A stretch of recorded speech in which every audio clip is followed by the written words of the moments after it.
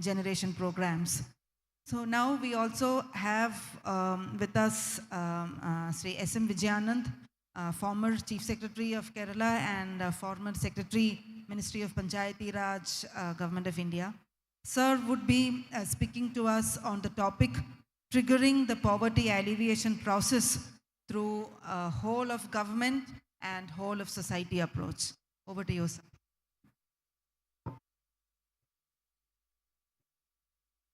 Thank you. In fact, my talk should have been in the last session. It is on poverty-free panchayats, a kind of a people's planning for that. The first point I want to make is SDG 1, if you achieve, is a kind of mother of all SDGs. You can achieve practically everything, at least up to 11. And achievement of other SDGs will also reinforce SDG 1. So it's a vice versa kind of relationship and direct relationship. And SDGs and Gram Panchayats would be the twin engines of achieving this. So there has to be a mandatory participation. One cannot do it independently. That's the second point I wanted to make. Thirdly, before we start this, there has to be a very clear, simple, people know what is poverty. We shouldn't confuse them, of what is poverty in a typical village level, whether it be income, materials, assets, access to various facilities. There is a word called place poverty.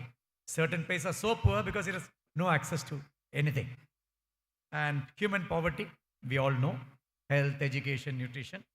And now the eco poverty, because of degradation, there is a lot of poverty that was discussed. So we know it's a multidimensional kind of thing. Another important point, which we always normally lose sight of, is a social exclusion. Who are in the mainstream? Who are outside? Why are they outside? So that should also be done. Then there is something called psychology of the poor. Amartya Sen said, coming out of poverty means absence of shame.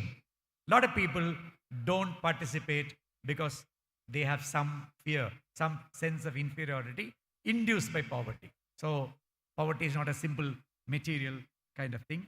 And another very, very important point illustrated by COVID is slipping into poverty.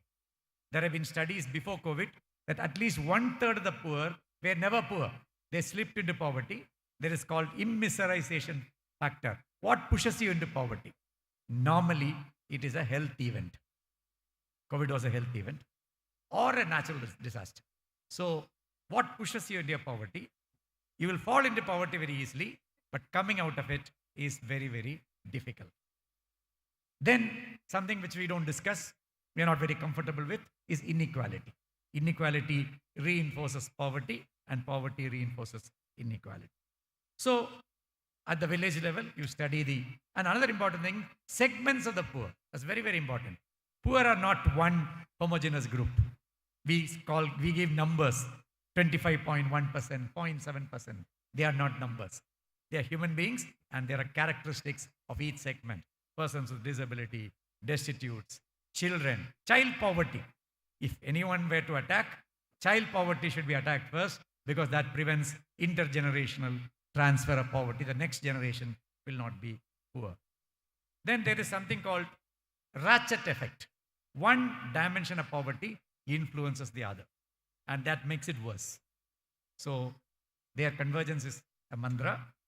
And then a lot of intangibles like cooperation, non-cooperation, I mentioned exclusion, source, peace and harmony, happiness, they're all intangibles related to poverty.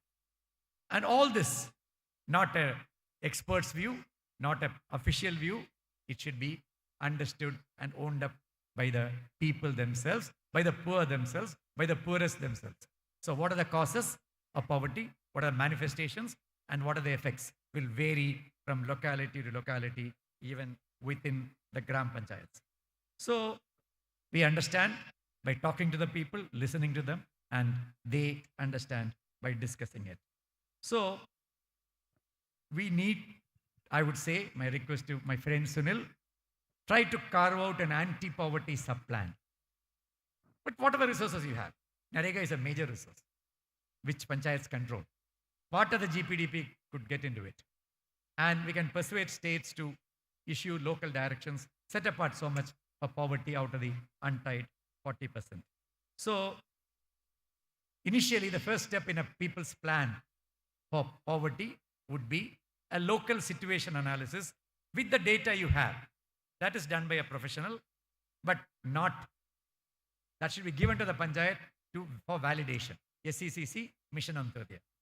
Then comes the most important thing, what's called participatory identification of the poor. That itself is a talk, but there are a lot of interesting tools which people can use, and Tamil Nadu once pioneered it very well more than 10 years ago. So I think I've given you a lot of quick points on poverty, how they can be captured in a PIP. And I'm sure Ministry of Rural Development and Ministry of Panchayat Raj, probably NARDPR, could facilitate and bring a bouquet of measures for participatory identification of the poor. Wealth ranking, priority setting, FGD, so many techniques are there. I think they can be put together.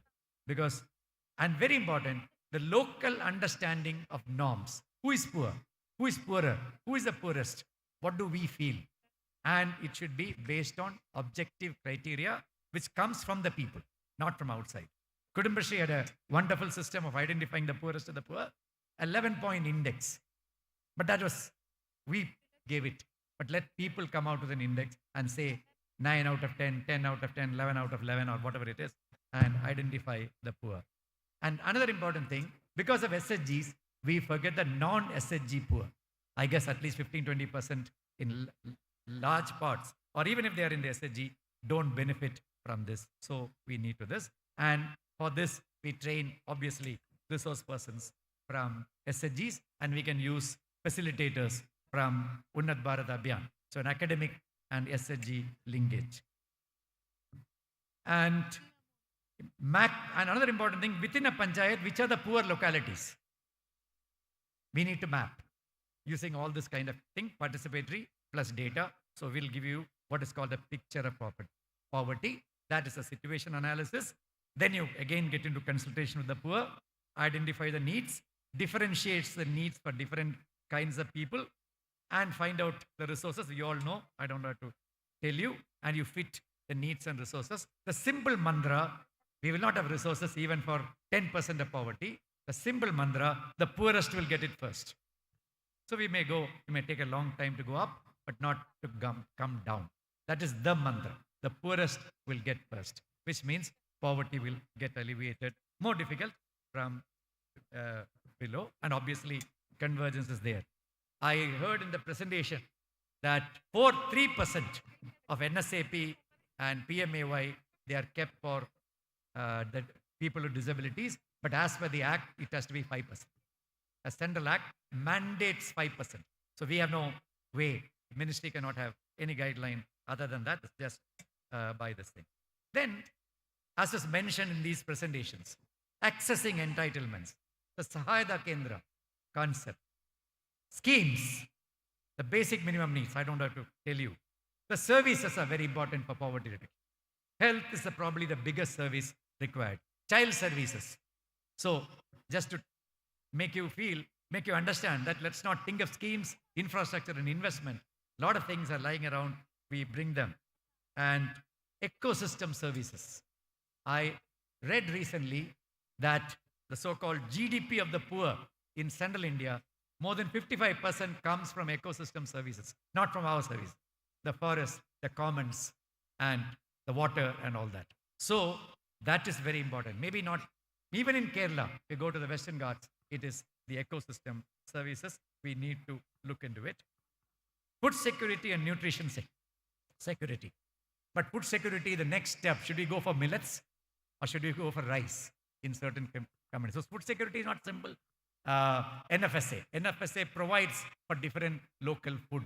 So when you push for poverty, because this is produced by the poor, it can be given to the poor at subsidized rates. And nutrition security, natural farming is catching up. That gives you more nutrition security. It's not ICDS and feeding, but there is people themselves become self-sufficient. Then livelihood skills have been discussed. Human development. Human development is poverty alleviation for the future. All of the things, they are poverty alleviation for the now. If there is human development, poverty in future is likely, or there's at least a possibility of this thing. And I would say the most important scheme for poverty reduction is not NREGA or NRLM, it is ICDS properly implemented. For want of time, I cannot explain it. Then institutions for doing this, that is the SDGs, elderly SDGs. This SDGs are persons with disabilities, and I'm sure you will be able to get a voluntary technical core of experts, at least at the block level, to look into the whole thing. And a very important point, VPRP of the SDGs, Village Poverty Reduction Plan of the village organization, should merge with the GPDP, for which the VPRP guidelines need thorough modification. I've seen them, and the GPDP a little bit. And for the poorest of the poor, we need kind of a family-based plan, as Sharada is trying to do for the poorest 64,000 people, families of Kerala. That is, you need a family plan. I think for the poorest of the poor, you can't have a general plan. Then, of course, community-based monitoring and all that, I will not get into it. And accountability is very critical. A bouquet of accountability measures, right from social audit, disclosures, discussion, people's norms, and all that. If you have that, you will have a self-sufficient Gram Panchayat, as was illustrated by a friend from Odisha, that there are a lot of indicators of poverty. One is migration coming down, employment, food production. So the Gandhian concept of a self-sufficient Panchayats. So my request is focus on this theme. If you focus on this theme, other themes will get addressed. And this can't be done by Panchayat. It is Panchayat Plus. Panchayat Plus means, but you can't have Panchayat Plus without Panchayat. It starts with Panchayat, others add on. The others will automatically come. So I was given 10 minutes. Thanks. I have kind of, it is the evening session I have taken. Sorry for that.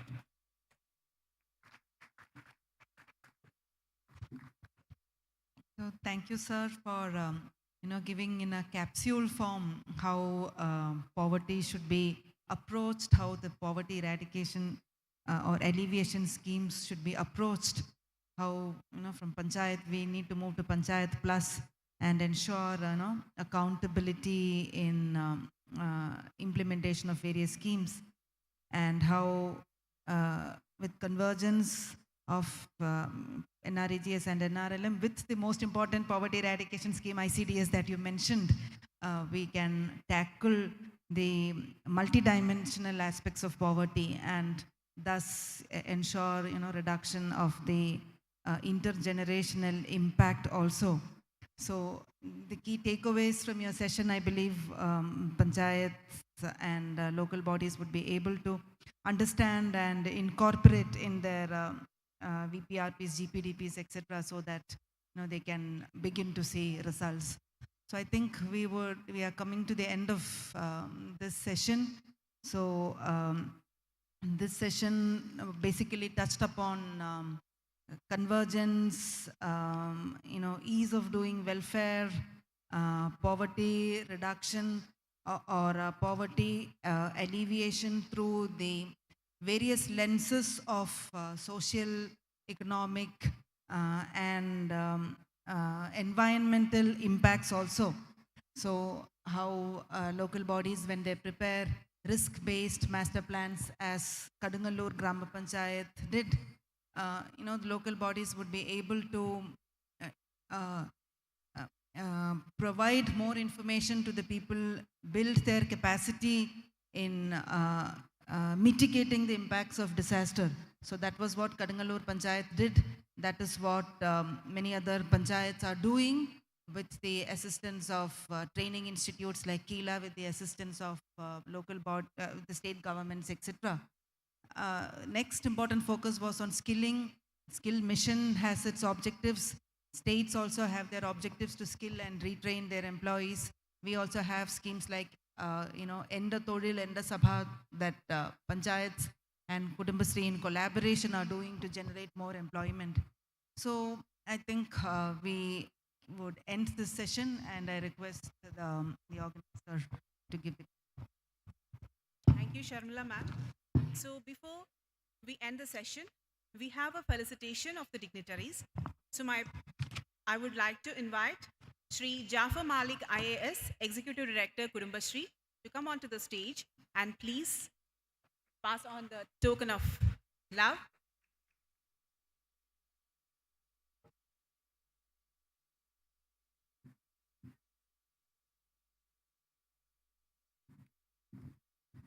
Inviting Shri Robin George, Joint Director, Rural Development Department, Himachal Pradesh.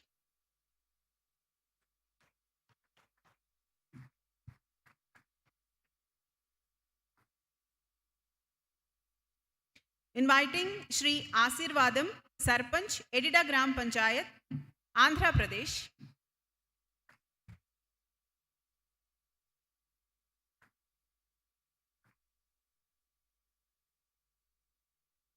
Shri Debabrata Supakar, Sarpanch, Rani Munda Gram Panchayat, Odisha.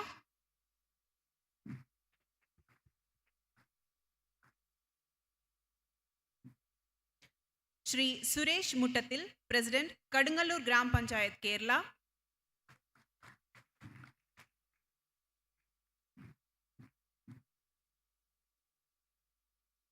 Sukanta Sarkar Pradhan, representing an NGO.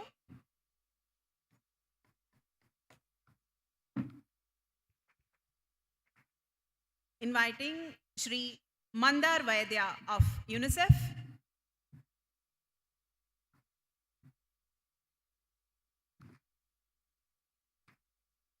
Nikhil Jose, State Engagement Officer, National Skill Development Corporation, Ministry of Skill Development, Government of India.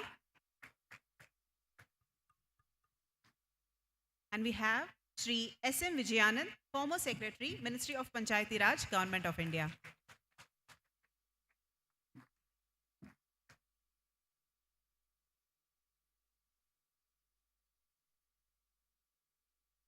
So by this, we come to an end of the panel discussion 4 on safety net for social, economic and environmental protection through Panchayats. This was chaired by Dr. Sharmila Mary Joseph, Principal Secretary, Department of Local Self-Governments, Government of Kerala. This is the end of the panel discussion 4. Thank you all. So now we are moving on to the panel discussion 5. By the time all the dignitaries get onto the stage and be there on their respected chairs, I would like to inform that we have a small running break so that you can go have your tea, coffee and come back as soon as possible so that we can move on with the panel discussion number 5. And it would be a humble request to keep the break short and sweet. Thank you.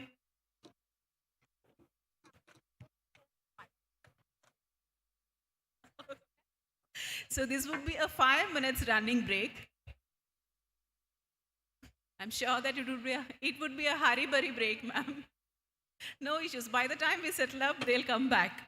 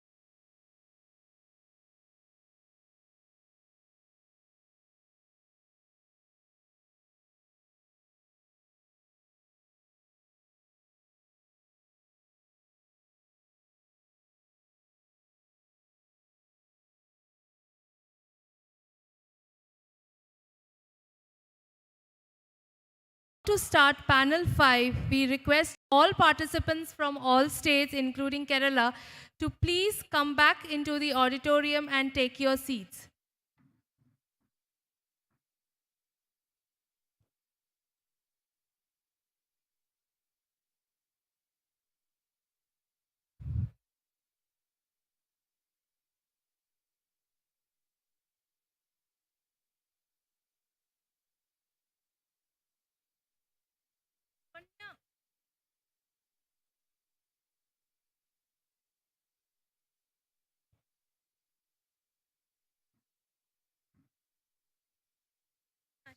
Panel 5, can we have the backdrop of panel 5?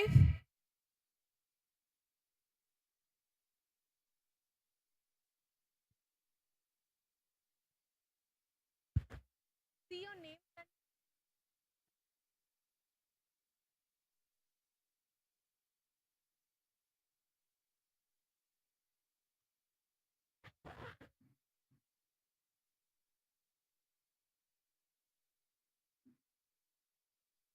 So we are continuing with our sessions.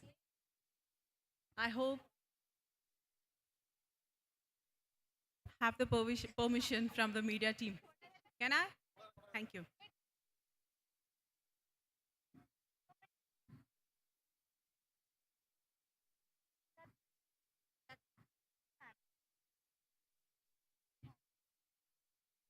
So the panel discussion 5 is on best practices on poverty-free and enhanced livelihood Gram Panchayats from the state of Kerala.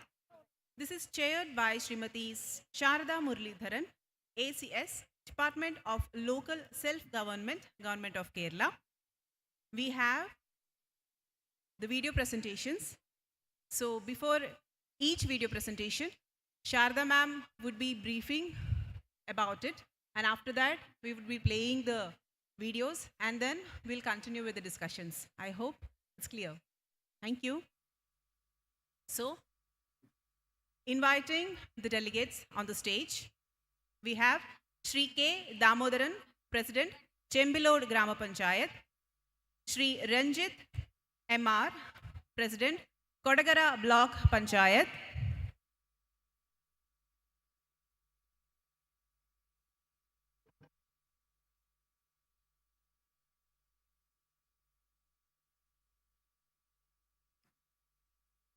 Thank you, ma'am. So once again, we have Shri K. Damodaran, President, Chembilod Grama Panchayat, Shri Ranjit M.R., President, Kodagara Block Panchayat, Srimati Shija Satish, President, Noolpura Grama Panchayat,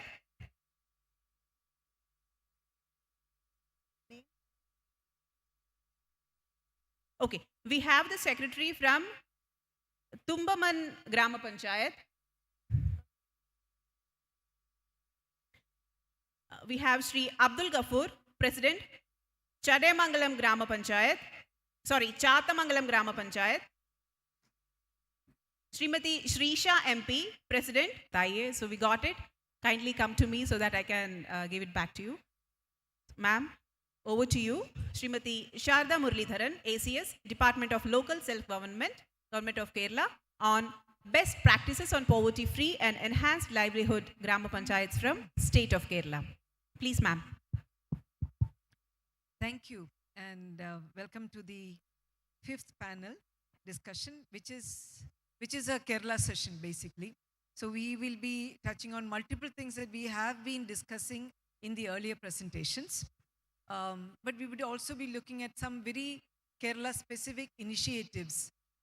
As Mr. Vijayanand had said in the earlier session, he was talking about how SDG 1 impacts all the SDGs up to SDG 11, and how the working towards fulfilling any of those SDGs also will impact on SDG 1. And the Kerala session, the presentations or the videos that we have here actually would be touching on some of these aspects. You have, for instance, a Panchayat that is talking about palliative care, that is care for people who are on the margins of society, who are on the verge, who have terminal illness, and who cannot afford to avail of medical services and whose care services are being taken care of by the Panchayat. You have a presentation on how women in cyberspace can actually be a motivation for a Panchayat to work on. And this is a work in progress. It is just happening. But the idea of it itself is so fascinating that we thought it would be good to share with you. We have also intervention where tribal health and digitization of services and improvement of services as a way of working towards improving access to healthcare by the poor, but also specifically targeting the most marginalized among those communities. And that too, targeting which is done specifically by the Panchayat itself. We have where asset creation and asset development is something which is taken up by a Panchayat, which is ensuring that basic infrastructure is available to the poor of the Panchayat. We have also examples of how the SDG PRI convergence is affected, and through that farming as a major initiative is thrown up. So we've got that kind of experience of what it is that Kerala has been doing by way of livelihood augmentation that specifically targets poor communities and marginalized communities. We have social and other protection interventions which are targeting development. And so I will stop here and we will do this session a little bit differently because of the fact that all the presenters and the videos that you're going to be seeing are going to be in Malayalam with subtitles, of course, so people will be able to understand. And more than half of the audience is also from Kerala, so they would understand this straight away. So instead of discussions or further explanation by the panelists, unless it is called for, we will be going straight to audience and looking at observations and questions, if any. If the audience still needs a bit of time to warm up, I will ask specific questions, and I would request you to give the specific answers. I will take the responsibility of translating in English or Hindi, as the case may be. So can we have, and I would also make a request that after the first video, let us have a break because I want to introduce the second one.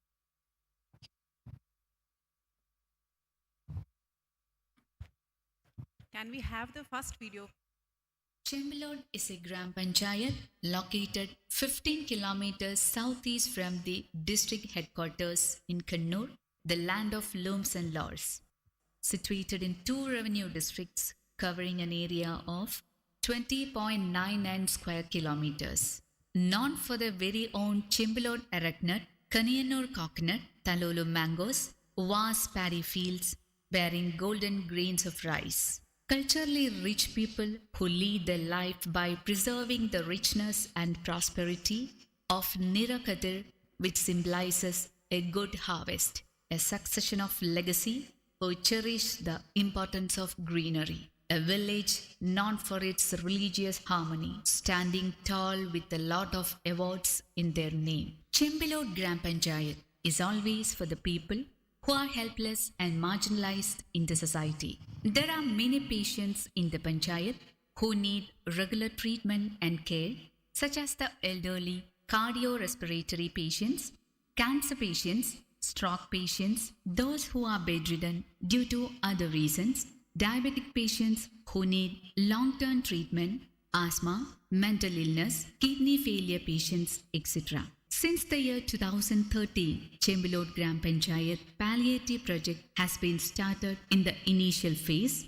108 people were treated, but currently 1,393 people have been registered. Palliative care has been able to improve the patient's living condition by solving physical difficulties along with social and psychological problems through comprehensive care. Although there were few trained volunteers in the initial phase, a large number of volunteers has been participating in the Sugar Palliative Care Program.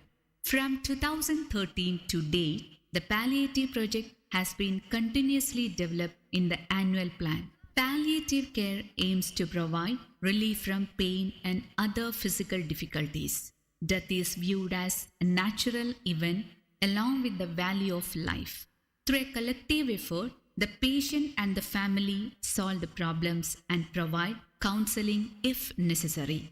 Secondary palliative care nursing and physiotherapy services for those who need it from palliative care list, 28 physiotherapy and 42 secondary nursing services are being provided in Block Panchayat palliative care. 13,25,000 rupees have been allocated in the 2022-23 annual plan of Chembilod Gram Panchayat. Plan fund 6 lakhs, special fund 75,000, block share 3,50,000. District Panchayat has also allocated 3 lakh rupees. The Panchayat has been able to spend 100% of the funds. 184 people are in need of palliative services, out of which 52 destitute and helpless people have been given a free food kit of rupees 1,000 every month. Palliative nursing, vehicle rental, equipment and medicine, food kit and volunteer training are some of the Panchayat's palliative activities. Every month, 16 home care and OP on Wednesdays are being conducted. COVID vaccinations have been given at home to the patients in the palliative program. Palliative Management Committee meets once in 3 months and reviews the activities. Wheelchair 133. Every year, 15th January is observed as Palliative Day.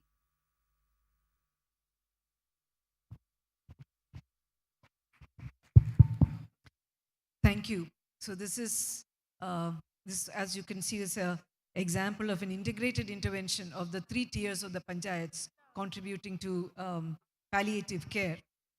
And it is an example, it is a project which has been taken up in multiple Panchayats across the state. But moving on, and before we get into the next video, which is She Workspace, and I would like to just give a little bit of background because you are going to see an animated film, and this film is the birth child of an extreme driven passion which has been shown by the Block Panchayat of Kodagara when the state was looking towards augmenting livelihoods. The state came out and said we need to find 20 lakh new jobs, and in the context of COVID we were also asking how about people who are unable to work use the become digital workforce because their households do not allow for it. And out of that came this idea of creating a space which would be able to provide cyber opportunities of workspace, and this is done in a completely rural setting, and leveraging funds from any which source that could be possible in order to make it happen. So a gigantic project has come up, and this project is just in the making. It has just been cleared. So therefore, what you're going to see is just the idea of it.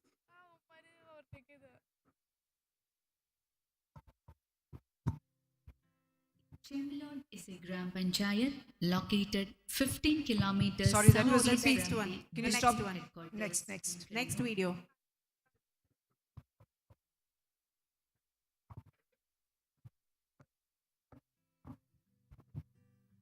She Workspace of Kodagara Block Panchayat for Women Empowerment. She Workspace is a proud project implemented by Kodagara Block Panchayat with the support of Thrissur District Panchayat and Grama Panchayat. The She Workspace project was conceived from the stand of the Kerala government that the local self-governing bodies should form employment-oriented projects. Thus, Kodagara Block Panchayat is realizing the dream of a safe and convenient place for women to work. The project is being completed at a cost of 28.95 crores at Vallapadi in Kodagara Grama Panchayat, adjacent to the national highway, utilizing 1 acre of land owned by the Block Panchayat. The building is being constructed on 5 floors with an area of 80,390 square feet. In the first phase, 32,260 square feet will be completed at a cost of rupees 10.35 crore, and in the second phase, 47,130 square feet will be completed at a cost of rupees 18.6 crore. First phase will be completed by March 2023. The scheme has provided equal opportunity, economic self-reliance, and social security to women in the IT sector. This project has been envisioned by comprehensively covering IT women entrepreneurship, vocational training in health education, childcare, business, and social sectors.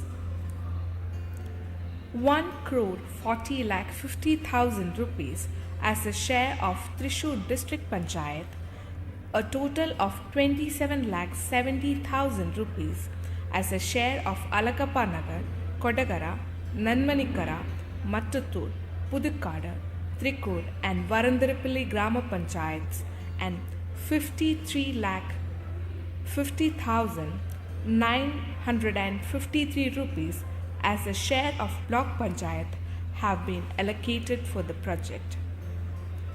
In addition, the District Planning Board's incentive amount of rupees 2 crore is also available. The Block Panchayat's efforts will be successful to find the remaining costs of the project by taking financial assistance from NABARD and RIT has been prepared for the said project under the supervision of the head of the Department of Architecture of Thrissur Government Engineering College. DPR release was held on 21st November 2021 at Kodagara Block Panchayat Hall. DPR was released by the Honorable Minister of Revenue Department, Shri K. Rajan, in a function presided over by the Honorable MLA, Shri K. K. Ramachandran.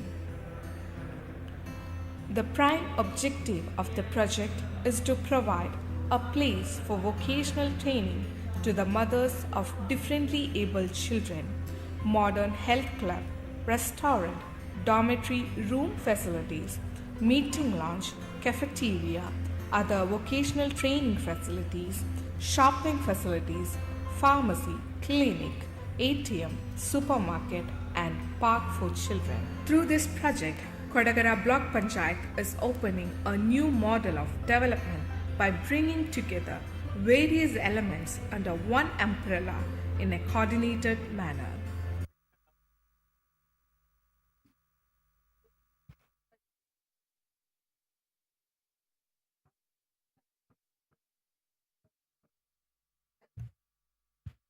Please play the next video.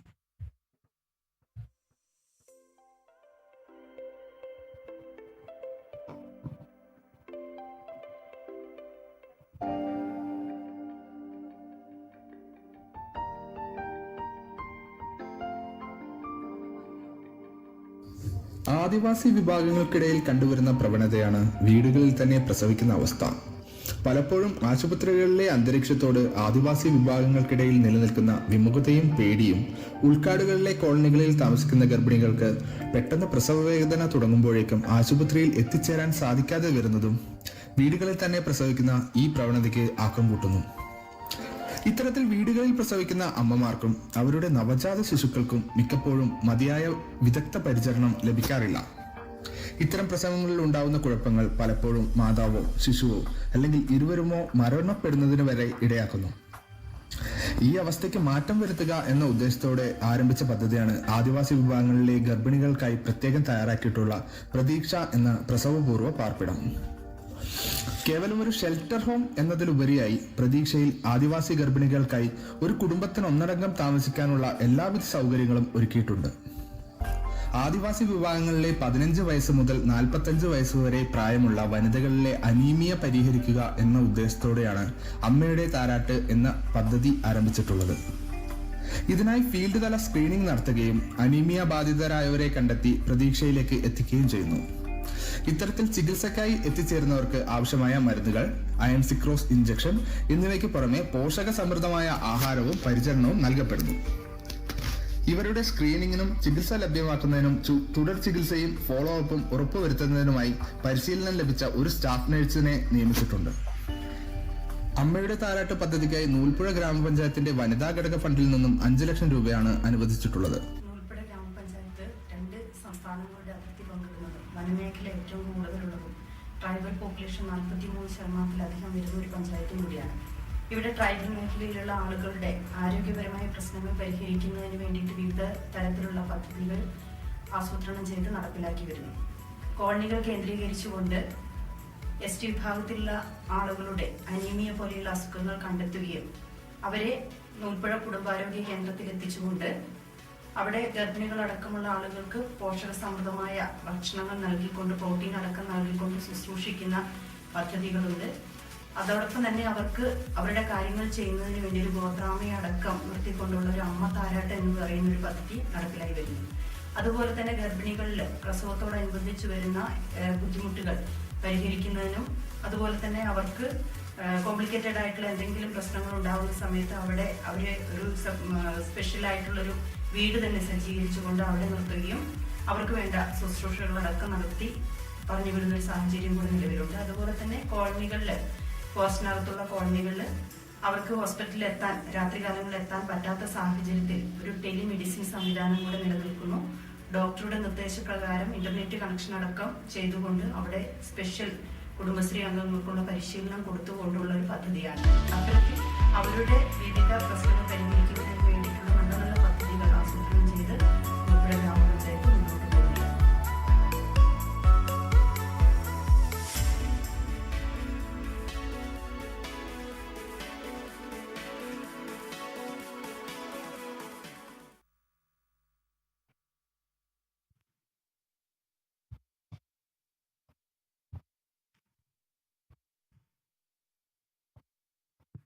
അടുത്ത video കൂടി ഒന്ന് play ചെയ്യാമോ? Next video please.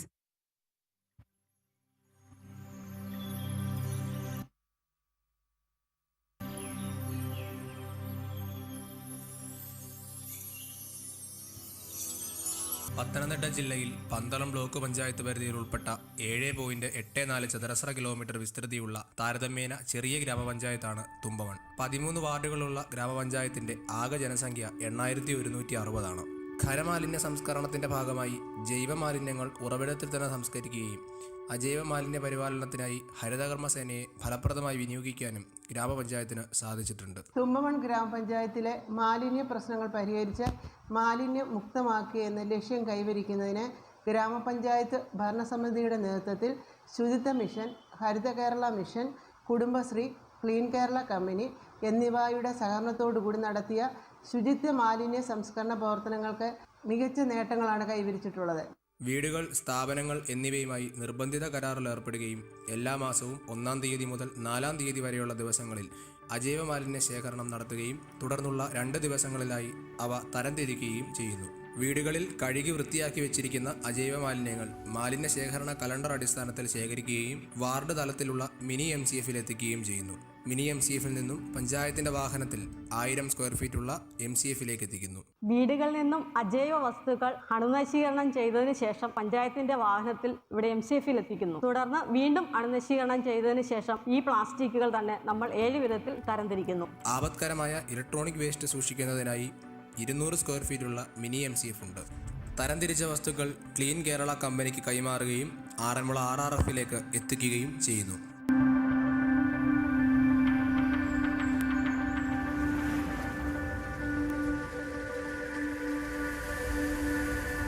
സ്ഥാപനതല ഉറവിട ജൈവ മാലിന്യ സംസ്കരണത്തിനായി എല്ലാ അംഗനവാടികളിലും government സ്കൂളുകളിലും ഗ്രാമപഞ്ചായത്തിന്റെ ഘടക സ്ഥാപനങ്ങളിലും റിംഗ് കമ്പോസ്റ്റ് യൂണിറ്റുകൾ സ്ഥാപിച്ചിട്ടുണ്ട്.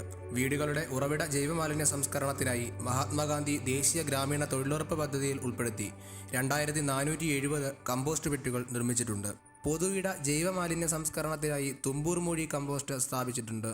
തുമ്പമണ്ണിലെ ഹരിതകർമ്മസേനയുടെ പ്രവർത്തനം മറ്റു പഞ്ചായത്തുകളെ അപേക്ഷിച്ച് മികവുറ്റതാണ്. ശുദ്ധമാലിന്യ സംസ്കരണ മേഖലയിൽ വിവിധ പദ്ധതികൾ ആവിഷ്കരിക്കുന്നതിനും നടപ്പാക്കുന്നതിനും നേതൃത്വപരമായ ഇടപെടലുകൾ നടത്തുന്നതിന് തുമ്പോൺ ഗ്രാമപഞ്ചായത്തിന് സാധിച്ചു.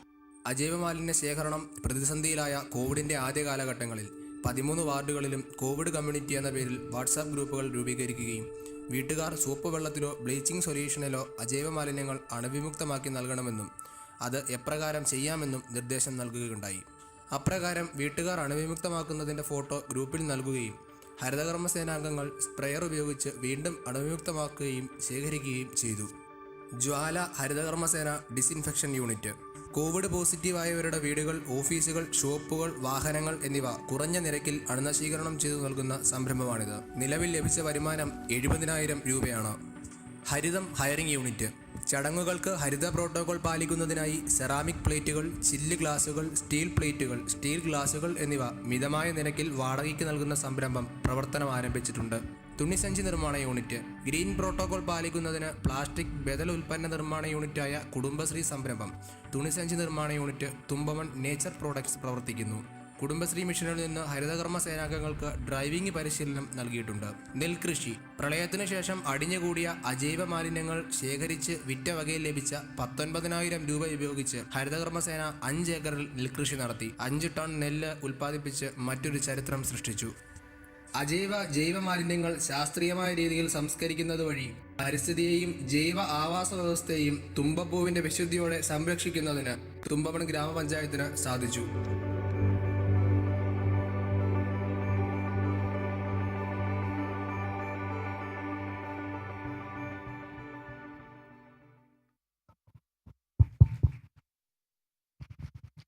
तो आपने 4 वीडियो देखा, एक में पैलिएटिव केयर देखा, एक में एक ड्रीम है, एक सपना है जो साक्षात करने की बचा है, और तीसरे एक जो ट्राइबल सेक्टर है उसमें जैसे कि यहाँ सिकल सेल एनीमिया से प्रभावित ट्राइबल लोगों को के बीच कैसे पंचायत की हेल्थ सर्विसेज पहुंचा सकती है, वो भी आपने देखा.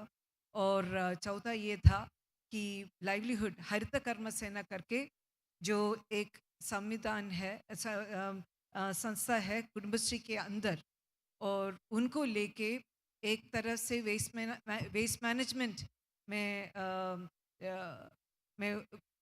कदम आगे बढ़े, लेकिन उसके साथ भी इनकी लाइवलीहुड का भी उन्होंने भरोसा रखी. तो इस 4 प्रकार के आपने वीडियो देख चुके हैं.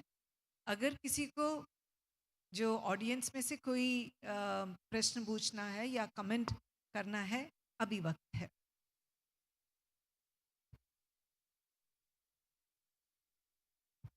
So is there anyone who would like to make any observation or comment or ask questions with regard to the 4 videos that have been seen?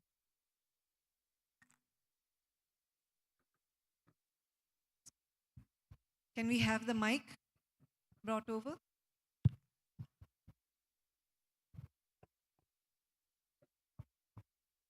Quickly, we would need to move quickly. Do we have mics on the ground? So it's here. Meanwhile, if anyone else is having any plans to ask some questions, please be prepared and just intimate the hostess so that they can be there for you at the ease. Yeah, just I want to comment on the videos on the palliative care that I have also seen, and that's an extremely important area that Gram Panchayat should take it up.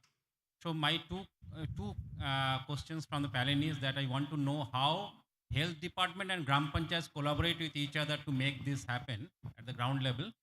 And second is how this model can be simplified, or how this model can be demystified to adapt it across the country.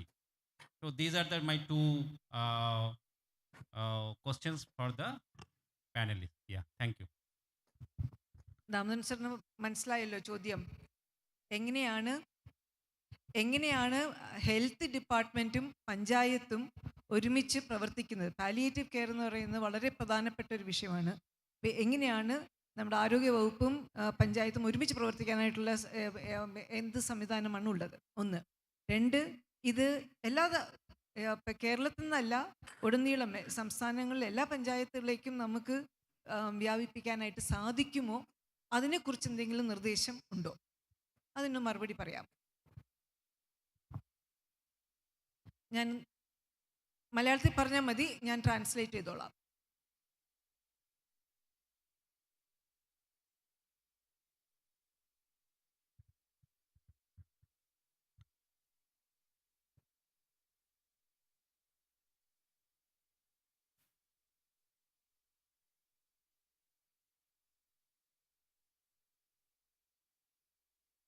പ്രിയപ്പെട്ട sir, ഇതിന് മാത്രം ഈ നമുക്ക് സമയം പരിമിതമായതുകൊണ്ട് ഈ ചോദ്യത്തിന് ഉത്തരമാണ് പറയേണ്ടത്.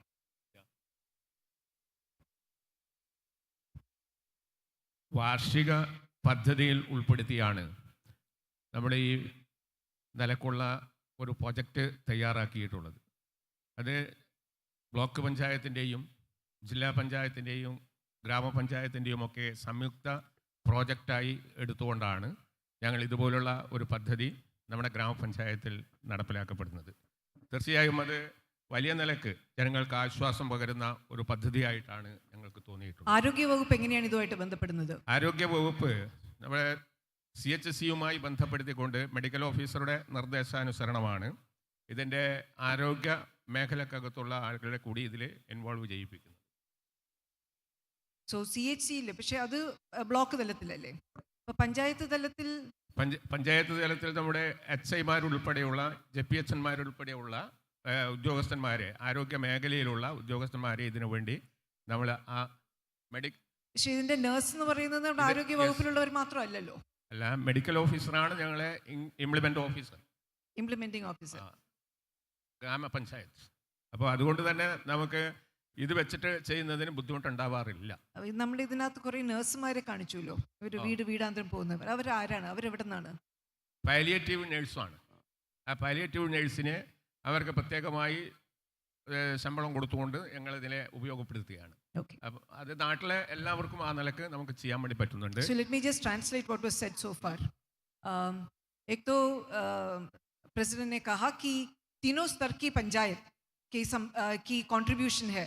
तो जिला पंचायत से फंड आती है, ब्लॉक पंचायत से आती है और ग्राम पंचायत से भी फंड आती है. तीनों मिला के उनके खुद का वो जो GPDP बनाते हैं, एनुअल प्लान, हर साल का जो प्लान पंचायत बनाते हैं उसमें इसका एक प्रोविजन रखता है. और दूसरी ये है कि इसका जो लीडरशिप कर रहे हैं ब्लॉक की स्तर पर जो कम्युनिटी हेल्थ सेंटर है उसके जो मेडिकल ऑफिसर है उसका लीडरशिप ले रखे हैं. आपको तो पता है कि ब्लॉक पंचायत में ट्रांसफर्ड इंस्टीट्यूशन है हमारी तरफ, ये जो कम्युनिटी हेल्थ सेंटर, और जो ग्राम पंचायत में जो है वहाँ भी मेडिकल ऑफिसर है, हेल्थ इंस्पेक्टर है, JPHN है, हेल्थ नर्स भी है. तो ये भी इस जो प्रोजेक्ट है इसकी इम्प्लीमेंटिंग ऑफिसर, पैलिएटिव केयर का इम्प्लीमेंटिंग ऑफिसर ये हेल्थ डिपार्टमेंट के ऑफिसर्स ही हैं. और इनके लिए आपने जो देखा पैलिएटिव केयर का नर्सेस, इन नर्सेस को पंचायत ने उनकी पैसे से ये पंचायत इनको अपॉइंट करके रखे हैं और ये पैलिएटिव केयर के नर्सेस हेल्थ डिपार्टमेंट के नीचे काम करते हैं. Yes.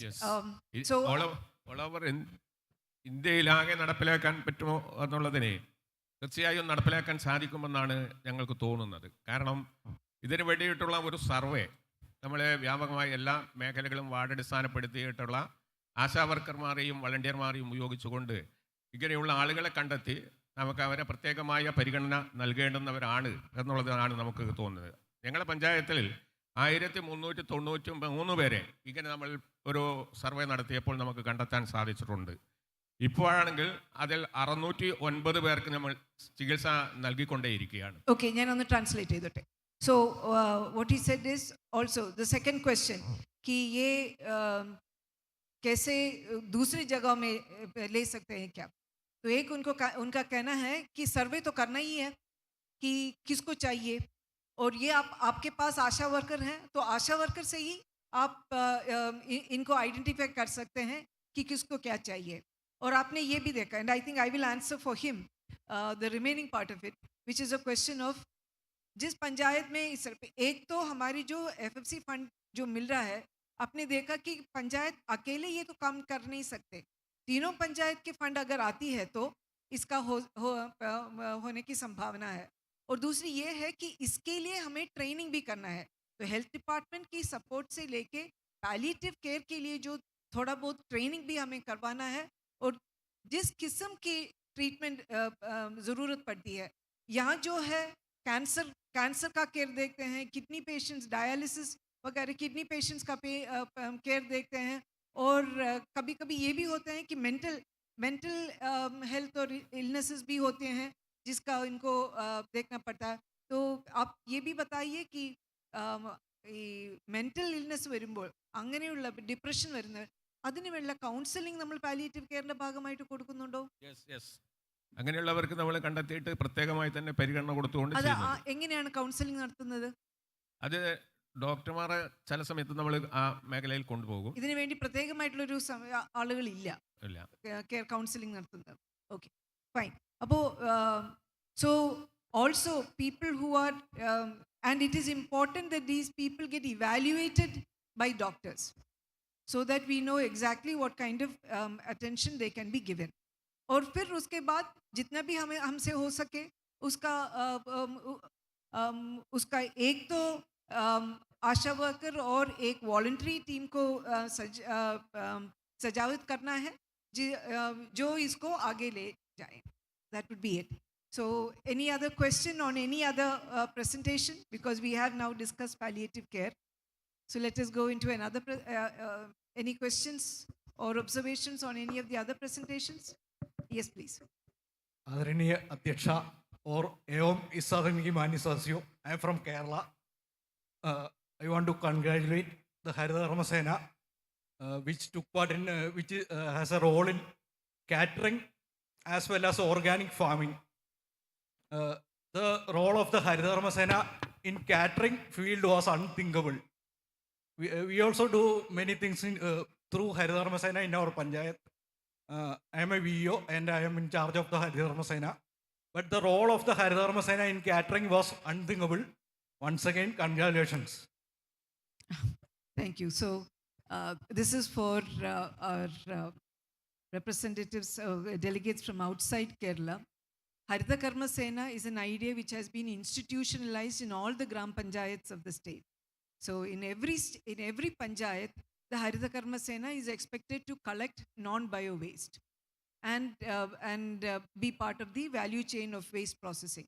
But what is important about the Tumbaman Panchayat, and it is a question that I would like to ask Tumbaman Panchayat also, is that when we do this, we find it is very difficult. Gram Panchayat mein कभी किसको पैसा मिलता है, कभी पैसा देता है, कभी नहीं देता है, तो इनके पास ये कोई भरोसा नहीं है कि महीना भर उनकी जो आमदनी है सस्टेनेबल आमदनी मिले.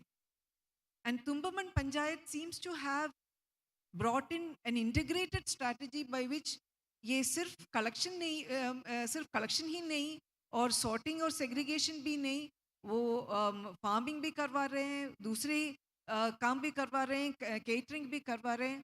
लेकिन ये क्वेश्चन रखा है कि इनके സസ്റ്റൈനബിലിറ്റി ഓഫ് ദ ലൈവ്ലിഹുഡ് എങ്ങനെയാണ് ഇവർക്ക് വരുമാനം, മാസം വരുമാനം, എത്ര വരുമാനമാണ്, എത്ര മെമ്പർമാരുണ്ട്, ആദ്യം ഹരിതകർമ്മസേനയുടെ എത്ര മെമ്പർമാരുണ്ട്, അവരുടെ വരുമാനം എങ്ങനെയാണ് ഉറപ്പുവരുത്തുന്നത്, എന്ത് വരുമാനമാണ് ഉള്ളത്, ഇത് സുസ്ഥിരമാകും എന്ന് ഉറപ്പാക്കാൻ വേണ്ടി പഞ്ചായത്ത് തലത്തിൽ എങ്ങനെയാണ് ഇടപെടുന്നത്? I'll repeat the question that I asked him because the question I asked was in Malayalam, and the question was कि आपके पंचायत में कितने हरित कर्म सेना है, उनकी आमदनी महीना भर उनको कितना पैसा मिलता है, और इनकी जो ये सुस्थिर सोर्स ऑफ रेवेन्यू रहेंगे उसके लिए उनकी पंचायत किस तरह की निगरानी रखती है? Now there are 21 Haritha Karma Sena or Green Army. In order to make them financially sound, we run a disinfection unit, a hiring unit, and a housekeeping unit. Moreover, they have to work only 6 days in a month. That is sufficient in our Panchayat because it's a smallest Panchayat in Pathanamthitta with a limited number of 1,000 around houses. But how is the Panchayat ensuring that the collection, the collection is happening properly and that are you tracking their income? Oh, sure, ma'am. We collect user fees around 80% of houses and shops. With that, we can manage it. Moreover, recently we introduced a smart garbage, Harita Mitram smart garbage app. 100% coverage is done in the case of QR code posting. Okay, so thank you. So this was about the waste management experience. Any other question on tribal health and the health initiatives that happened, or on the She Workspace? Mike, please.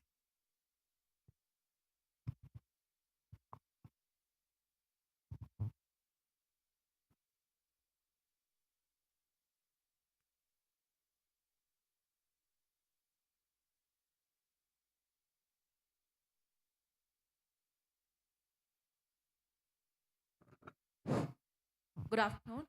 So my question is on the anemia initiative that was mentioned in the tribal regions, and it's kind of a follow-up question from the first question that was asked.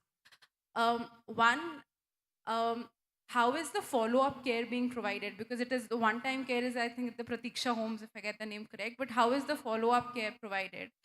And what is the convergence with the health department on that? Like, other doctors and the home nurse that was mentioned, are they like trained at the local level, or are they from the health department? Second question was, are there also any behavior change activities that are being done in the, to have a long-term sustainable impact within the community?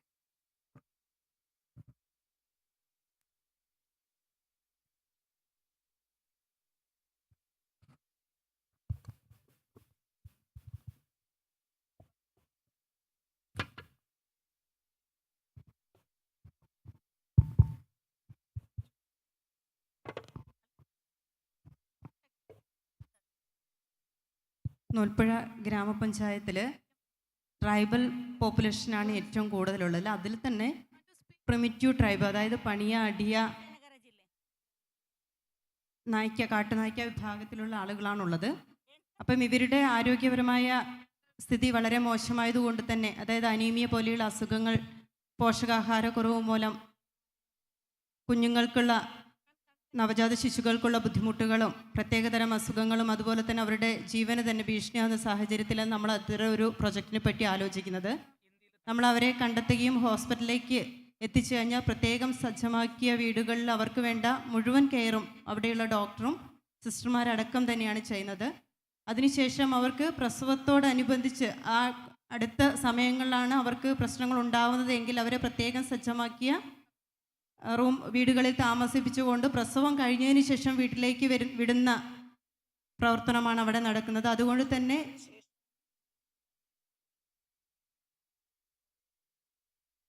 പ്രസവാനന്തര ശുശ്രൂഷയ്ക്ക് ശേഷം അവർക്ക് കുട്ടിക്കും അമ്മയ്ക്കും യാതൊരു കുഴപ്പവുമില്ല എന്ന് കണ്ടെത്തിയതിന് ശേഷമാണ് അവിടെ വീടുകളിലേക്ക് പറഞ്ഞു വിടുന്നത്.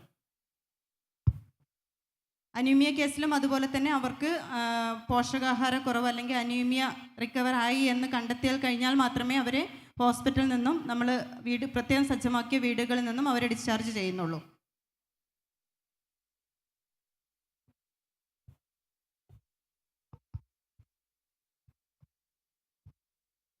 Okay. Am I audible? Yeah. So what the president was saying is that there are it's a predominantly tribal panchayat. There is a very high incidence of tribal panchayats, and the incidence of anemia is also very high. So not just curing the anemia, but also looking at the maternal care. The care of young mothers is also very important. So guiding them through pregnancy, delivery, and postnatal care is something that the panchayat focuses on. As was mentioned in Chembilod, the same situation is prevalent in this panchayat as well. It is across all panchayats, in which the health department is actually a transferred institution to the Panchayat. So the health department takes a responsibility of implementing this scheme. And so the ASHA, the health officer, the JHI, the HI, health inspector, all of these are therefore available for the implementation of the scheme. And you also, since the Anganwadi system is also connected, the ICDS is also associated with the scheme. So and in the case of anemia, on the one hand, after hospital institutional care is taken care of and they are cured of anemia, they are sent back home. But the follow-up is to ensure that the medication and that they do not slip back into anemia. So that follow-up is arranged by the Panchayat. It is done similarly in the case of pregnant women as well. So once the deliveries are complete, then the woman goes back to the home, but the Panchayat continues to monitor the well-being of the young mother. So thank you. Yeah, I think we have ഒരു കാര്യം കൂടെ പറയൂ. അതുപോലെ തന്നെ നുൽപ്പുഴ ഗ്രാമപഞ്ചായത്തിലെ tribal മേഖലയിലുള്ള ആളുകൾക്കുള്ള പ്രശ്നങ്ങൾ പരിഹരിക്കുന്നതിന് വേണ്ടി നമുക്ക് ഏറ്റവും നല്ല രീതിയിൽ ലോകോത്തര നിലവാരത്തിലുള്ള ഒരു ഫിസിയോതെറാപ്പി യൂണിറ്റ് പ്രവർത്തിക്കുന്നുണ്ട്. അതുപോലെ തന്നെ ജീവിതശൈലി രോഗങ്ങൾ നിയന്ത്രിക്കുന്നതിന് വേണ്ടിയിട്ട് ജിം, ഫിറ്റ്നസ് സെൻ്റർ അടക്കം പ്രവർത്തിക്കുന്നു.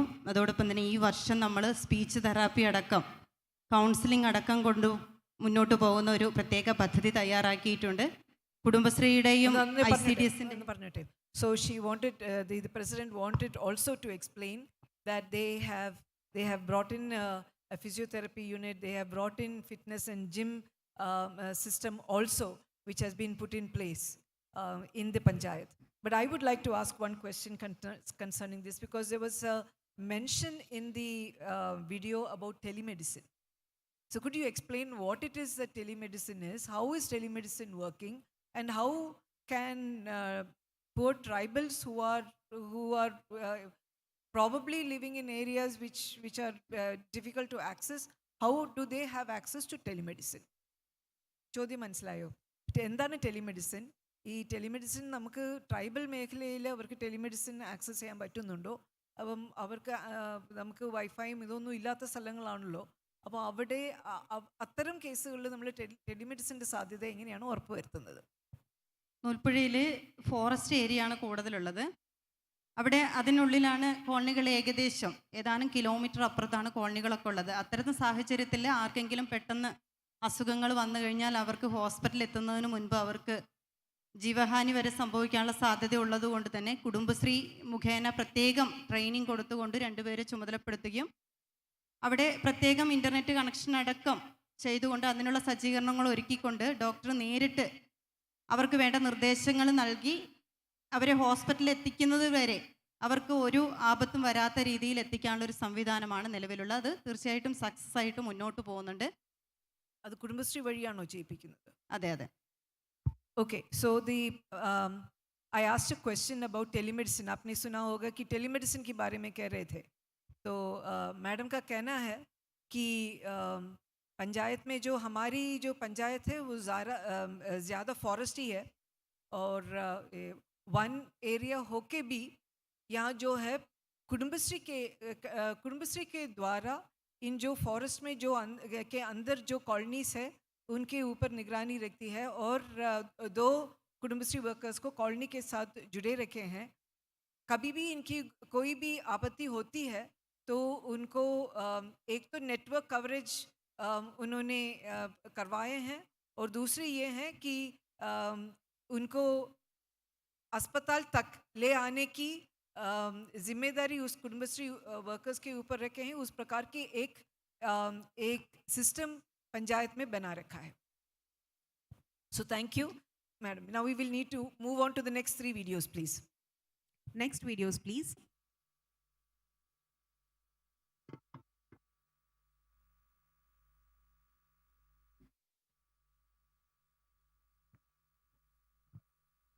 तेरहवीं पंचवर्षीय योजना के दौरान चांतामंगलम ग्राम पंचायत ने गरीबी उन्मूलन और महिला सशक्तिकरण के क्षेत्र में उत्कृष्ट कार्य किया था.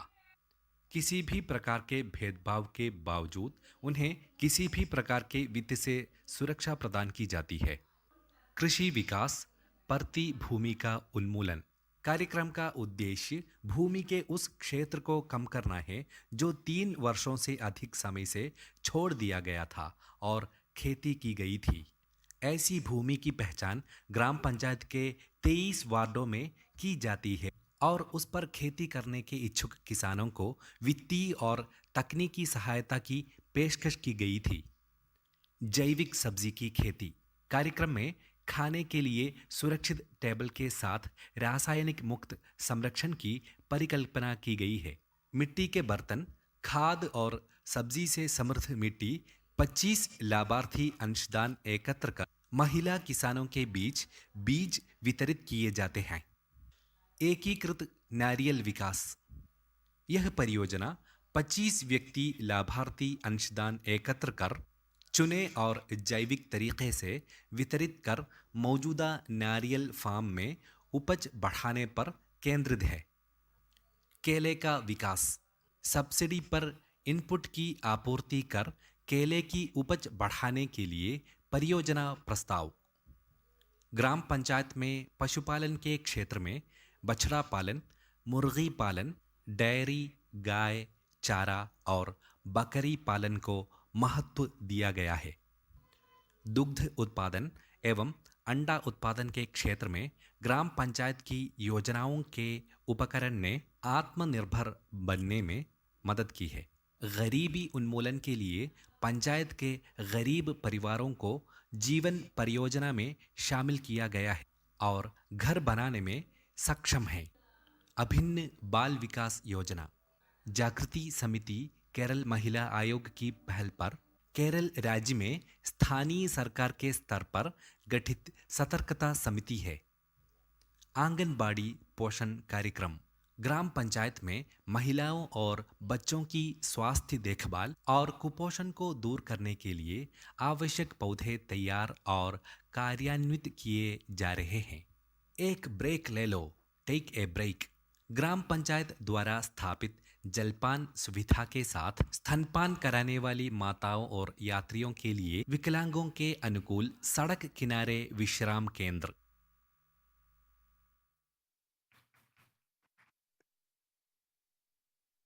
The next presentation from Eranyoli Grama Panchayat. Eranyoli is a Grama Panchayat in Talasheri Taluk, Kannur district, Kerala, India. It has a total area of 10.08 square kilometers and population of 25,880 according to the 2011 survey. There are 16 wards in Panchayat. The Panchayat is bordered by Talasheri Municipality, Kadirur Panchayat and Pinarai Panchayat. Main rivers are Eranyolipura, Anjarekandipura, Ummenchira, with surrounded by dense mangrove forest. Under the Eranyoli Grama Panchayat Life Mission Housing Scheme, 16 houses have been financed for the financial year 2021 and 22 with a total of rupees 64 lakhs, including 4 scheduled caste families. During this financial year, 16 beneficiaries selected by the Grama Sabha have been sanctioned financial assistance of rupees 1 lakh. 2 beneficiaries included in the category of dependent beneficiaries identified by the Kudumbashree survey and approved by the Panchayat Administrative Committee were given financial assistance of rupees 1.5 lakh each to make their houses habitable. There are 100 beneficiaries in Eranyoli Village Panchayat who are included in the Life Mission Landless Homeless list. For them, the Panchayat has purchased a plot of 32 cents from a private individual in the 12th ward of the Panchayat and is taking steps to construct a flat in it. Panchayat is providing financial support to women's group with the aim of poverty alleviation through women's empowerment. Panchayat has helped to start the initiative by providing subsidy of rupees 3 lakh each for 2 groups of 5 women in the financial year of 2021 and 22. One of them is Janikia Hotel in 9th Ward and She Shop and Tailoring in 12th Ward.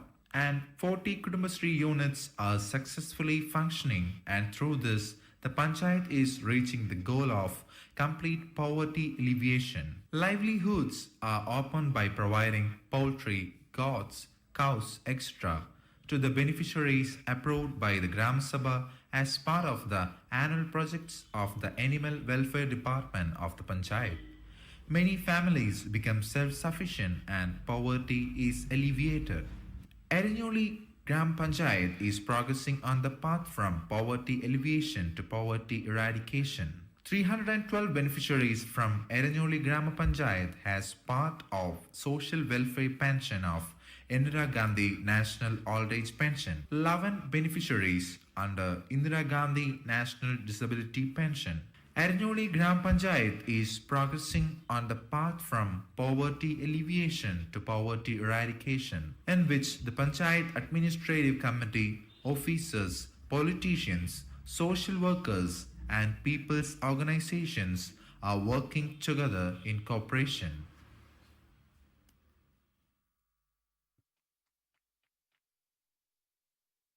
Thank you. Can we have the last presentation? Yeah, the last presentation.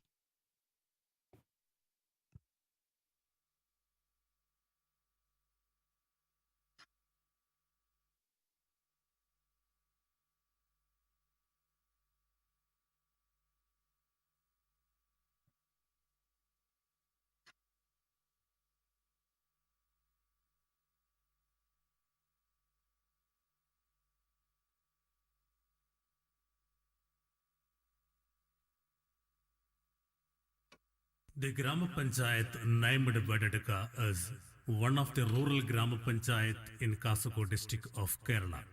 Around 29,000 of people living in this agri-based Gram Panchayat.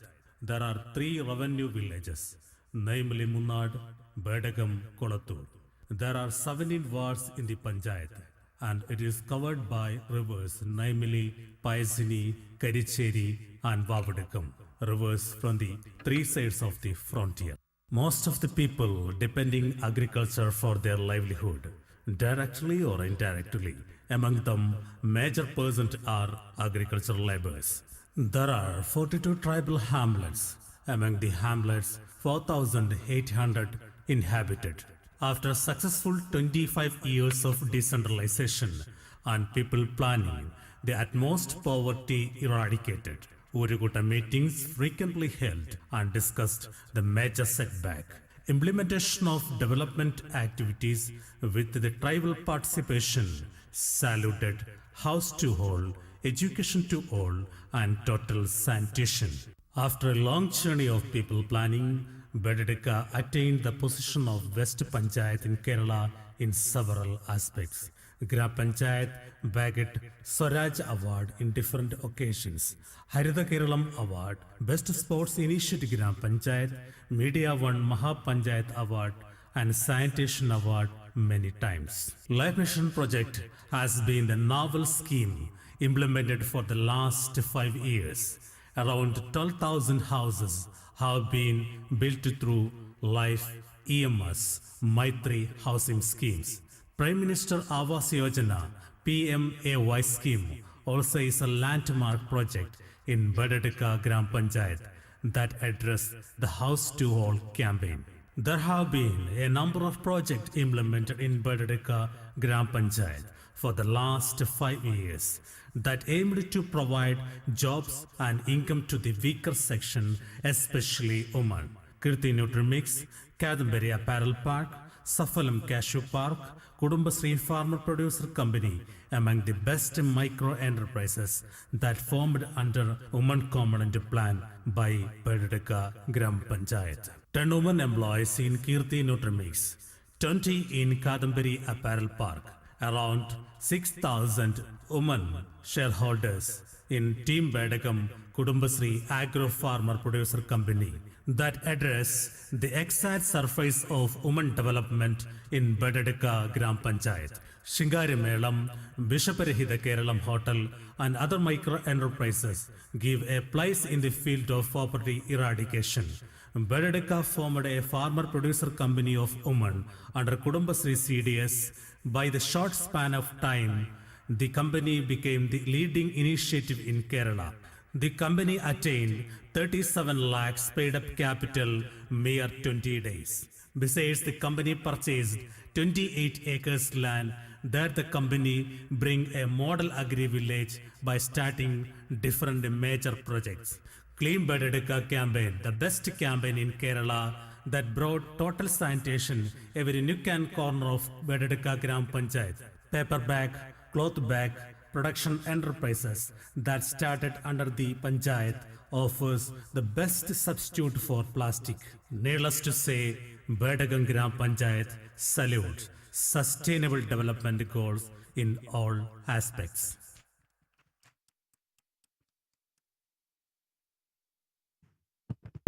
That brings us to the end of the presentations.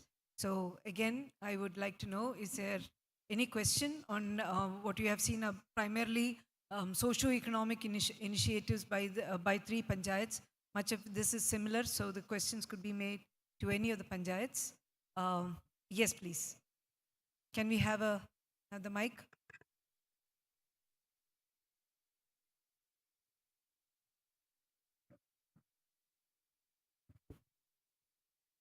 नमस्ते ma'am, मैं महाराष्ट्र से हूँ, ग्राम पंचायत रुई। जो पहला video हुआ था जो हिंदी में था, उसमें बकरी पालन और गाय पालन दिखाया था।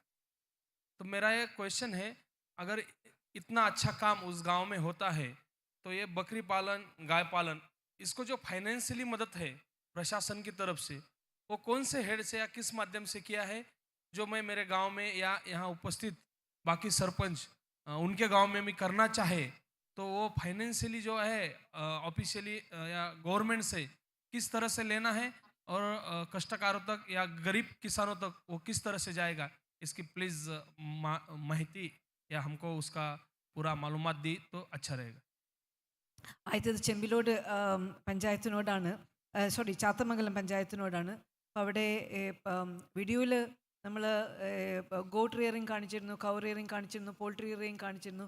അപ്പോൾ ഇതിനൊക്കെ പഞ്ചായത്ത് തലത്തിൽ എവിടെ നിന്നാണ് പൈസ കിട്ടുന്നത്, ഏത് സർക്കാരിൻ്റെ സ്കീമിൽ നിന്നാണ് ഈ പൈസ ലഭിക്കുന്നത്, അല്ലെങ്കിൽ പഞ്ചായത്ത് സ്വന്തം ഫണ്ട് എങ്ങനെ കണ്ടെത്തുന്നു എന്നുള്ളതായിരുന്നു ചോദ്യം.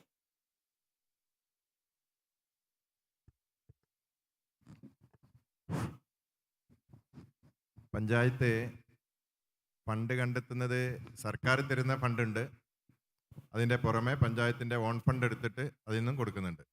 പ്രധാനമായും ചെയ്യുന്നത് ക്ഷീര കർഷകർക്ക് കാലിത്തീറ്റ സബ്സിഡി, അതേപോലെ അവർക്ക് പുൽകൃഷി തൊഴിലുറപ്പിലൂടെ ചെയ്തുകൊണ്ട് തീറ്റപ്പുൽ സൗജന്യമായി അവർക്ക് നൽകുന്നുണ്ട്. അതേപോലെ മറ്റുള്ള സഹായ സൗകര്യങ്ങളൊക്കെ ചെയ്തു കൊടുക്കുന്നുണ്ട്. So the president replied that उनका कहना है कि पंचायत की फंड से सरकार जो फंड देते हैं उसमें से करते हैं. अगर उसमें कंप्लीट नहीं होता है तो उनका पंचायत का ओन सोर्स रेवेन्यू, उनका जो ओन सोर्स रेवेन्यू है उससे भी करते हैं. और इन प्रकार के उन्हें उदाहरण लिया वो जो काउ रेयरिंग का, वो जो गोपालन का, तो उनका कहना है कि इसके लिए जो सब्सिडी देते हैं, डेयरी फार्मर्स को सब्सिडी देते हैं, और इसके अलावा जो ग्रेजिंग है, तो चराई के लिए भी उनका उसको परिपालन के लिए भी वो पैसे देते हैं. Yes, so thank you. And any other observation or question? I think everybody is hungry. Half the people are already at the food counters. Yes. So if there are no questions, because it would be only fair that the panelists get an opportunity to speak about what it is that was presented out here. So I will be asking a specific question. We had missed out the block panchayat she workspace in the first round. So my question is to the block panchayat, how many women, you had mentioned that there will be mothers of disabled children who will be supported. So there is a special category of marginalized community whom you expect will be benefited from this. നമ്മൾ അതെ vulnerable ആയിട്ടുള്ള communities എന്നുള്ള ആളുകൾക്ക് ഇതിൻ്റെ പ്രയോജനം കിട്ടുമെന്നുള്ളൊരു പ്രതീക്ഷയുണ്ടല്ലോ ഈ project ഇത് കൊണ്ടുവരുന്നത്. എത്ര പേർക്കാണ് നമ്മൾ ഈ പ്രോജക്റ്റ് ഉദ്ദേശിക്കുന്നത്? ഇത്രയും പേരെ സഹായിക്കാനായിട്ട് ഇത്രയും എമൗണ്ട് നമ്മൾ കൊടുക്കേണ്ടതായിട്ടുണ്ടോ? ഇത്രയും വലിയൊരു എമൗണ്ട് ഉണ്ടാക്കുമ്പോൾ അത് എങ്ങനെയാണ് ഇതിൻ്റെ ഒരു സസ്റ്റൈനബിലിറ്റി ബ്ലോക്ക് പഞ്ചായത്ത് ഉറപ്പുവരുത്തുക? So just to the questions which he is answering, एक तो who are the beneficiaries कि कौन है beneficiaries आप जो इस project में लेने वाले हैं, और दूसरी ये है कि इतने करोड़ों करके जो आपने project बना रखे हैं उसका sustainability आप कैसे ensure करेंगे? നമ്മുടെ സമൂഹത്തിനകത്ത് സ്ത്രീകൾ അക്കാദമിക് രംഗത്ത് ഏറെ മുന്നിലാണെങ്കിലും തൊഴിൽ രംഗത്ത് സാധ്യത വളരെ കുറവാണ്. പലവിധ പരിമിതികൾ അവർക്കുണ്ട്. അവർ അമ്മയാകുന്നു, അതിൻ്റെ ഭാഗമായി കുട്ടികളുടെ പരിപാലനം, വയസ്സായ മാതാപിതാക്കളുടെ പരിപാലനം ഉൾപ്പെടെ അവർ ഭാഗത്തേക്ക് വരികയാണ്. അതോടൊപ്പം തന്നെ സ്ത്രീകൾക്ക് തുല്യമായ അവസരം ഉറപ്പാക്കുക തൊഴിലിടങ്ങളിൽ എന്നതിൻ്റെ ഭാഗമായിട്ടാണ് ഷീവർക്ക് സ്പേസ് എന്ന ആശയത്തിലേക്ക് വരുന്നത്. ഇതിനകത്ത് സ്ത്രീകളെ സമൂഹത്തിൽ മുഖ്യധാരയിൽ കൊണ്ടുവരിക എന്ന ആശയത്തിനോടൊപ്പം തന്നെ സ്വാഭാവികമായും മറ്റ് പിന്നോക്കം നിൽക്കുന്ന SC/ST ജനവിഭാഗങ്ങൾക്ക് സ്ത്രീകൾക്ക് പ്രത്യേകമായി പരിഗണന കൊടുക്കുന്നുണ്ട്. കൂടാതെ ഡിസബിലിറ്റി വരുന്ന കുട്ടികളുടെ അമ്മമാർക്ക് അവർക്ക് പ്രത്യേകമായ തൊഴിൽ പരിശീലനവും അവർ ഉൽപ്പാദിപ്പിക്കുന്ന ഉൽപ്പന്നങ്ങൾ വിറ്റഴിക്കാനുള്ള ഇടവും ഇതിൻ്റെ ഭാഗമായി പ്രൊവൈഡ് ചെയ്യുന്നുണ്ട്. കൂടാതെ സ്ത്രീകൾക്ക് അവരുടെ കുട്ടികളെ നോക്കാൻ വേണ്ടി ക്രഷ്, അതുപോലെ വയസ്സായ മാതാപിതാക്കളെ നോക്കാൻ വേണ്ടിയിട്ടുള്ള ഒരു ഓൾഡ് ഏജ് ഹോം, താമസിക്കാനുള്ള ഷെൽട്ടർ, പിന്നെ വ്യൂമൻ ഹെൽത്ത് ക്ലബ്ബ് ഉൾപ്പെടെ സ്ത്രീകൾക്ക് പ്രത്യേകമായി ഇതിനോടൊപ്പം തന്നെ പ്രദാനം ചെയ്യുന്നുണ്ട്. പ്രധാനമായും IT-യുമായി ബന്ധപ്പെട്ടാണ് ഞങ്ങൾ ഷീവർക്ക് സ്പേസിനെ കാണുന്നത്. Okay, thank you.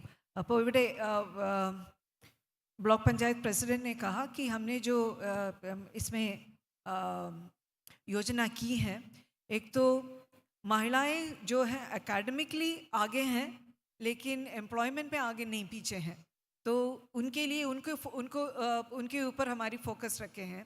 और इनमें भी हम जो SC/ST कैटेगरी में आते हैं और महिलाएं, और ये भी होती हैं कि आप आफ्टर बर्थ आप जो मदर होते हैं तो वर्कफोर्स से बाहर निकलते हैं, तो इसलिए हमने साइबर तरीके की एक वर्क के बारे में हमने सोचा, क्योंकि इनको it is almost like home work from home और नियर होम, तो उस प्रकार की भी करते हैं. और जो डिसेबल्ड बच्चे हैं उनके मदर्स को भी ये इसका बेनिफिट मिलेगा. ये जो सिस्टम है इसके और उनके प्रशिक्षण दे के उनको साइबर एरिया में जो वर्क मिलेगा उस प्रकार की वर्क हम देने की प्रोग्राम रखे हैं. उनका ये भी कहना था कि इसके साथ हम ओल्ड एज होम भी है और क्रश भी हैं, ताकि महिलाओं और उनकी जो भी ज़रूरतें हैं, केयर सर्विसेज का भी ज़रूरत है, इस स्ट्रक्चर के अंदर उसका भी देखभाल हो जाएगा. Thank you. So now we will move on to the next one on Eranyoli Panchayat. So Eranyoli Panchayat, അപ്പോൾ പഞ്ചായത്തിൽ നമ്മളിപ്പോൾ ഇവിടെ കണ്ടിരുന്നത് ലൈഫിൻ്റെ വിഷയം ഇവിടെ കണ്ടിരുന്നു, പിന്നെ വിവിധങ്ങളായിട്ടുള്ള പ്രോജക്റ്റുകൾ. ഈ കുടുംബശ്രീ സംവിധാനവുമായിട്ട് എങ്ങനെയാണ് പഞ്ചായത്ത് ഇതിപ്പോൾ ഒരുമിച്ചുള്ള പ്രവർത്തനം എങ്ങനെ ഉറപ്പുവരുത്തുന്നു?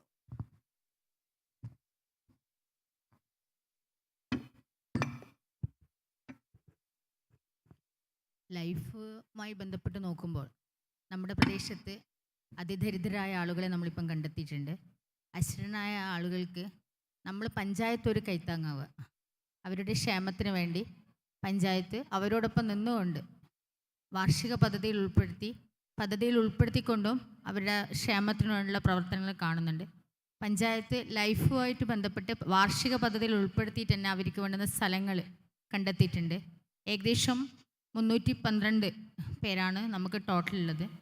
അതൊക്കെ മാഡം നമ്മുടെ ഇതിൻ്റെ അകത്ത് വീഡിയോൻ്റെ അകത്ത് ഉണ്ടായിരുന്നു. പക്ഷേ ഈ എങ്ങനെയാണ് പഞ്ചായത്തും കുടുംബശ്രീയും തമ്മിൽ ബന്ധപ്പെടുന്നത്? അതിൻ്റെ കാരണം ഇവിടെ വന്നിട്ടുള്ള പുറത്തുനിന്നുള്ള ഡെലിഗേറ്റ്സിന് അറിയില്ല അതെങ്ങനെയാണെന്ന്.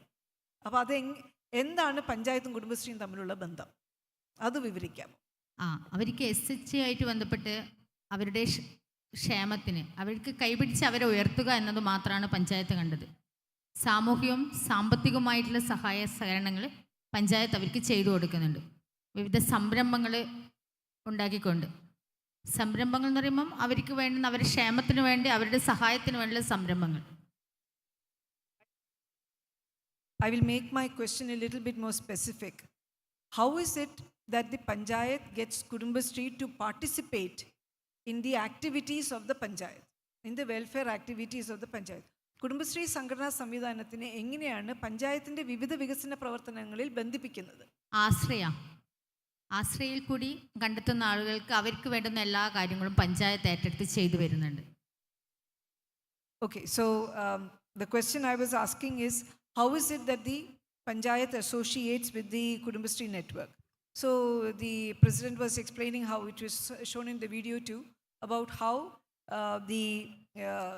the identification of people who are in need of houses, that has been done to the community, and it is a Kudumbashree network who has been responsible for identifying the extremely vulnerable families. They have been associated, so the Panchayat helps Kudumbashree by providing funds for setting up the micro enterprises as well. And this is, and the Panchayat also involves the Kudumbashree in its various development activities.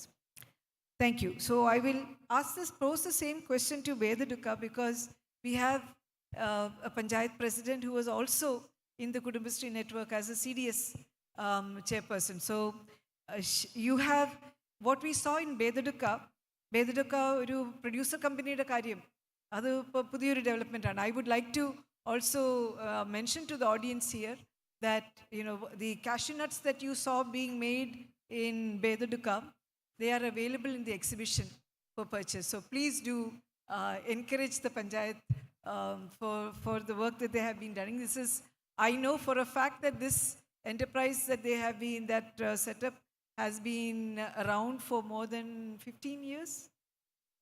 Certainly more than 10 years it has been around. So it has quite sustainable. But this question, how many women from Kudumbashree have actually been benefited for livelihood interventions? എത്ര സ്ത്രീകൾക്കാണ് കുടുംബശ്രീ സംവിധാനത്തിലൂടെ, എത്ര പേർക്കാണ് പഞ്ചായത്തിൽ നമുക്ക് ജോലിയും സാധ്യതകളും ഒക്കെ കൊടുക്കാനായിട്ട് സാധിച്ചിട്ടുള്ളത്? ഇവിടെ മറ്റൊരു കാര്യം കൂടി കാണിച്ചിരുന്നു, CDS വഴി ഫണ്ട് റേസ് ചെയ്ത് ഒരു അനുഭവം. അത് എങ്ങനെയാണ്? CDS എന്തുകൊണ്ട് ഫണ്ട് റേസ് ചെയ്തു? അതിൽ പഞ്ചായത്തിൻ്റെ ഇടപെടൽ എന്തായിരുന്നു? കുടുംബശ്രീയും CDSും തമ്മിലുള്ള ബന്ധം എന്താണ്?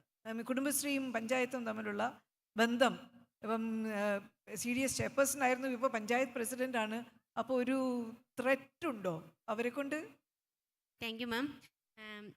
CDSൻ്റെ ചെയർപേഴ്സൺ ആയിരുന്നില്ല, വേഡ്ക ഗ്രാമപഞ്ചായത്തിൻ്റെ മുൻ ഭരണസമിതിയിലെ ആരോഗ്യ വിദ്യാഭ്യാസ സ്റ്റാൻഡിംഗ് കമ്മിറ്റി ചെയർപേഴ്സൺ ആയിരുന്നു. നമ്മുടെ ലക്ഷ്യം എന്ന് പറയുന്നത് പഞ്ചായത്തിനകത്ത് പ്രത്യേകിച്ചും സ്ത്രീകൾക്ക് ഏറ്റവും കൂടുതൽ തൊഴിലവസരങ്ങൾ ഉണ്ടാക്കുക എന്നുള്ളതാണ് നമ്മുടെ ലക്ഷ്യം. അതിനുവേണ്ടിയാണ് നമ്മുടെ FPC രൂപീകരിച്ചത്.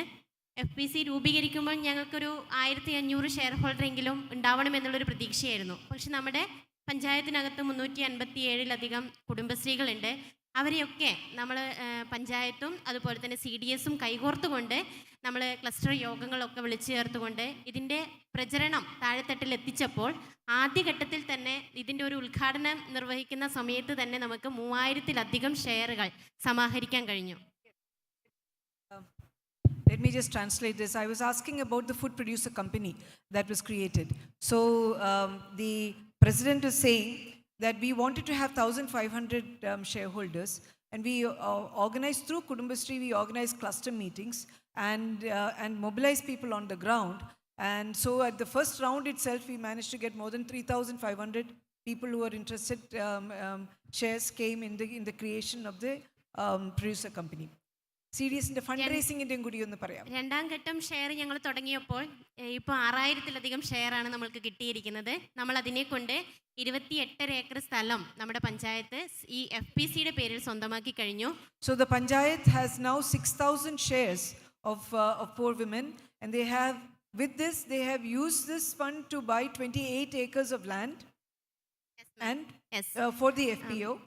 നമ്മുടെ ഇത് തുടങ്ങുന്നതിന് മുമ്പ് തന്നെ 28 ഏക്കർ സ്ഥലം എടുക്കുന്നതിന് മുമ്പ് തന്നെ നമ്മുടെ ഹാച്ചറി യൂണിറ്റ് ഹൈടെക് നഴ്സറി, തൈകളുടെ ഒരു നഴ്സറിയും കൂടെ നമ്മൾ ആരംഭിച്ചു കഴിഞ്ഞു. So with this, they have set up a hatchery, high-tech nursery also had already been set up as part of this. ജില്ലയിലെ ആകെ കുടുംബശ്രീ CDSകൾ നടപ്പിലാക്കുന്ന മുട്ടക്കോഴിയും കൂടും എന്നുള്ള പദ്ധതി ഗ്രാമപഞ്ചായത്ത് ഈ FPC ആണ് ഏറ്റെടുത്ത് നടപ്പിലാക്കുന്നത്.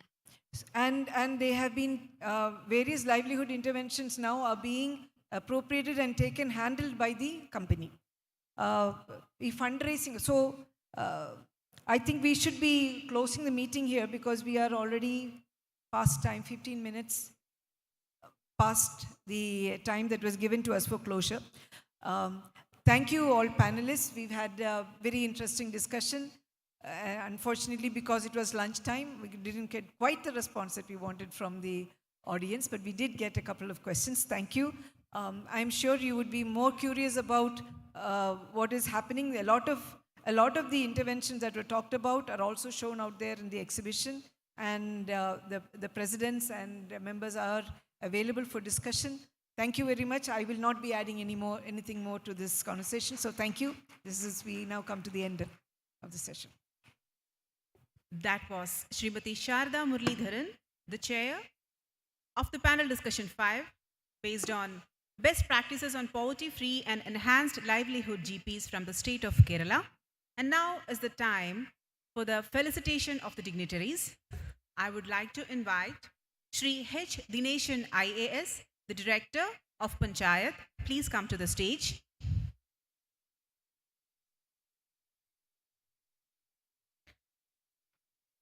So now, it is the token of love from us. I would like to invite Shri K. Damodaran, President, Chembilod Grama Panchayat, Kannur, to receive the memento.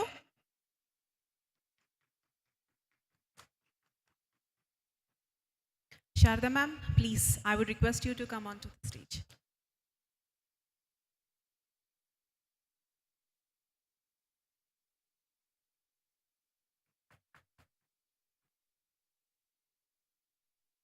Thank you. Ma'am, can you come this side? Yep. Inviting Shri K. Ranjit MR, President, Kodakara Block Panchayat, Trishur.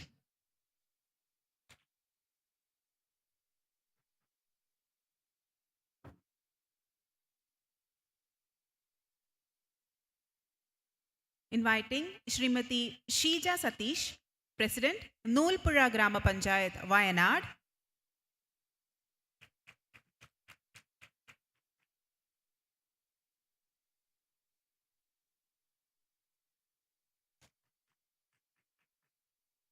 We have the Secretary of Tumbaman Grama Panchayat, Pathanamthitta.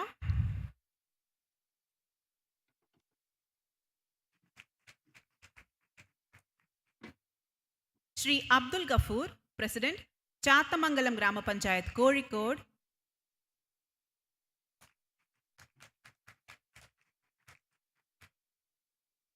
Srimati Shrisha MP, President, Eranyoli Grama Panchayat, Kannur. Srimati Dhanya M, President, Bedadaka Grama Panchayat, Kasaragod. I would request all the delegates to come onto the stage for a group photo.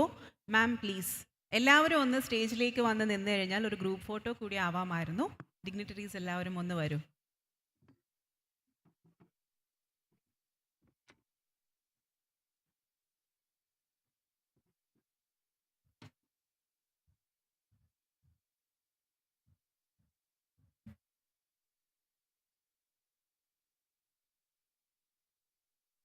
Memento വേണമെന്ന് നിർബന്ധമൊന്നുമില്ല.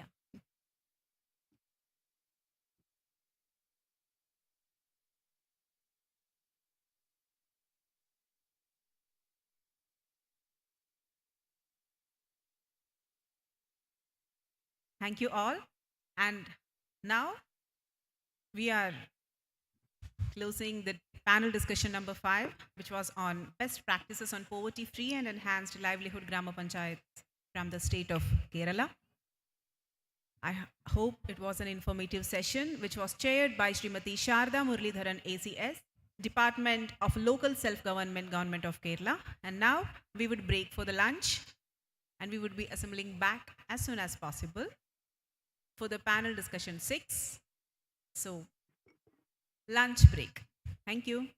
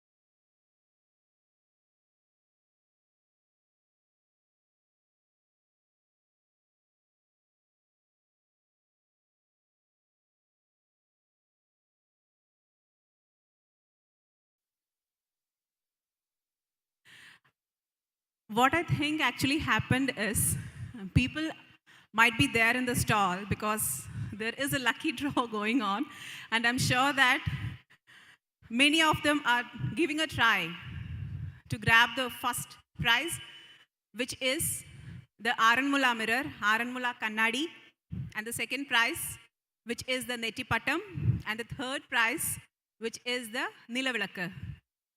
So the stalls are open, and I hope everybody definitely would have tried their luck, and let's see who is the winners. Who are the winners?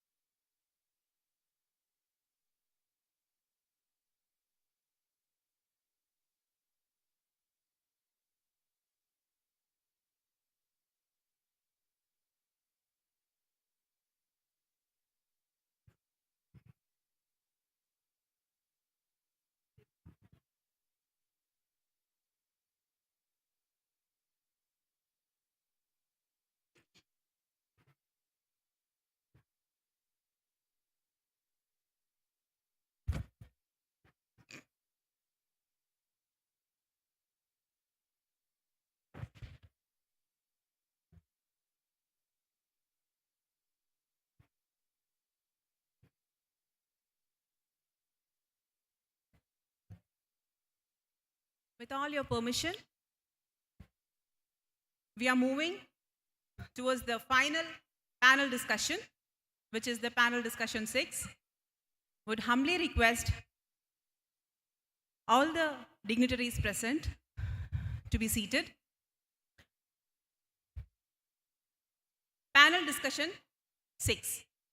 This is on Way Forward, co-chaired by Sri Nagendranath Sinha, Secretary MORD, and Sri Sunil Kumar, Secretary MOPR, Government of India.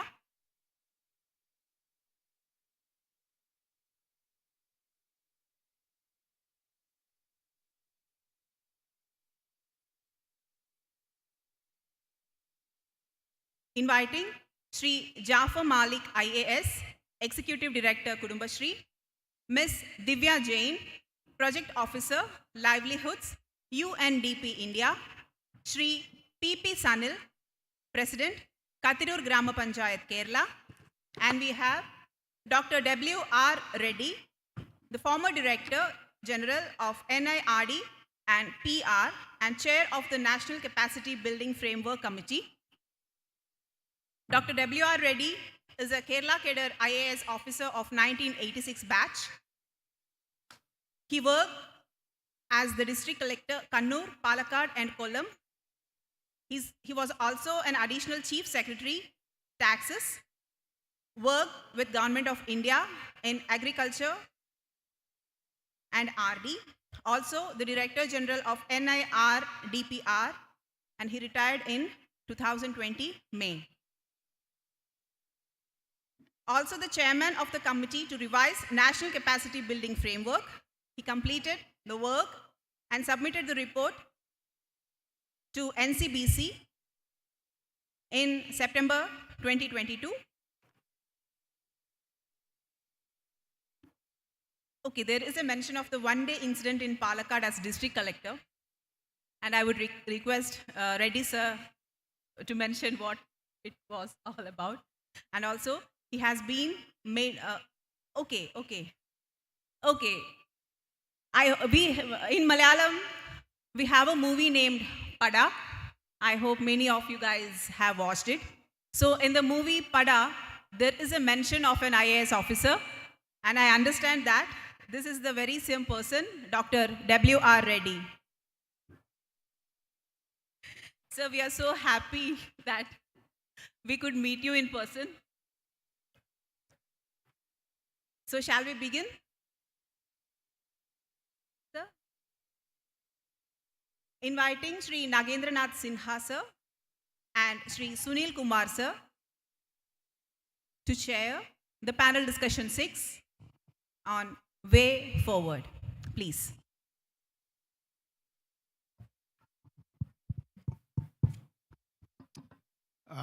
So, good afternoon, everyone. Today, I was looking at the number of videos and presenters that we have gone through in course of last 1.5 days. So it's numbers over 30. So 30 videos, and more than that number of presentations have been done discussing different aspects of how the panchayats could focus their energies on the theme 1, that is the poverty-free and enhanced livelihoods Gram Panchayat. So the panchayats have to straddle both the dimensions, how to address the issues of poverty and how to take them to the path of prosperity.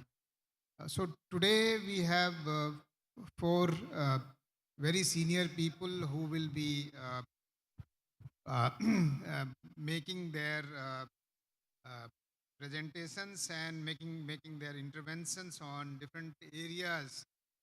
So we have Mr. Jafar Malik, who is the Executive Director, Kudum Sri. He will be making a presentation on the role of SDGs in poverty alleviation, and there will be a video film which will explain the points, and then he would add on to whatever is there on the video.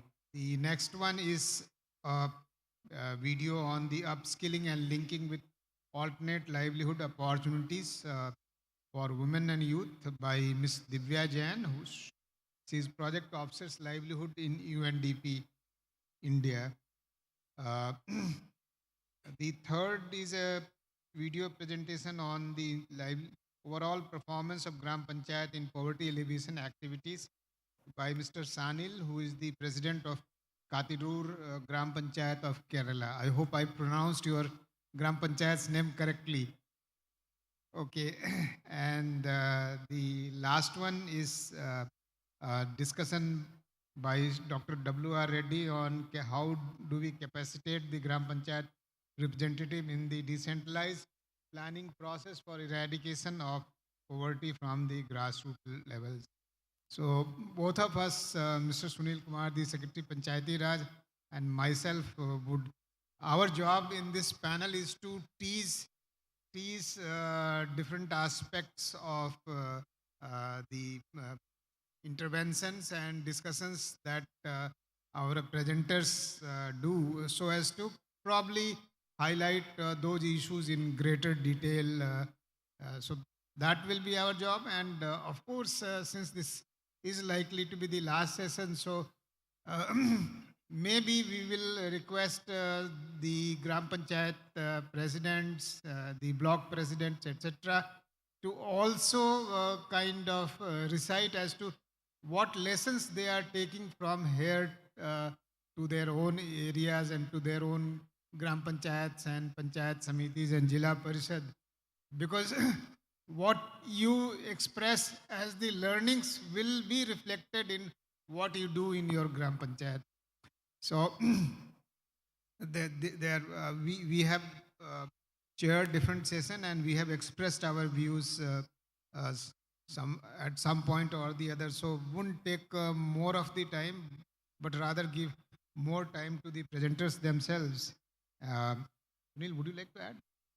Okay, so I'll request Mr. Jafar Malik to make that video presentation. So first the video should play and thereafter Jafar should explain. Okay. The Master of Ceremonies to kindly have the video played. Please have the video played.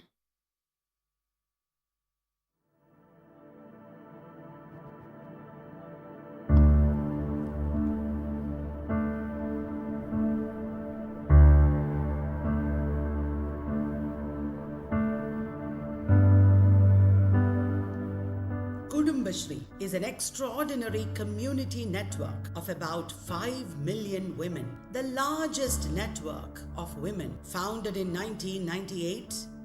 It is the Women Empowerment and Poverty Eradication Program framed and enforced by the State Poverty Eradication Mission of the Government of Kerala. Kudumbashri has been acquiring proud achievements through exemplary activities inside and outside Kerala in the last 25 years. Through its three-tier system, Kudumbashri analyzes the needs of the poor and addresses the same in a fruitful way.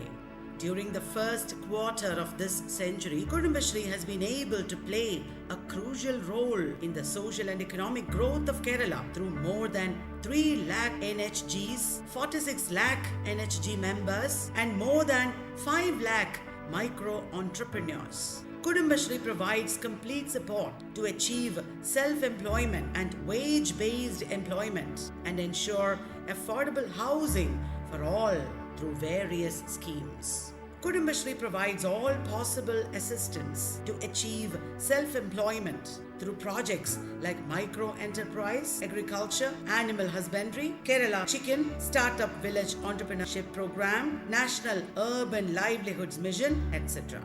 Apart from the disbursement of various funds, it also includes training activities aimed at capacity building and skill development. Also, vocational training can be obtained through various schemes of Kudumbashri for securing wage-based employment, such as Deen Dayal Upadhyay Gramina Kaushalya Yojana, Yuva Keralam program, and a special scheme under the National Urban Livelihood Mission. Micro enterprises is the main sector that Kudumbashri relies on to empower women economically. Enterprises can be started in manufacturing, service, and trading sectors. Kudumbashri provides training, loans, and interest subsidy to rural women aged between 18 and 60 and young men aged between 18 and 45 to start business enterprises. Kudumbashri has also been the nodal agency for implementing several centrally sponsored programs such as Deen Dayal Upadhyay Gramina Kaushalya Yojana, Pradhan Mantri Awas Yojana, National Urban Livelihood Mission, Startup Village Entrepreneurship Program, etc. Kudumbashri has also been implementing special projects such as Attapadi Project, Kudumbashri Facility Management Center, Kudumbashri National Resource Organization, and Kudumbashri is also taking up consultancy abroad. Kudumbashri has also been making PRI convergences possible with other departments and helped in attaining maximum benefit for its members. Kudumbashri has also been making special interventions in the tribal sector and in the tribal areas. Kudumbashri's programs and activities are implemented through NHGs, Uru Samitis of the Hamlet level, and Panchayat Samiti of the LSGI level. Kudumbashri had played a key role in the survey to identify the extreme poor in the state. The mobile app for the survey was developed under the leadership of Kudumbashri. Being one of the strongest networks in the state, which has access up to the bottom level of the society, Kudumbashri is the most sought out organization that is capable of extending services to the public. Kudumbashri is making significant impact by alleviating poverty and extending various sources of livelihood and making lives better.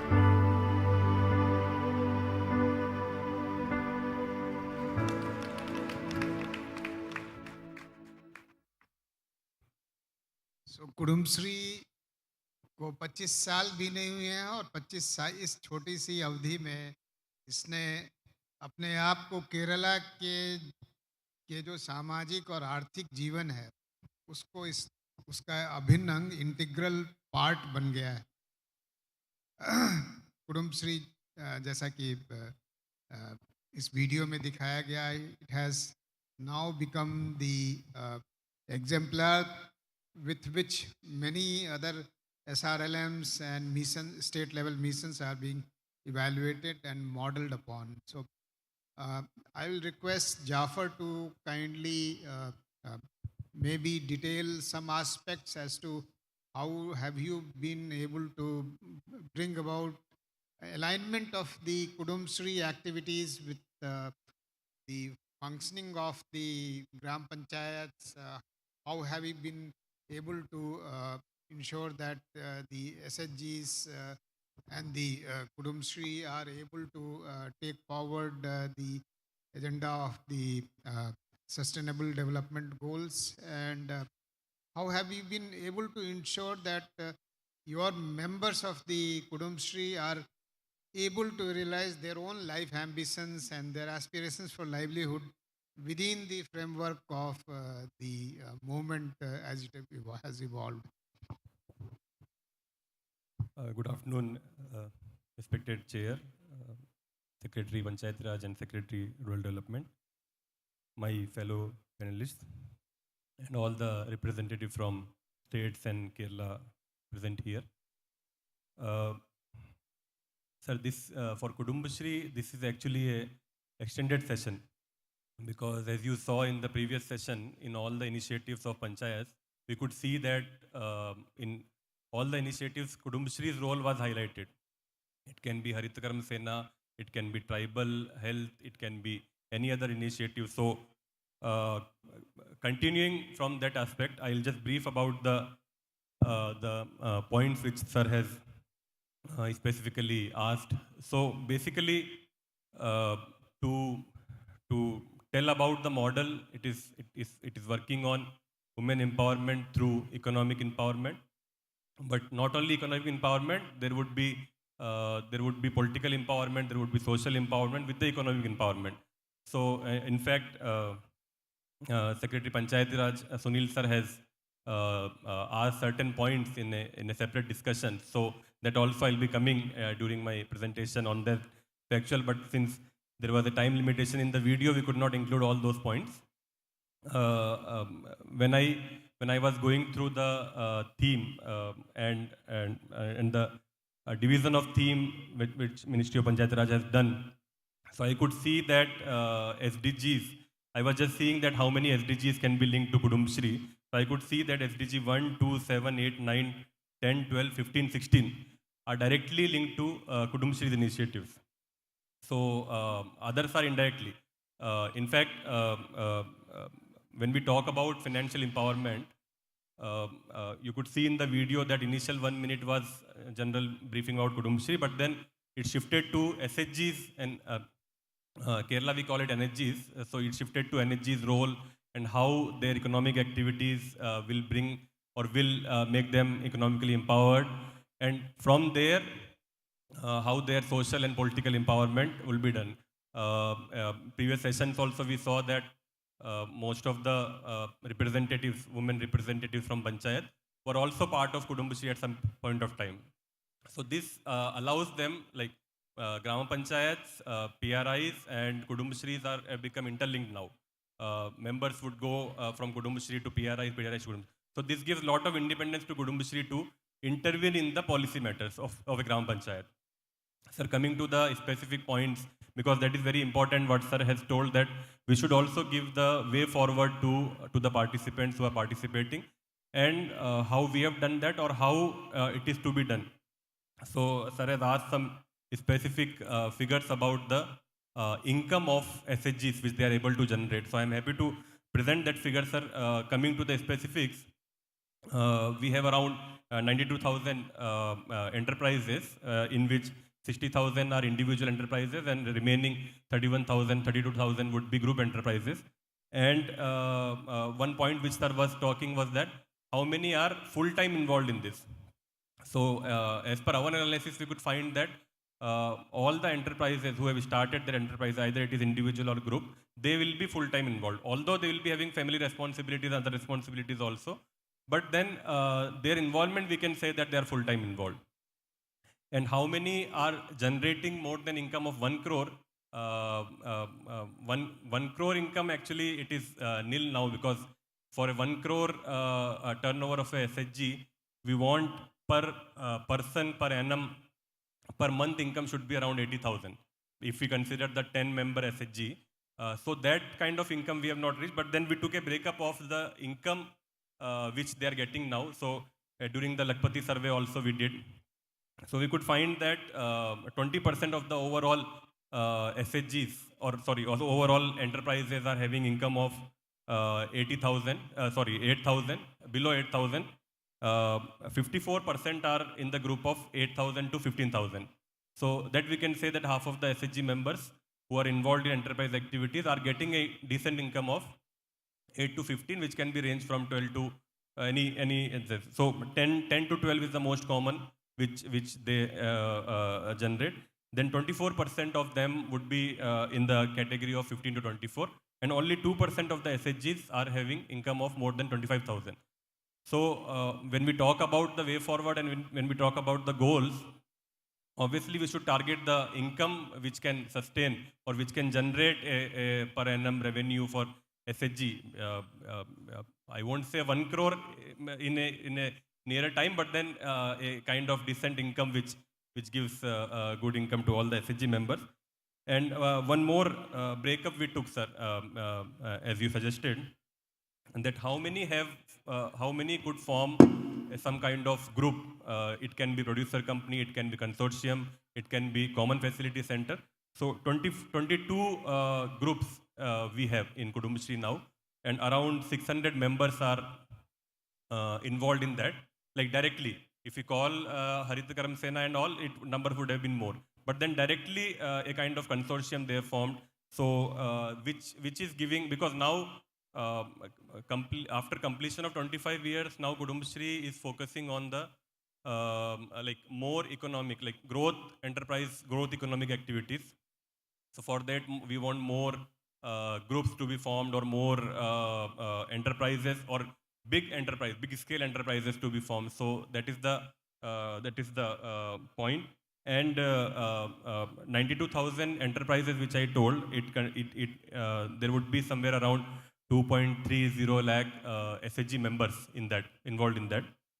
And I am happy to inform that 80% of those 2.3 lakhs, which is around 1.61, are getting an income of 1 lakh per annum.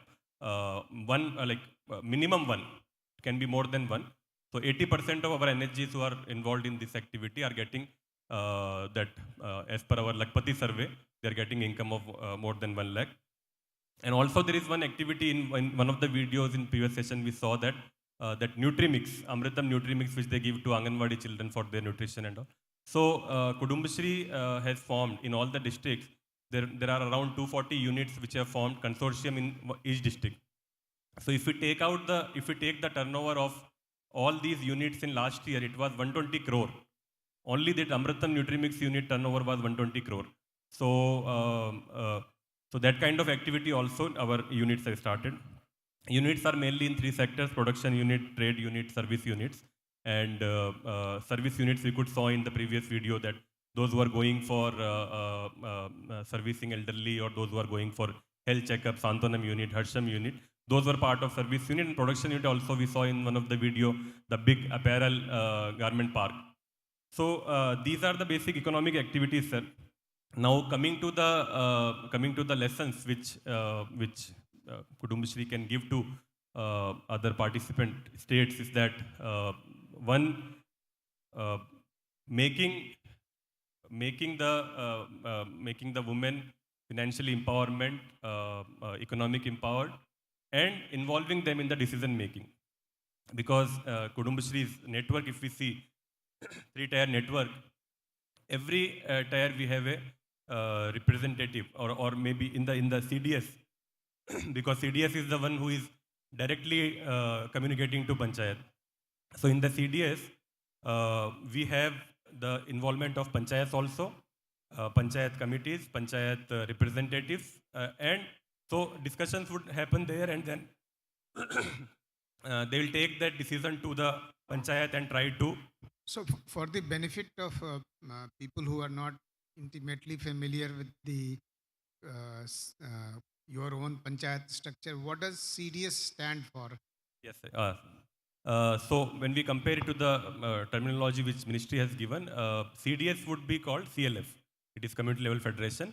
Below CDS, there would be ADS, which is VO in the ministry's this. And below VO, there would be SHG, which we call NHG.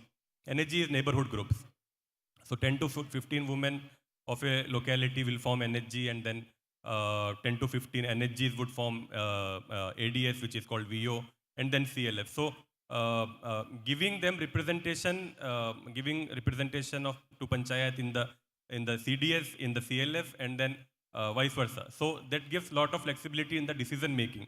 Like Kudumbashri, when we say that a former Panchayat president who is now CDS chairperson, so they will be having that much decision making power or that much flexibility to intervene in the policy of that Panchayat or plan of that Panchayat.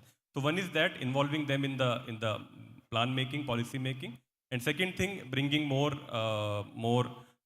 financial activities, more enterprises, which can make them self-sufficient. Because when income comes, I think other empowerments will naturally follow, like political empowerment, social empowerments, and all.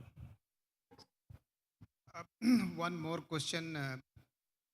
This issue was quite interesting that you mentioned about cross representation of the representation of the Gram Panchayats in the cluster level federations or their equivalent. This has never been thought of in the NRLM structure. It's an innovation that has been attempted by Kudumsri. What benefits has it brought to you, apart from the issue of that you just mentioned about more flexibility and more sensitivity towards the aspirations of the community? And whether having a male president, has it gelled with the functioning of the CDF? Because the CDF, as it by constitution, is consisting exclusively of women members. So how have these issues been handled, and what have their repercussions, etc. been? Could you please elaborate? Yes, sir. Sir, answering to the first question, how it benefited, I think the most important benefit was that they had a say in the decision of Panchayat. Like if we compare a situation where CDS chairperson who was Panchayat president and now coming as CDS chairperson, so naturally the kind of weightage or the kind of response they'll get would be more, because they know that they were in power earlier and they also know the process. So nobody can fool them, nobody can tell them the wrong things, because they were there in that same position. Opposite also, when we see that a Panchayat president who is now going to CDS, so now when they are thinking from CDS angle, they know that what all activities CDS can get or CDS can intervene in the Panchayat. So from both sides, it is a kind of learning or kind of thing which can give them more power in intervening. Coming to the second question, I won't say 100%, sir, but yeah, there might be issues but issues, I would say it is not about having a male president or female president, but mostly we may call it that if their political ideology is not same, or if their political sometime parties are not same, then there might be some issues that one would oppose another. But then when it comes to the overall picture or overall vision, they also know that if they play the politics only on these angles, that one is male and one is female, or one is from another party, one is from another party, then public will not take them for granted. So when it comes to their internal politics, they might play or they might do some dilly-dally. But when it comes to that Gram Sabha and all, I think that gives them a kind of responsibility or a kind of liability that they will have to answer to public. So so ये बहुत ही अच्छा discussion है, और मैं आपको ये बताना चाहता हूँ कि पंचायती राज मंत्रालय और ग्रामीण विकास मंत्रालय दोनों ने राज्य सरकारों को ये परामर्श दिया है कि जो ग्राम संगठन के प्रतिनिधि हों उनको ग्राम पंचायतों में स्थान दिया जाए, वो नॉमिनेटेड या स्पेशल इनवाइटी मेंबर्स की तरह रहें। इसी प्रकार से जो प्रखंड स्तरीय पंचायत है वहाँ पर CLF के रिप्रेजेंटेटिव्स को स्थान देने के लिए राज्य सरकारों से अनुरोध किया गया है। तो मेरे ख्याल में कुछ लेसन्स तो हमारे मंत्रालयों ने, भारत सरकार ने परामर्श दिया है, कुछ और है जिसका हमें अध्ययन करना होगा। पर जो सबसे महत्वपूर्ण बात आज ये इनकी चर्चा से उभर के आ रही है कि अगर हमें वास्तव में इम्पैक्ट करना है तो वो इम्पैक्ट अगर पंचायत और वुमेन फेडरेशंस दोनों साथ मिलके करेंगी तो ही हो सकता है, क्योंकि इससे एक तो आपके पास एक बहुत बड़ा मानव बल, ह्यूमन फोर्स अवेलेबल हो जाता है जो आपके गोल्स के साथ, सस्टेनेबल डेवलपमेंट गोल्स के साथ अलाइंड है और उनके पास इस तरह की क्षमता है, इस तरह का स्किल है जो आपके इन कार्यों में और पंचायत के जितने भी कार्य हैं उनको मदद पहुंचा सकता है। तो मेरे नेक्स्ट दूसरा presentation is by Ms. Divya Jain, who is Project Officer Livelihoods, and she would be speaking on upskilling and linking with alternate livelihood opportunities among women and youth. So Divya, we'll have the video played and thereafter you could... okay, so have the video played, please.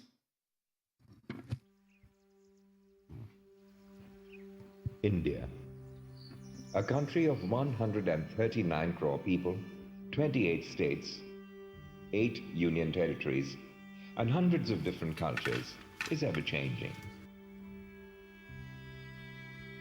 With global crises, the COVID-19 pandemic, and climate change affecting our everyday lives, the economic and social position of vulnerable groups has worsened. The women and youth of the country have, in many ways, faced challenges, both socially and economically. A majority of them do not have a formal education, which reduces their access to economic opportunities and employment. The only solution to this problem affecting millions of people would be a hand-in-hand collaboration with the communities. Launched from 2015 to 2019 in partnership with UNDP and the India Development Foundation, supported by IKEA Foundation, the Disha program was working in the partner states of Delhi NCR, Haryana, Karnataka, Maharashtra and Telangana to support women in becoming economically independent. Disha's work has supported women in gaining access to the use of impactful innovations like the use of technology to get information that would have otherwise not been available. According to the final evaluation report, 1,023,020 women from the partner states have been positively affected. 96% of women have noticed a significant impact in their lives, and 90% of the girls who have undergone counseling under school to work transition are more confident about making informed career and education choices. UNDP and the Department of Youth Empowerment and Sports in Karnataka have identified 50 colleges and 20,000 students to work with under the state-level initiative Code Unnati. This would include training in 21st century digital skills and capacity building, training in entrepreneurship development, innovation challenges, boot camps, corporate volunteering, and facilitating industry connect. With a multi-pronged approach to policy and programmatic priorities in India, UNDP Inclusive Growth Portfolio is improving the capacity and access to decent jobs, information, as well as productive economic opportunities for the poor and marginalized, with a specific focus on women and other vulnerable groups. Gram Panchayats have a vital role to play in encouraging alternate livelihood initiatives. Awareness generation among the village community on the alternative livelihood opportunities will encourage participation among women. Capacity building and knowledge dissemination through digital literacy and frequent trainings for youth will also be beneficial to introduce them to new and alternative means of livelihood. By creating opportunities to improve their standards of living, undertaking poverty alleviation measures, and ensuring economic opportunities to women, the Gram Panchayats are also contributing towards the achievement of the Sustainable Development Goals at the local level by leaving no one behind.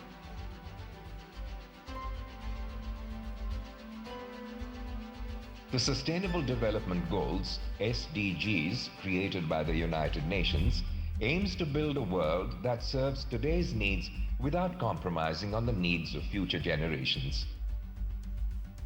For years, UNDP has worked with the Government of India in the field of human development across the country, and are now working towards actualizing these goals by localizing, accelerating, and monitoring them, and by creating policies at the grassroots levels with Gram Panchayats that empower the communities to build a better tomorrow together.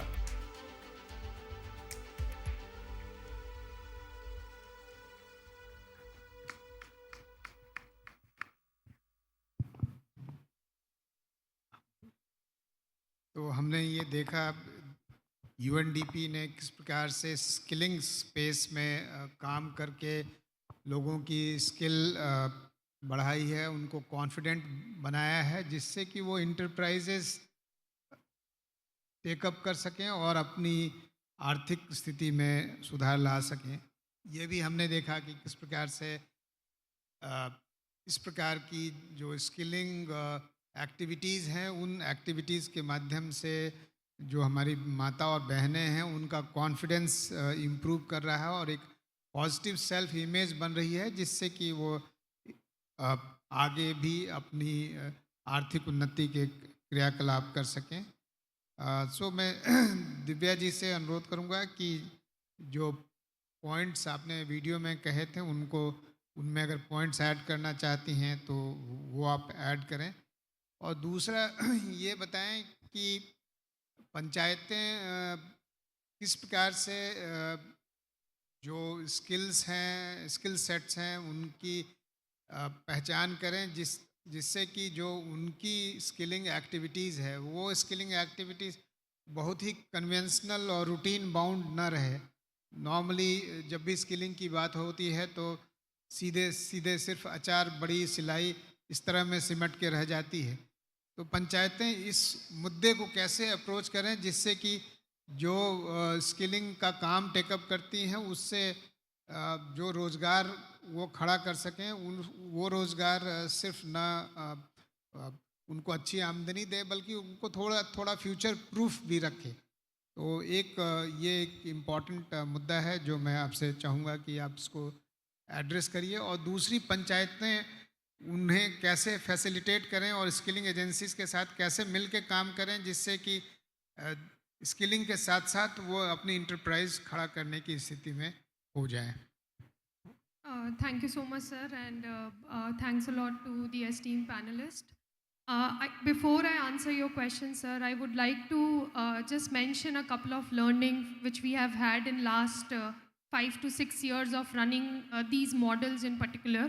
And now we have added states like Gujarat and a few other, even in Northeast as well, where we are focusing on this kind of curriculum.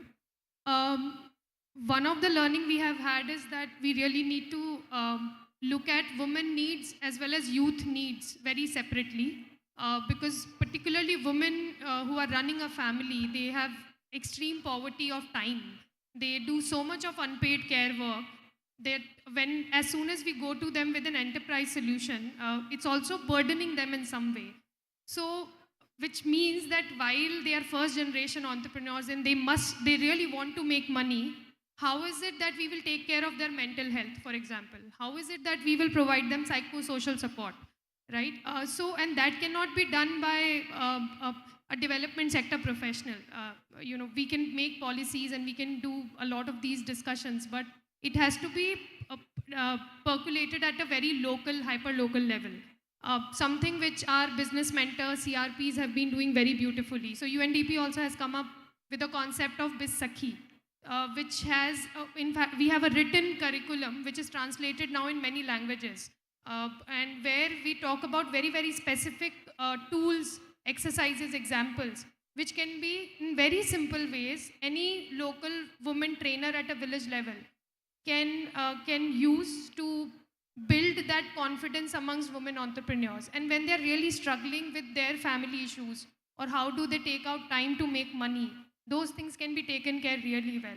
I mean, I've been working on enterprise promotion for a few years, and I've realized that profit making is very, very important. They really need to understand that whether I open a kirana store or a garment retail center or some manufacturing, how do I decide what should I open first? So what is really the market feasibility on the ground? And these are very simple but very crucial concepts. And women have the ability to understand. It's just that the training has to be done in a very, very equal way, that they really get what is being translated to them. So that's one thing.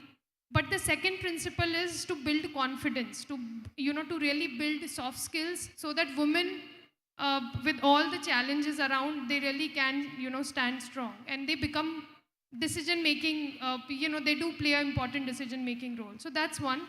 To give a more specific solution, we have developed curriculums. We have now been working on a lot of digital literacy also, financial literacy, basic maths training to women, even women who have never gone to school, women who have dropped out at a very, very early stage in their life in school. Even they are able to learn these basic skills to be able to start their own income generating activity. So that's one thing which I want to talk about.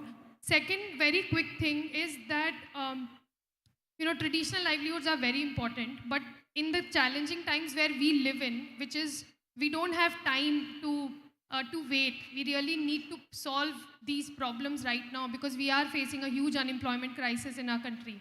It's very important that we start looking at peri-urban areas also. So rural-urban divide is blurring, which is not to say that rural India does not face challenges, but there is a constant change in aspiration of youth.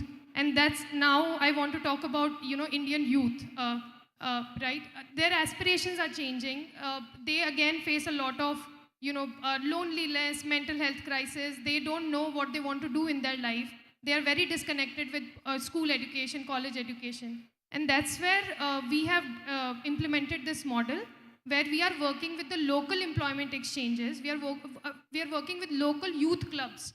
And panchayats have been very, very important in encouraging youth to be a part of these samudaik initiatives. So we have also customized for peri-urban context our soft skills curriculum, which is again translated into many languages. And we are using that for, today a youth goes anywhere, no matter where he or she is working. They need soft skills training. They need how to present themselves, leadership, negotiation, how will they work in a team. All of this is very, very important. So we have been trying to do exercises where we can help rural youth and urban youth and boundary peri-urban sort of areas with that. So that has shown a lot of success. So we've also then done initiatives on career guidance, career counseling at a very hyper-local level. And I think we need to be very mindful of certain things. And I think that's a lesson for because sometimes you need to be critical of your own work as well. Otherwise, we will never, we'll have to keep re-innovating solutions.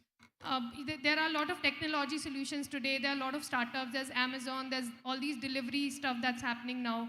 But then they also lay off people after 3-4 years.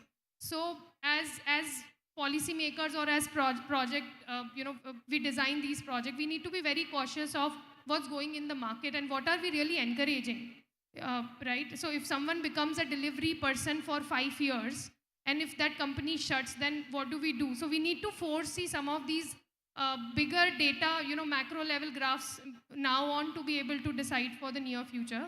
And lastly, I would like to I'll take half a minute to just answer, coming back to the Panchayat question. We have been doing another experiment in Gujarat in 2 districts now, where initially the sarpanch were very skeptical of girls moving out of the houses, because even families were not very comfortable. Girls going and doing soft skills training, going to a training center, going to the community level work. We have involved parents, SHG women who have their own daughters and son. We have involved them. We have involved the sarpanch, both, in this context, there are more male sarpanch than women sarpanch. and really sat down with them, explained that this is the model, this is what we are trying to implement. What do you think, whether this makes sense or not? And then together with them making like a 6 months plan on paper, right? That this is what we will together do for rural youth. Then we also talk about how, if they want to get linked to jobs, what are the kind of jobs that are available at a local level? So I think access to information and treating, everyone at equal par has really been very helpful, apart from, having specific curriculums in place. Yeah, I'll stop here. So how will you, what will you advise the Panchayat presidents who are present here, where they may not have the facility of UNDP's interventions? So I think some of the material which we have already developed, that's something which we can readily share. But more at the advice level, I think it would be very important for Sarpanch to also speak to rural youth, because there are these small committees, there are youth clubs now in Panchayats. I think have some open discussion with at least 50 to 100 local youth in your village and understand what are their aspirations. Sometimes youth also know a lot, actually, because mobile phones have created a massive disruption. They have a lot of information. They just need that little push and support, and they will be able to help with what's going on at the local level. So, and also Sarpanch can very well connect with youth and with local NGOs, with district ed department, to get some of these companies at a block level at least to take interviews, to link youth with jobs. Even that can happen. Also, district administration have mandates to do certain trainings on the ground. And some of these trainings are actually of very good quality. It's just that convergence hasn't happened. So, thank you, Divya. Thank you very much for providing the Panchayat presidents and Sarpanches a peek into as to how they could go about the task of skilling, upskilling, reskilling in order for them to get better livelihood opportunities, alternate livelihood opportunities. I guess the critical point that comes to me very clearly is that treat women's needs and men's needs, youth needs separately, have a discussion with youth on a frequent basis so that you understand their aspirations. Many of you may also be coming from the youth category, so you may not find that much of a disconnect, but some of you may also be older, and therefore there might be a degree of disconnect. So talking to them would be quite helpful. There are a lot of community resource persons who could easily be oriented, and in many cases they have been oriented both for enterprise as well as for business support activities. They could be made use of. And issues like digital literacy, looking at peri-urban India, etc., are important, and I'm sure the Panchayat presidents will take advantage of that. Now, we have Mr. Sanil, who is the president of Katirur Gram Panchayat from Kerala, and we have seen multiple presentations by Gram Panchayats who have looked at different aspects. So some looked at the issues of employment generation, some looked at the issue of providing palliative care, many looked at the issue of how to handle and manage the waste, and in the process also get employment. But here is a presentation, and I hope he will not disappoint me by giving me a complete picture of how a Panchayat can address all these issues, and what will be the role of vision building in doing all of that. So we'll have your video played, and thereafter you can come in. Okay, please have the video played. Limited facilities, it has earned business deals almost all over the district. Around 7 families make a living out of our Kudumbashree unit. Around 23 Harita Karma Sena workers, a team involved in the collection and management of waste, earns around 10,000 rupees per month. ഈ വീഡിയോയുടെ പകുതി തൊട്ടാണ് play ആവുന്നതാണ് president പറയുന്നത്. So ഒന്ന് അത് first തൊട്ടേ ഉണ്ടോ എന്നൊന്ന് ചെക്ക് ചെയ്യാമോ? ഇത് സ്റ്റാർട്ടിംഗ് ആണോ? The video has frozen, so please have it. Yeah, thank you.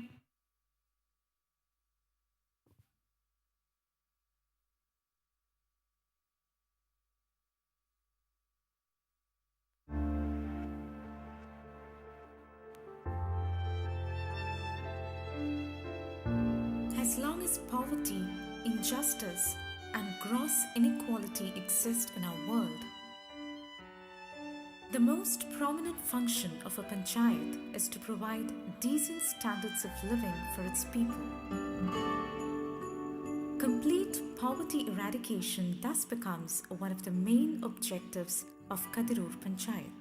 Through its multi-pronged strategies, our Panchayat has strived to consider the basic needs of each individual in the Panchayat. As part of the plan of the state government to eradicate extreme poverty within 5 years, our Panchayat conducted an extreme poverty survey. 38 families were found to be in this category, and for them, a micro plan consisting of immediate care plan, intermediate plan, and long-term comprehensive plan are being carried out. 17 houses were built for poor families as part of Live Bhavana Paddhati. Live 2020 project, 129 eligible families are being provided with various benefits in the construction of their houses. 75,000 rupees for 48 families each, which amounts to 36 lakh rupees, were provided for house maintenance. To address the poverty issues, the Panchayat has successfully employed programs like Kudumbashri, Mahatma Gandhi National Rural Employment Project, Life Bhavana Paddhati, etc. Through the Employment Initiative project of the state government, about 80 business ventures were initiated and almost 1 crore 72 lakh rupees were collected through this.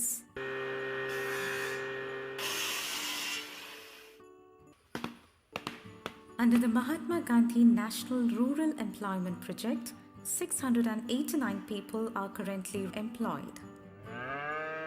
1,209 farmers were given around 20 lakh rupees as financial benefit. Job security as well as increased production was ensured by this.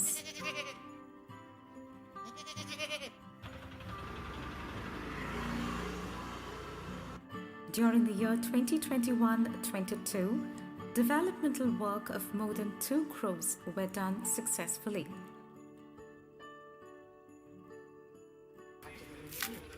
A micro-manufacturing unit called Punyam Chips is one of the brands of products from our Kudumbashri unit. Though it operates with limited facilities, it has earned business deals almost all over the district. Around 7 families make a living out of our Kudumbashri unit. Around 23 Harita Karma Sena workers, a team involved in the collection and management of waste, earns around 10,000 rupees per month. Women Handloom Unit, running with the help of Khadi Board, which is a helping hand for around 10 families in our Panchayat. Home care services along with a palliative care nurse is provided for around 203 palliative care patients. Through all these projects and programs, we hope to provide a decent and healthy life standards to our villagers.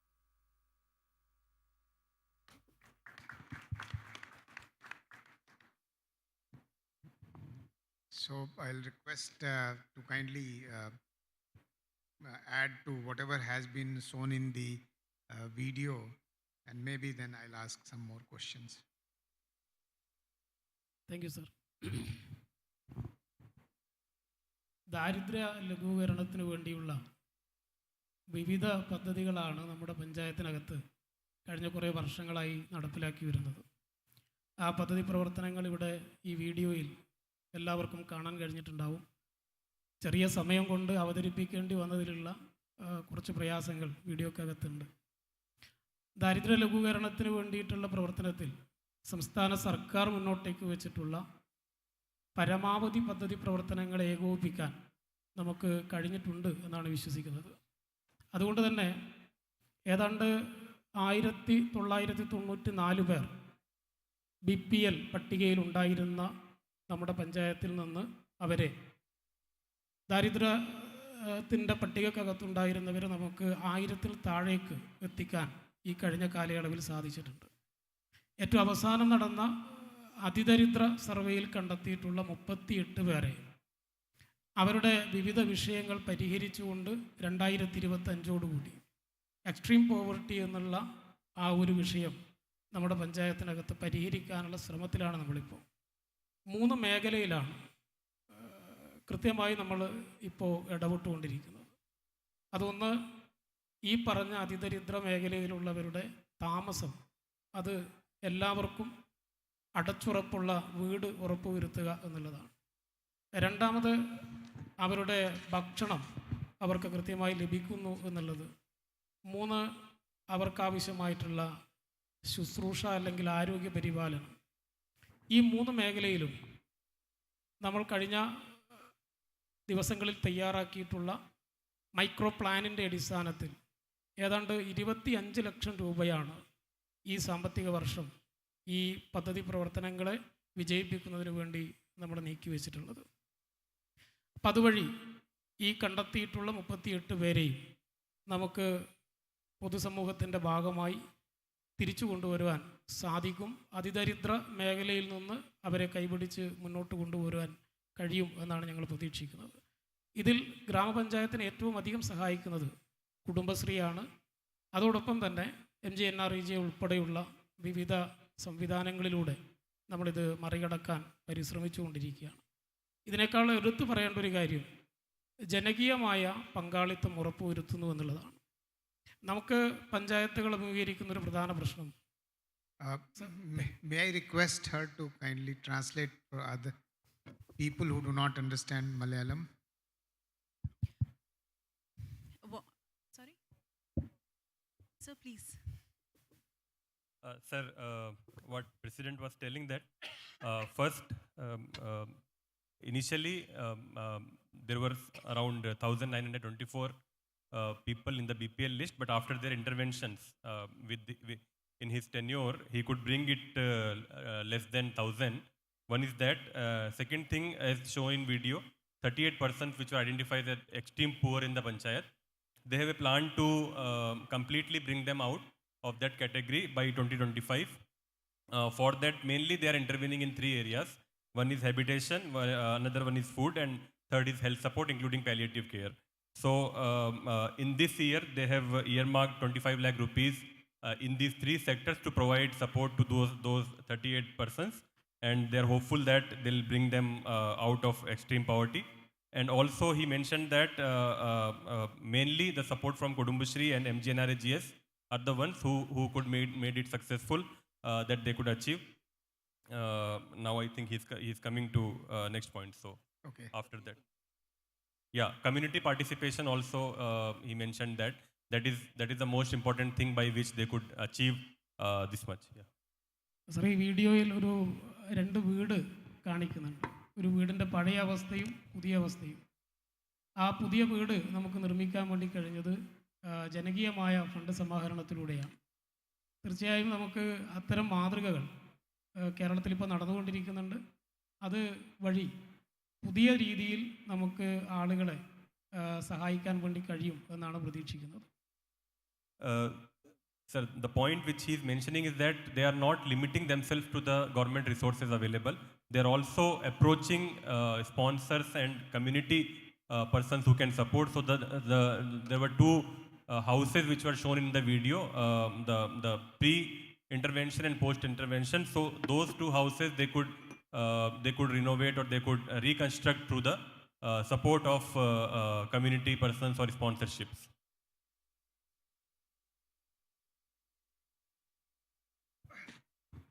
I think the key takeaways for many of us is that one, he has done the analysis of the poverty situation in his Gram Panchayat. Secondly, he has sought the community participation and including of mobilization of resources. Thirdly, his Panchayat has drawn up multi-year plans and addressing the issues in terms of the priorities determined by the Gram Panchayat and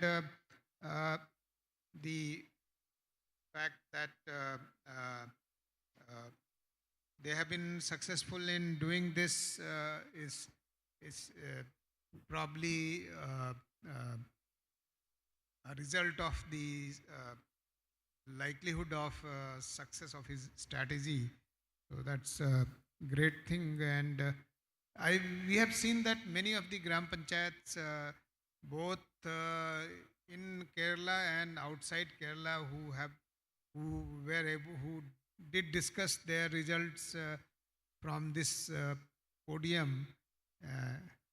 So they all displayed these kind of attitudes towards their work in terms of taking the stakeholders along, discussing with them, reaching out to as many people as possible, not thinking in state jackets, but going out much beyond and looking at communities which are generally not always very clearly spelled out, but looking at your community holistically. So I think these are important points that come from his discussion.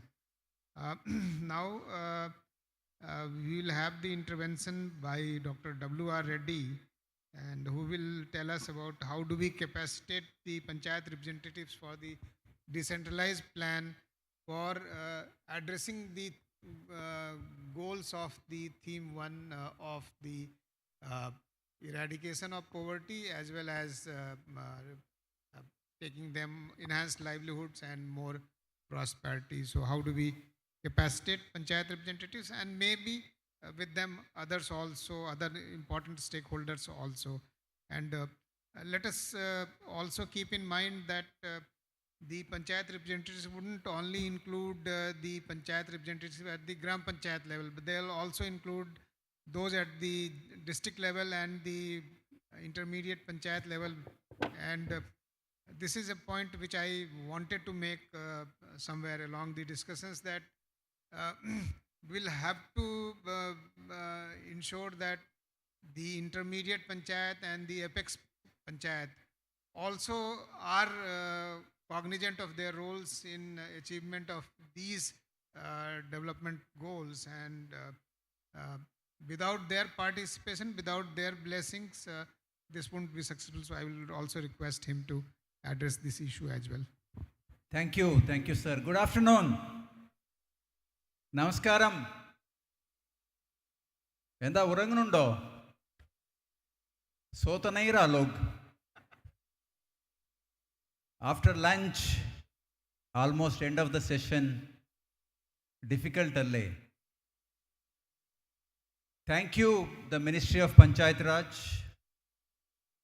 എനിക്ക് കുറച്ചൊക്കെ advantage ഉണ്ട്. മലയാളത്തിലും പറയാം, हिंदी में भी बोल सकते हैं, तेलुगु में भी बोल सकते हैं, और इंग्लिश भी है. So I keep changing the language, okay?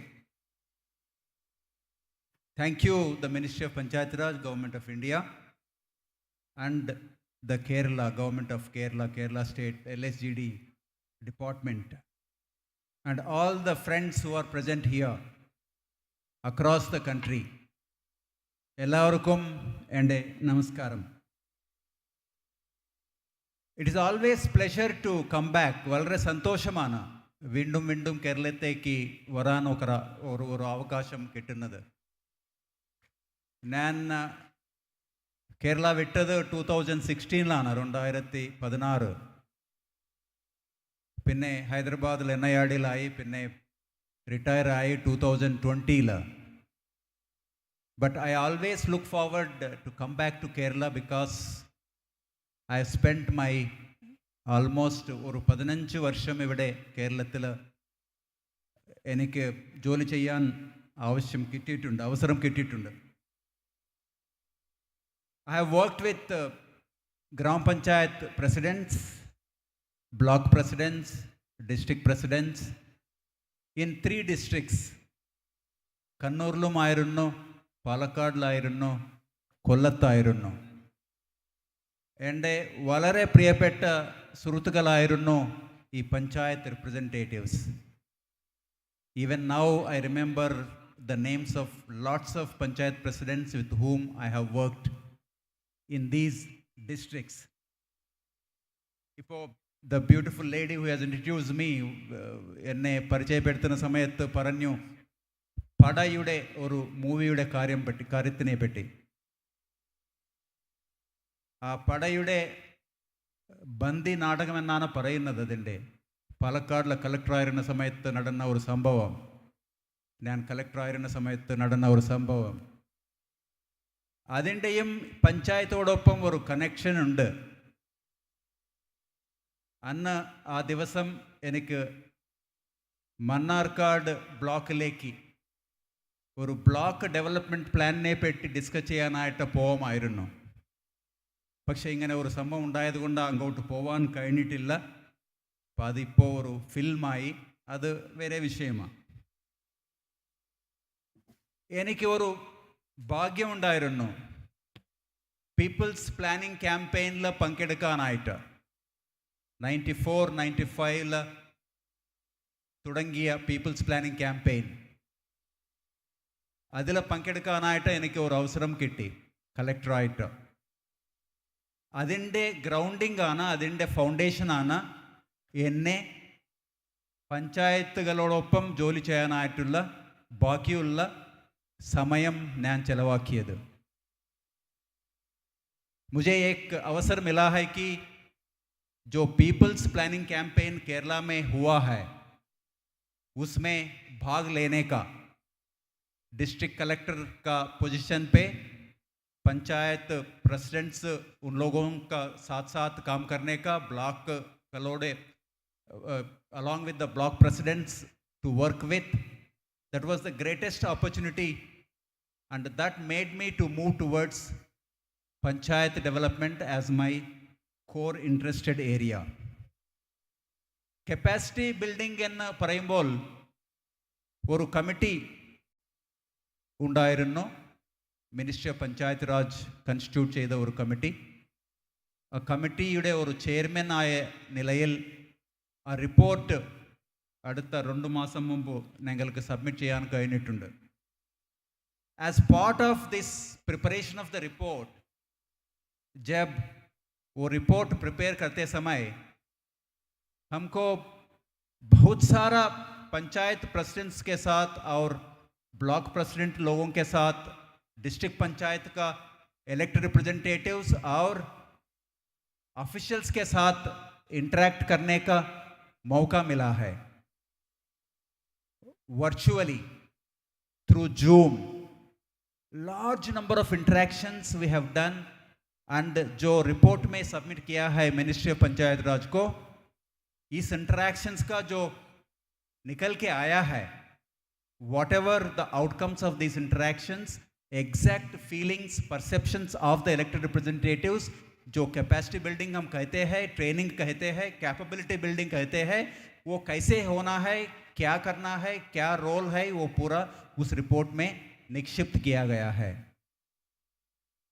मैं वो रिपोर्ट में क्या क्या रखा है, आई am not getting into the details of that report, but इधर बहुत सारा राज्यों से लोग आया हुआ है. What we expect from you as panchayat presidents, as block presidents, panchayat secretaries and other functionaries working in the panchayat, as district panchayat presidents or otherwise the officials of the district panchayat. Few important points I would like to flag and request you to work to achieve the poverty free panchayat, one of the important SDG goal. Nerate kure alkar paranyu, if we achieve this goal, many of the other goals will fall in place. നമുക്ക് ബാക്കിയുള്ള ഗോൾസിനും attend ചെയ്തവർ ആവും. അതിൽ മുഖ്യമായിട്ടുള്ളത് ആദ്യത്തെ വിഷയം എനിക്ക് പറയാനുള്ളത്, especially elected representatives നെ പറ്റി. They are there for one term, 5 years. ഞങ്ങൾ ഈ റിപ്പോർട്ട് തയ്യാറാക്കുമ്പോൾ കുറേ ഡേറ്റ കളക്ട് ചെയ്തു. അബൌട്ട് 4,000 ഫങ്ഷണറീസിൽ നിന്നും പല പല സ്റ്റേറ്റുകളിൽ നിന്ന് ഇൻഫർമേഷൻ ഗ്യാദർ ചെയ്തു. അതിൽ നിന്ന് വന്നത് 73% of the people are freshly elected sarpanches, ward members. Only 27%, അതിൽ 27% കുറേ പെർസെൻറ്റ് സെക്കൻഡ് ടേം, ഒരു 11% മൂന്നാമത്തെ ടേമിലും വന്നിട്ടുള്ളവരുണ്ട്. So majority are only doing one term only. एक ही बार वो चुन के आ रहा है. बाद में पल पल कारणंगलाल they may not be contesting, they may not be getting elected, so new person is coming. ennu parnal you have only one term in your hand, majority. I wish that you should get elected because of your good work. Ivide I think Orissa ninnu vanna oru സുഹൃത്ത് പറഞ്ഞു, the sarpanch who explained his experience from Orissa, 4th term unanimously getting elected or demanding for the unanimous election. I wish that all of you should move to that stage, but fact is only 73% of you are coming for one term. And that is only the chance available, that 5-year period available to you to do something, to achieve poverty-free Panchayat. But don't be under the impression that, okay, itra samayamundu namukku try cheyyam, kuray adutha varshamundu, allengil adutha election കഴിഞ്ഞിട്ട് പിന്നെ നോക്കാം തിരിച്ചു വന്നാൽ, അത് നടക്കാൻ പോകുന്നില്ല. वो संभव नहीं है. मुझे एक कहानी याद आ रहा है इस वास्ते. The waiting for the second chance, how dangerous it is. നമ്മുടെ നാട്ടിൽ കുറേയൊക്കെ കോമ്പറ്റീഷൻസ് വെക്കാറുണ്ട്, കുറേ ഫെസ്റ്റിവൽസ് സമയത്ത്. എസ്പെഷ്യലി നമുക്കറിയാം തമിഴ്നാട് അങ്ങനെയുള്ള രാഷ്ട്രങ്ങളിൽ competition among the bulls. Hindi में क्या बोलते हैं बुल्स को? सांड, सांड बोलते हैं उन लोगों का कंपटीशन. मलयालम में क्या बोलते हैं? काला. अले a competition la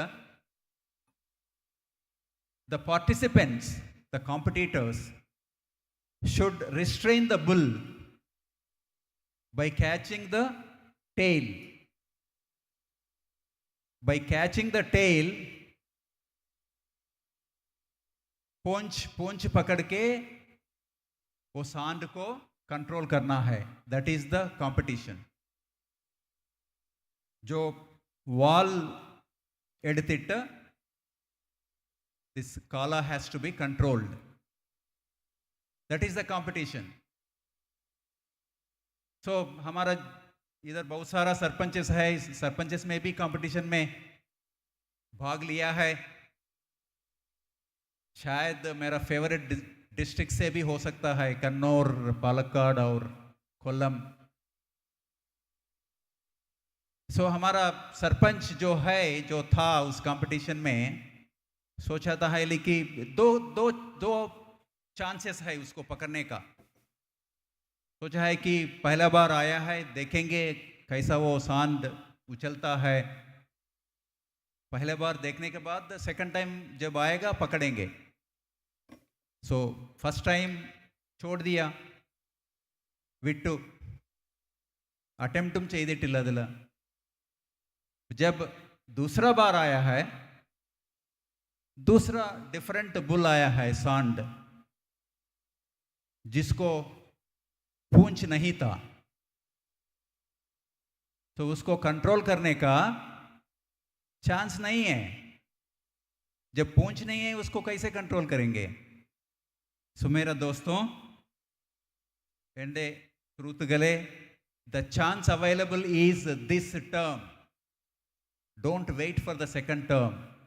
Chance available is this year. Don't wait for the second year. Plan for 5 years. But do whatever you want to do, whatever you have to do this year. That should be the approach for us to achieve the poverty-free Panchayat. Capacity building. Capacity building, आप गए होंगे इस जो समारोह यहाँ हो रहा है, इस conference is capacity building, is a training program to learn from different experiences, to interact with your colleagues, sarpanches, and so on so forth. But ये सुन के जाए वापस, उसको implementation में ले जाने का बहुत सारा लीकेज होता है. कैपेसिटी बिल्डिंग इसको बोलते हैं कि जो वो समझे इधर, वो ले जाके अपना पंचायत में इंप्लीमेंट करे, एग्जीक्यूट करे, तभी कैपेसिटी बिल्डिंग को पूरा हो गया बोल के कह सकते हैं. Capacity building is not mere attending the classes, coming to the SIRD or ETC, and then going back and then go back into our routine work without making any improvement, without bringing any improvement, without bringing some new changes which we have learned here. That is not capacity building. It is in your hands to take back the learnings, the knowledge, skills, and implement them, use them in your panchayat for making the improvement, making the change which you want to bring. और दूसरा question ये है कि ये किसका responsibility है जो capacity building बोलते हैं, ट्रेनिंग बोलते हैं. बहुत सारा लोग बोल सकते हैं कि SIRD का रोल है, ETC का रोल है, लेकिन मेरा रिस्पॉन्स हाँ और नहीं भी, ना भी. SIRDs, ETCs, अभी केरला देखो, किला keeps conducting large number of programs, लेकिन बहुत सारा राज्यों में वो अपना टर्म आने का बहुत समय लगता है. लकीली 5 साल में 1 या 2 बार बुलावा आता है वो SIRD में आने के लिए, ETC में आने के लिए, लेकिन वो काफ़ी नहीं है. इसलिए मेरा रिक्वेस्ट ये है कि आप लोगों से, you have a training plan for yourself, for your members, for your functionaries, जो ऑफिशियल्स है आपके पास, और जो बाकी स्टेक होल्डर्स है उन लोगों का भी ट्रेनिंग का. ये ट्रेनिंग का एक GPDP में आप जब प्लान करते हैं, आप कुछ एक कंपोनेंट, प्लान कंपोनेंट में कुछ रखते हैं कि नहीं? मेजॉरिटी ऑफ द पंचायत्स नहीं रखते हैं. जब नहीं रखते हैं मतलब उन लोगों का वो कैपेसिटी बिल्डिंग पे बिलीफ नहीं है. They don't trust on the capacity building. If they trust on the capacity building, they'll keep a component to train their stakeholders, their ward members, their SHG members, their youth, and they run after the institutions for conduct of the training programs. That is what required to be made by you for capacitating, for getting the benefit of knowledge and skills available which can make the difference in your panchayat. किस किस को training करना है? हम सोचते हैं कि सरपंच को ट्रेनिंग करने से काफ़ी है. नहीं है. हमने देखा है कि जब रिपोर्ट तैयार करते समय इंडक्शन बोलते हैं स्टार्टिंग में, उसमें अबाउट 80-85% लोगों को कवर करते हैं, स्पेशली द सरपंचेस. बाकी लोगों का टर्न नहीं आता है, और रिफ्रेशर ट्रेनिंग का बहुत ही रेयर है, 30-40%। ब्लॉक पंचायत में hardly 13-14% of coverage, district panchayat में और कम। सो मुझे ये कहना है कि आपका पंचायत में ये सब लोगों को ट्रेनिंग करवाना, कैपेसिटी बिल्डिंग करवाना आपका जिम्मेदारी है, आपका इनिशिएटिव से होना है। You should take the capacity building as an important activity and should become part of your plan. हमारा अंदाज से करीब 45 to 50 स्टेक होल्डर्स को ईच पंचायत में ट्रेन करने का जरूरत है। वो 12-15 members, standing committee chairperson, officials, 3-4 officials जो पंचायत में काम करते हैं, और जो सेक्टरल डिपार्टमेंट्स आपके साथ पंचायत लेवल पे काम करते हैं, उन लोगों का जो फील्ड लेवल पे है, उन लोगों का ट्रेनिंग भी इंपॉर्टेंट है। They should understand what panchayat is doing, what you are doing. आप क्या कर रहा है उन लोगों को समझ में आना है, तभी वो लोग सोचते हैं कि इसको मदद करना है। नहीं है तो they do their own programmes, their own activities, no convergence will happen. So you have to take the initiative, you have to take the responsibility of monitoring the conduct of training programmes, किसको हो रहा है, कितना दिन हो रहा है, किस किस चीज में हो रहा है, ये सब चीजें। और चौथा मुद्दा ये है कि कहाँ ट्रेनिंग करवाए, ആരാണ് ഈ ട്രെയിനിങ് കൊടുക്കാൻ പോകുന്നത്? എനിക്കറിയാം കേരളത്തിൽ നന്നായിട്ട് നടക്കുന്നുണ്ട് ഈ training program because of different position of KILA, बाकी राज्यों में इतना स्ट्रांग नहीं है। अभी सोचते हैं कि SIRD CTC से बुलावा आएगा, हम जाएंगे, ट्रेनिंग करवाएंगे, ट्रेनिंग में भाग लेंगे, लेकिन SIRDs का ETCs का कैपेसिटी लिमिटेड है। इतना सारा मैंने बोला है, अभी हर पंचायत में करीब 45 to 50 लोगों का ट्रेनिंग करवाना है, तो 45 to 50 मल्टीप्लाइड बाई 2.5 लाख ग्राम पंचायत ले लो पूरा देश में, करीब about 1.3-1.4 crores of people have to be trained. The capacity of SIRD CTCs is not enough. Then क्या करें? अभी जब हम इंटरेक्ट कर रहा था, जो रिपोर्ट तैयार करते समय हमें फीडबैक मिला है, बहुत सारा सरपंचेस ने बताया कि हमें पार्टिसिपेटिव ट्रेनिंग प्रोग्राम्स चाहिए, हमें हैंड्स ऑन ट्रेनिंग प्रोग्राम्स चाहिए। The best way of learning for you is from your neighbouring panchayats. इसलिए ऐसा एक माहौल क्रिएट किया गया है panchayat, ministry of panchayat raj, government of India का। Learn from the neighbouring panchayat. If neighbouring panchayat has done some good work, you should learn. Peer to peer learning, panchayat paired learning, इसका एक मुद्दा हमने रिपोर्ट में रखा है under the caption panchayat learning centre. There are large number of panchayats even now provide training program for the other neighboring panchayat representatives. क्यों नहीं आप लोगों का पंचायत एक लर्निंग सेंटर बने, पंचायत लर्निंग सेंटर बने, वहाँ जो चाहिए, जो स्मॉल इंफ्रास्ट्रक्चर क्रिएट करके लोगों को इनवाइट करें ट्रेनिंग के लिए। जब इनवाइट करते हैं you can charge small amount. Suppose उदाहरण, एक पंचायत बहुत अच्छा काम किया है MG नरेगा में, लाइवलीहुड्स में, उस मुद्दे पे आपका स्पेशलिटी होगा, उस ट्रेनिंग सेंटर में, आपका पंचायत हॉल में वो ट्रेनिंग होगा। जब ट्रेनिंग हो रहा है, जब लोग आ रहा है बाकी पंचायतों से, उसका स्मॉल चार्ज, फीस चार्ज करो, that will become own source revenue.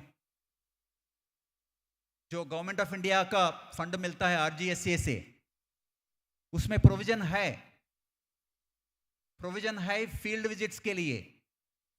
Field visits कहाँ जाते हैं? दूसरा पंचायतों में जाते हैं। जब पंचायत में आता है वहाँ एक स्ट्रक्चर्ड ट्रेनिंग प्रोग्राम बनाओ। ये पंचायत लर्निंग सेंटर्स, हमारा एक असेसमेंट है कि हर ब्लॉक में एक पंचायत लर्निंग सेंटर होना है। मेरा विश्वास ये है कि आप लोग जो लोग इधर आए हैं, आप लोगों का पंचायत, हर पंचायत में एक पंचायत लर्निंग सेंटर बने। उसके लिए आप एफर्ट करने का जरूरत है। और अभी सेक्रेटरी रूरल डेवलपमेंट कह रहा था कि जो सीआरपीस है, कम्युनिटी रिसोर्स पर्सन, जो एनआरएलएम में हम देखा है, CRPs from Kerala, CRPs from Andhra Pradesh, they went to West Bengal, Bihar, UP, and they helped in formation of SSG groups, helped in grooming the SSG groups. Why not we think of the panchayat leaders who had worked for second time, third time as resource persons and send it to the other panchayats and help them to come up with the capacity building, organizational capacity building. जो अच्छा किया है, जो अभी खदरूर पंचायत है हमारा कन्नौर जिला का, जो सरपंच इतना अच्छा काम किया है, वो एक रिसोर्स पर्सन बन सकते हैं। बाकी जो पंचायत है वहाँ जाके वहाँ ट्रेनिंग दे सकते हैं। उसको कोई नाम बोलो, beacon panchayat leader, torch light, the candle who can give the light. So I think we should move into that mode of training, create thousands of panchayat learning centers across the country, and that can happen with your initiative. You should take it, and resources का अभाव नहीं है, funds का shortage नहीं है, the RGSA funds can definitely be used. और another एक important मुद्दा ये है कि how much you are self government. आपको बोलते रहते हैं ना, local self government. Self government means independent government. To what extent वो self government खा जा सकता है. I know a lot of states, they are creating number of restrictions, number of circulars. ये करो, ये मत करो, ये करने का इतना ही फंड यूज करो जो जीपीडीपी में इंक्लूड किया है, तब भी इसका प्रायर अप्रूवल लो. और दूसरा, जब आप लोग जीपीडीपी बनाते हैं, केरला को छोड़ो बाकी राज्यों का ये क्वेश्चन है, कहाँ से आप अपलोड करते हैं? आपका पंचायत में से करते हैं या नहीं तो बीडीओ को देके बीडीओ अपलोड करते हैं? मुझे पता है बहुत सारा राज्यों में बीडीओ का ऑफिस से होता है. That can be an excuse that हमारा ऑफिस में इंटरनेट नहीं है, कंप्यूटर नहीं है. That is all lame excuse. I don't accept, I don't agree.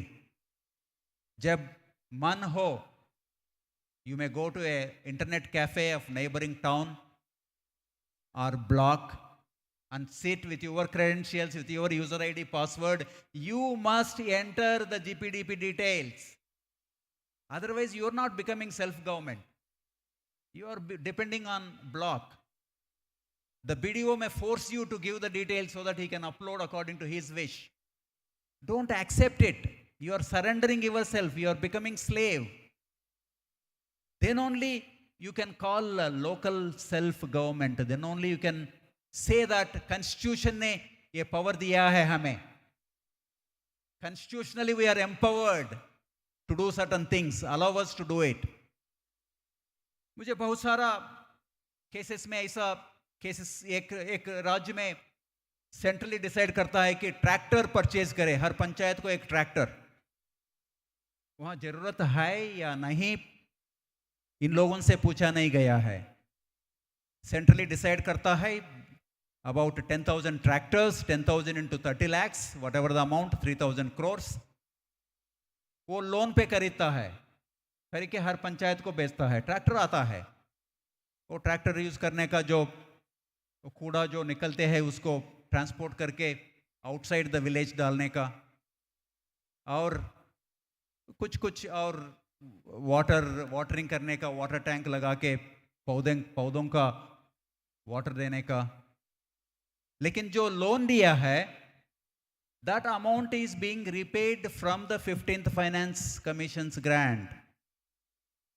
They are forced to repay that. इसलिए मेरा विनती ये है कि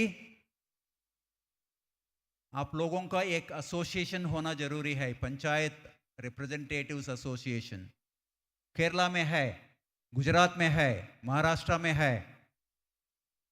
हमको जब रिपोर्ट करते समय हमको सुनने का मिला है कि panchayat associations have done in some states wonderful work.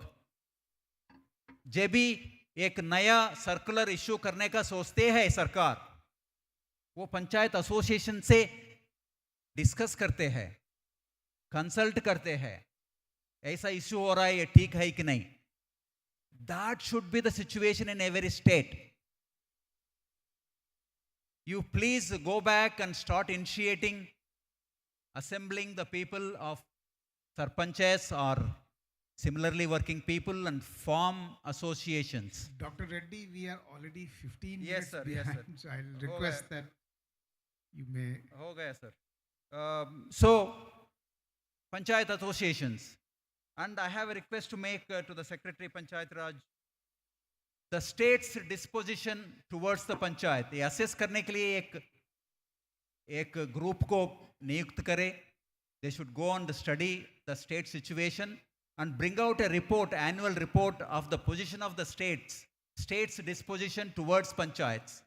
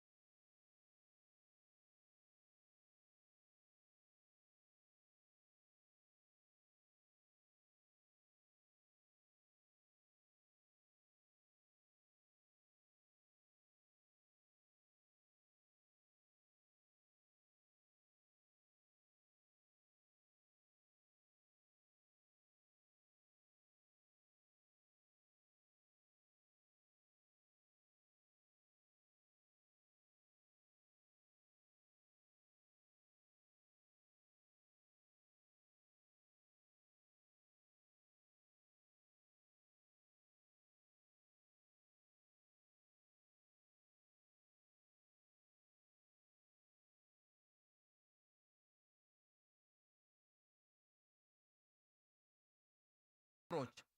And Grama Sabhas, from participation of 20 persons, 20 लोग participate करते हैं ग्राम सभा में, वो काफ़ी नहीं है।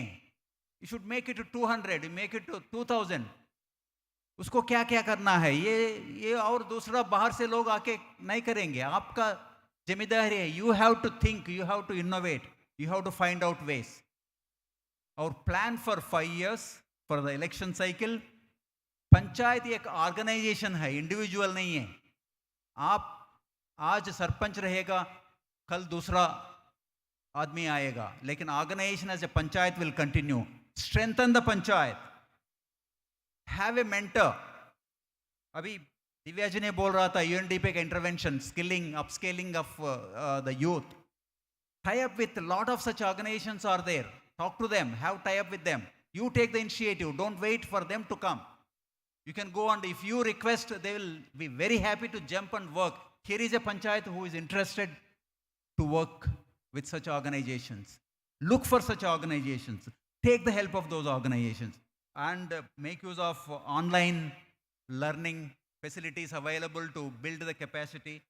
There are a lot of things which we have recommended, and I hope we'll translate them into action. I'll just end with one quote of Mahatma Gandhi. ये पूरा बहुत मुश्किल लगते होंगे, लेकिन मुश्किल नहीं है, आसान है। महात्मा गांधी ने बोला है, dreams at first seem impossible. जो स्वप्न देखते हैं appear to be impossible, हो नहीं सकता है, then improbable may not happen. And finally, when we commit ourselves to that vision, become inevitable. They will happen, they must happen.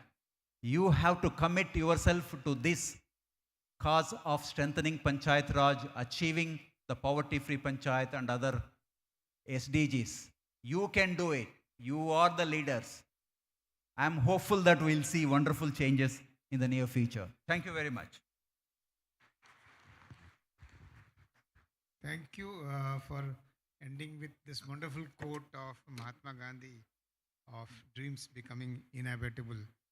So you have given a lot of suggestion as to how to go about capacity building, including having your own training budget, ensuring that all relevant stakeholders, including ward members, the government officials, and all those who are important are capacitated, having Panchayat people as resource persons, using online tools, capacitating the Gram Sabha, and many other suggestions, including the resolve to strengthen themselves so that the government also consults you in all their policies and decision making. So having your own training center. So lot of good suggestions. I am sure Panchayati Raj Ministry will take them into account. So I think we have come to the end of the session, and I would request you, or maybe I give my own summary and thereafter you. Okay. Maybe I'll use the podium.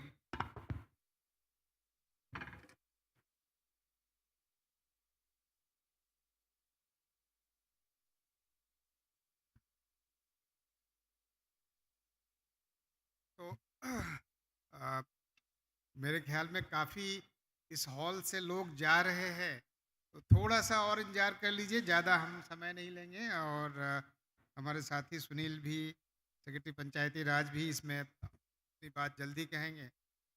तो आप सब लोगों ने बहुत अच्छा काम किया है, और आज हमें ये पूरे देश से लगभग 1800 ग्राम पंचायतों ने पार्टिसिपेट करके ये दिखाया है कि किस प्रकार से आप गरीबी उन्मूलन, पॉवर्टी इरेडिकेशन और इन्हांस लाइवलीहुड की दिशा में आगे काम कर रहे हैं।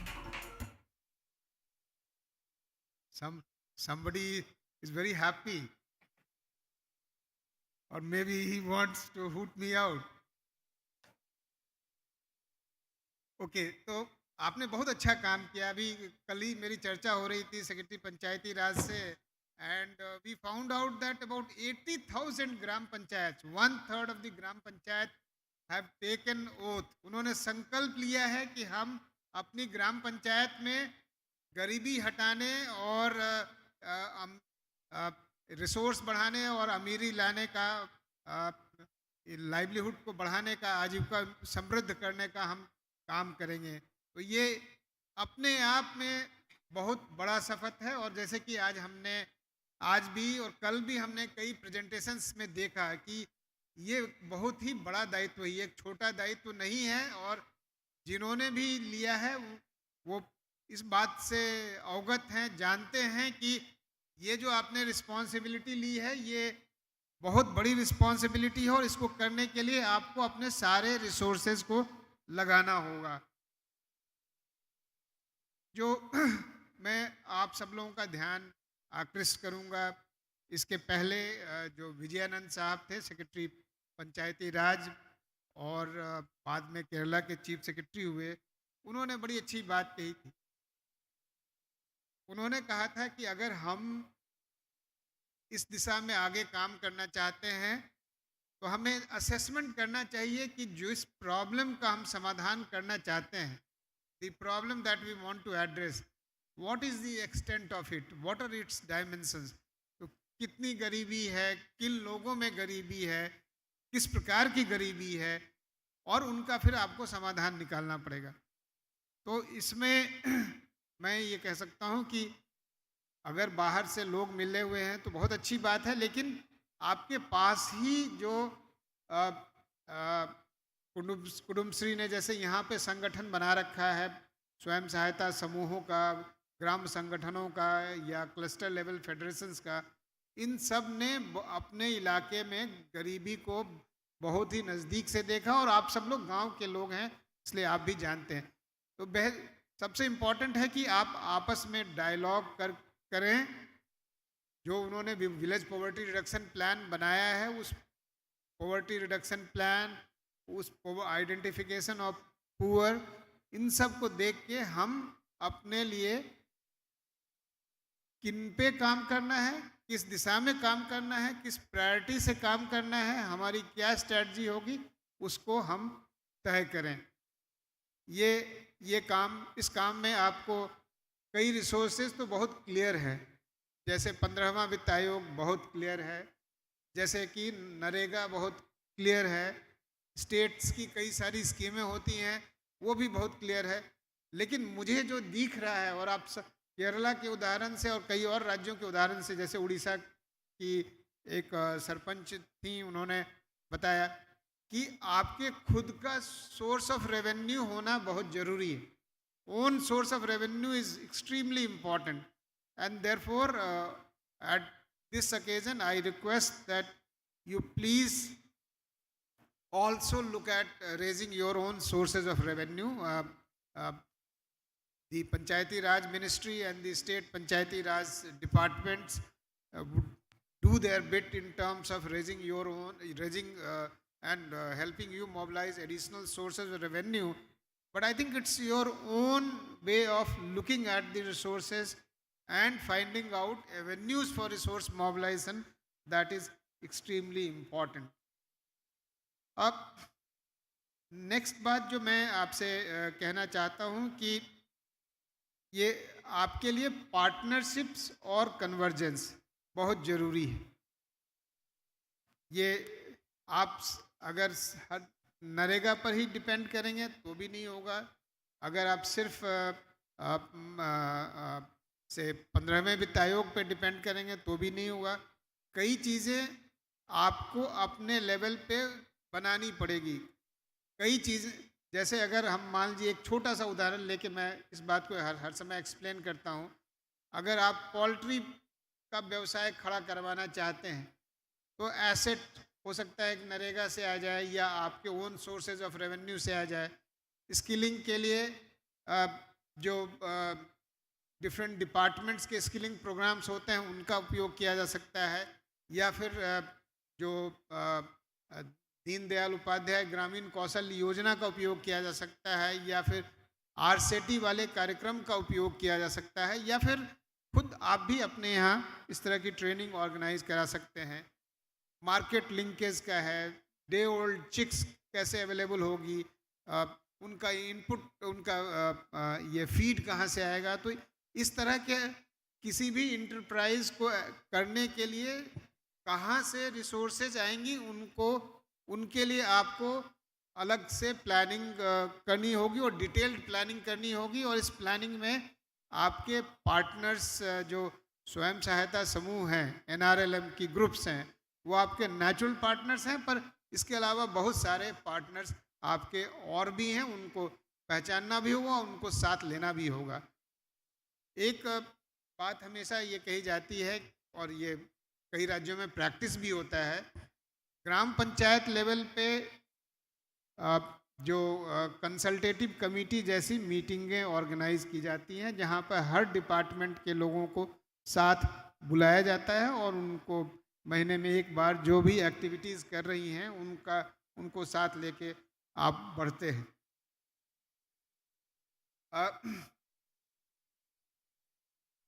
एक जो इम्पॉर्टेंट बात है कि आपने प्लान तो बना लिया, लेकिन प्लान की अगर मॉनिटरिंग नहीं होगी और प्लान का इम्प्लीमेंटेशन नहीं होगा तो ये फिर डिसइल्यूजनमेंट सेट करता है। आप लोग निराश हो जाएंगे, लोग आपके साथ फिर कोऑपरेट करना बंद कर देंगे। तो ये इम्पॉर्टेंट है कि जो भी आप प्लान बनाएं उन प्लान्स का इम्प्लीमेंटेशन पक्का ज़रूर सुनिश्चित कराएं। और अगर आप पूरा नहीं कर पाए हैं तो जो भी आपके साथ स्टेक होल्डर्स हैं वो स्टेक होल्डर्स साथ मिल के देखें कि क्यों नहीं पूरा हो पाया है, और जो भी फैक्टर्स उसके पास उसके कारण रहे हैं उन फैक्टर्स को के बारे में लोगों को जानकारी दें, और आगे के आपके प्लान्स उन फैक्टर्स को ध्यान में रखते हुए जो बने हैं उनके बारे में भी सबको जानकारी रहे।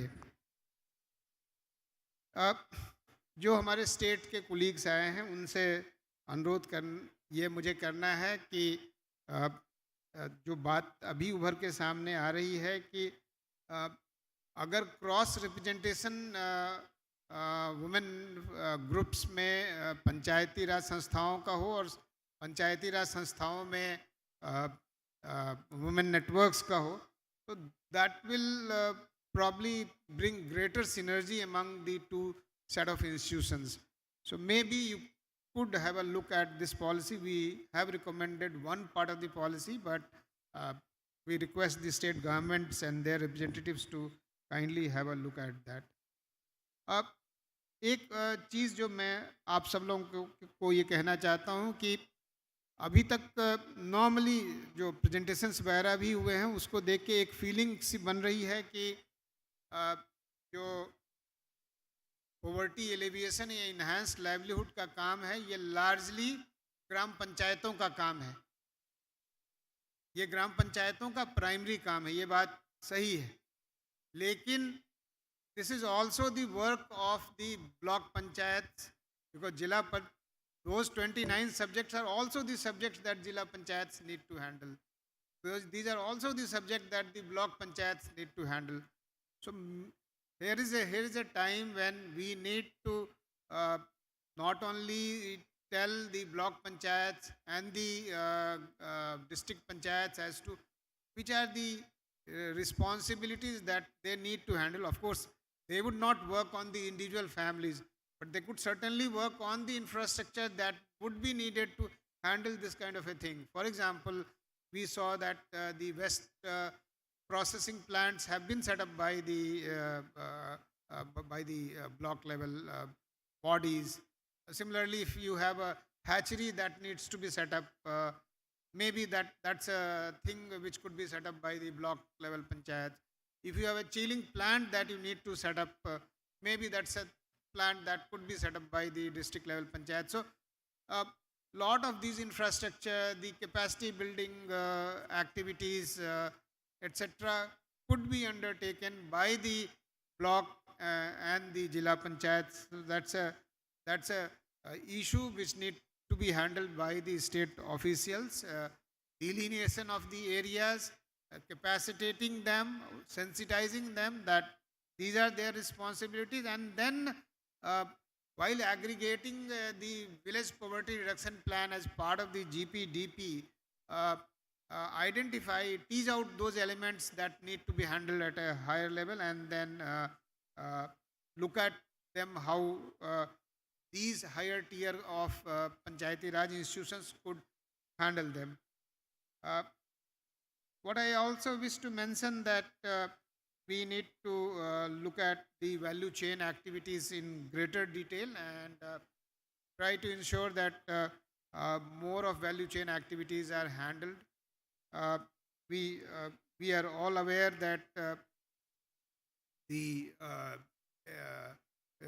SDGs and the poverty of the people can only be handled if we, in the rural situation, allow people to diversify their livelihood options. अगर आजीविका के साधन का हम विस्तार करेंगे तो ग्रामीण इलाकों में, ग्रामीण परिवेश में जो 1 लाख का अभी जो हमारा इमीडिएट टर्म विज़न है, उस विज़न की, उस एनुअल इनकम के विज़न की हम प्राप्ति कर सकेंगे। तो इस तरह की प्लानिंग VPRP में है और उनको हम कैसे सक्सेसफुल बनाएं, ये हमारे लिए इम्पॉर्टेंट है। एक और इम्पॉर्टेंट चीज़ जो हमने देखी है और वो हमारे प्रोग्राम का पॉवर्टी इरेडिकेशन स्ट्रैटेजी का इम्पॉर्टेंट एलिमेंट है, ये है क्लस्टर लेवल फेडरेशंस को सशक्त बनाना। Cluster level federations livelihood generation के क्षेत्र में बहुत ही इम्पोर्टेंट रोल प्ले कर सकती हैं। जहाँ भी उन्होंने ये काम किया है वहाँ पर ये काफ़ी सक्सेसफुल हुआ है। और अगर हम इनको और इनकी कैपेसिटी बिल्ड करते हैं, इनको हम रिसोर्स अवेलेबल कराते हैं और पंचायतें और क्लस्टर लेवल फेडरेशन साथ मिल के काम करती हैं, तो ये कोई शक नहीं कि इन दोनों का जो जोड़ होगा वो इस दिशा में काफ़ी ज़्यादा आगे बढ़ के काम कर पाएगा। इस पे जो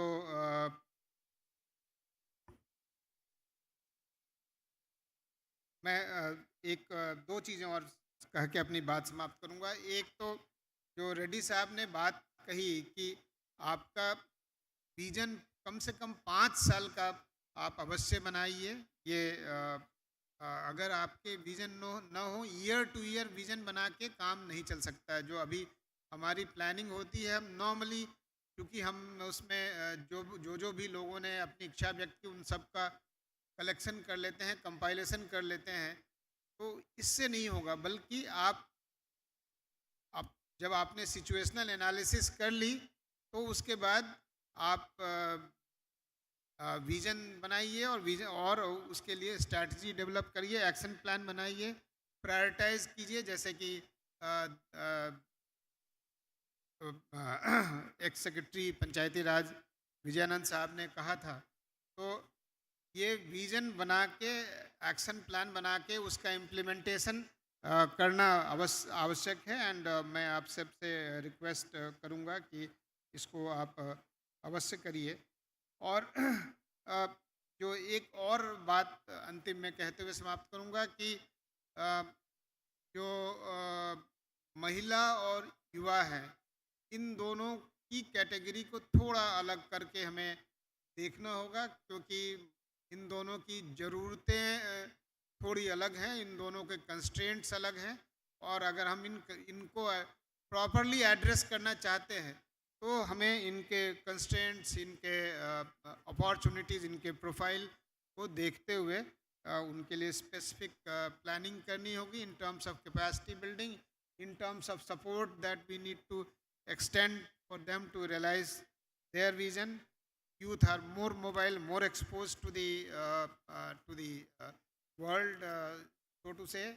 Their exposure to the electronic media, etc., is more, and therefore we need to take advantage of that. Last point is the point that brings the issue of attending to the issue of extreme poverty.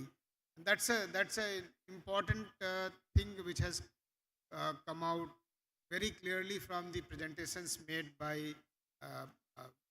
various representatives, various Gram Panchayats, as well as from the representatives of the state government. तो मैं आप सब लोगों से अनुरोध करूंगा कि गरीबी का ही एक अंग है और ज़्यादा एक्सट्रीम अंग है extreme poverty.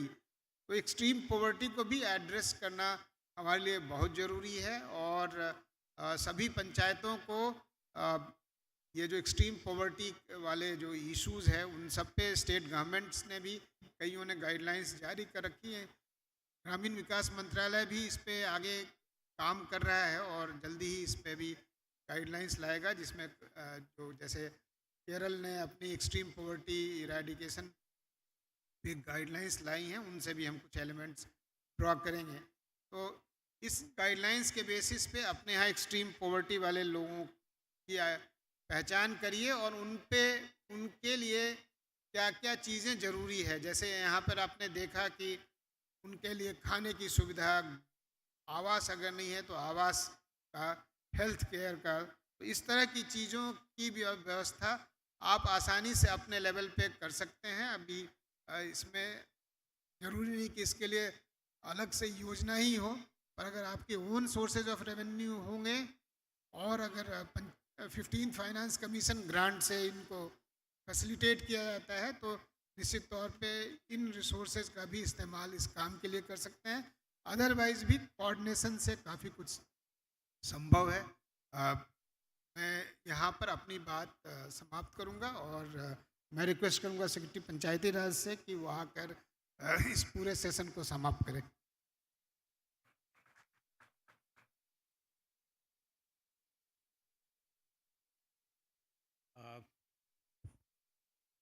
My colleague, Secretary Rural Development, other esteemed panelists on the dais, senior officers from Government of Kerala, Government of Tamil Nadu, and other states, Panchayat representatives from all over the country who have assembled here, जो इस 3 दिवसीय राष्ट्रीय कार्यशाला में सम्मिलित हुए हैं। पिछले 2 दिनों से जो 6 सत्रों में डिस्कशंस हुआ है, उसका मैं संक्षेप में उसे कंक्लूड करके एक लिंक पिरोते हुए I'll try to sum up the deliberations and the key points that are the major takeaways from this conference. During the inaugural session, we had the Honorable Minister of State for Panchayati Raj and External Affairs from Government of India. We had the Cabinet Minister for Local Self-Government, Government of Kerala. And we heard as to how at the national level, more than 415 million people living below the poverty line, how those have been brought above the poverty line in the last 15 years. We also heard how in the last 50 years, Kerala reduced poverty from about 60% to less than 1%, 0.7% to be precise. तो ये जो उपलब्धि हुई है, इसमें सबसे पहले हमें जितने भी स्टेक होल्डर्स हैं, जितने भी लोगों का, चाहे वो गवर्नमेंट ऑफ इंडिया लेवल से एफर्ट हुई हो, स्टेट गवर्नमेंट लेवल से एफर्ट हुई हो, स्थानीय प्रशासन, डिस्ट्रिक्ट एडमिनिस्ट्रेशन से एफर्ट हुई हो, ये सभी के एफर्ट्स का ही रिजल्ट है. So these are achievements of which we can be justifiably proud of, take pride in. और यही ये बात भी उभर के आई कि केरल में जो इस सम्मेलन का होस्ट राज्य है, वहाँ कुदुमश्री को शुरू हुए 25 वर्ष पूरे हो रहे हैं और उनके ACS, प्रिंसिपल सेक्रेटरी, सभी लोगों ने इस बात पर जोर दिया कि ये एक उनके रजत जयंती समारोह का एक ये भी एक उसका हिस्सा बन गया. और जो इस पूरे 2 दिवसीय सम्मेलन में हमने देखा कि इस in the organization of this conference, members of Kudumshri, they have played an immense and a huge role. आप सभी लोगों के जो हम लोगों का खान पान की पूरी जिम्मेदारी थी, जो हमारा ये पूरा कॉन्फ्रेंस एग्जीबिशन की जिम्मेदारी थी और यहाँ की साफ सफाई की भी जिम्मेदारी, वो सारा कुछ कुदुमश्री की महिलाओं ने अपने कंधों पर उठा रखा था. तो a round of applause for all members of the Kudumshri who made this huge event possible. अब हम लोग आते हैं कि साहब जो अलग अलग सेशंस हुए, जैसा सेक्रेटरी आरडी ने इस सेशन के प्रारंभ में ही कहा कि इसके पहले के 5 सेशन मिलाकर 30 से ज़्यादा वीडियो फिल्म्स यहाँ पर दिखाई गई थी जो पंचायतों की थी। और जब हमने उसका अभी एक गिनती की, when I counted, there were actually 38 video films, of which more than 32-33 were from ग्राम पंचायत। और कल के चर्चा के दौरान भी कई ग्राम पंचायतों की ओर से कहा गया कि हमने भी अपनी फिल्म भेजी थी, लेकिन किन्हीं कारणों से वो सम्मिलित नहीं हो सकी। तो यहाँ पर I would like to assure all of you that all of you who have assembled here, the work that you are doing, that you have done, is of outstanding quality. We are not passing a judgment that if your film has not been shown here, then that is not important. और कई बार ये चीज़ होती है कि जिन परिस्थितियों में आप काम करते हैं, उन परिस्थितियों में उसका ज्ञान मुझे नहीं है। और यहाँ पर कोई भी, हम में से कोई भी नहीं कह सकता है कि हम आपके गांव की, आपके पंचायत की, आपकी परिस्थितियों से पूरी तरह वाकिफ़ हैं। और हो सकता है कि उन परिस्थितियों में आप जितना कुछ भी अचीव कर रहे हैं वो भी काबिले तारीफ़ हो। तो इसलिए सभी पंचायत प्रतिनिधियों का मैं अभिवादन करता हूं कि आप लोगों ने इस सम्मेलन में प्रतिभाग किया। 2 दिन तक बहुत ही पेशेंटली आपने सारी बातों को सुना है।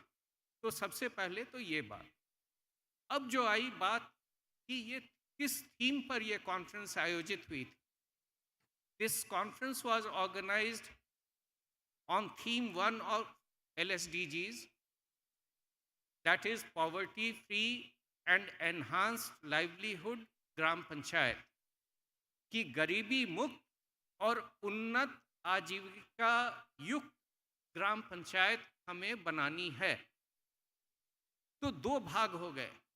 एक हुआ पॉवर्टी एलिविएशन, यानी जो गरीबी है उसको चाहे हम जिस तरीके से भी परिभाषित करें।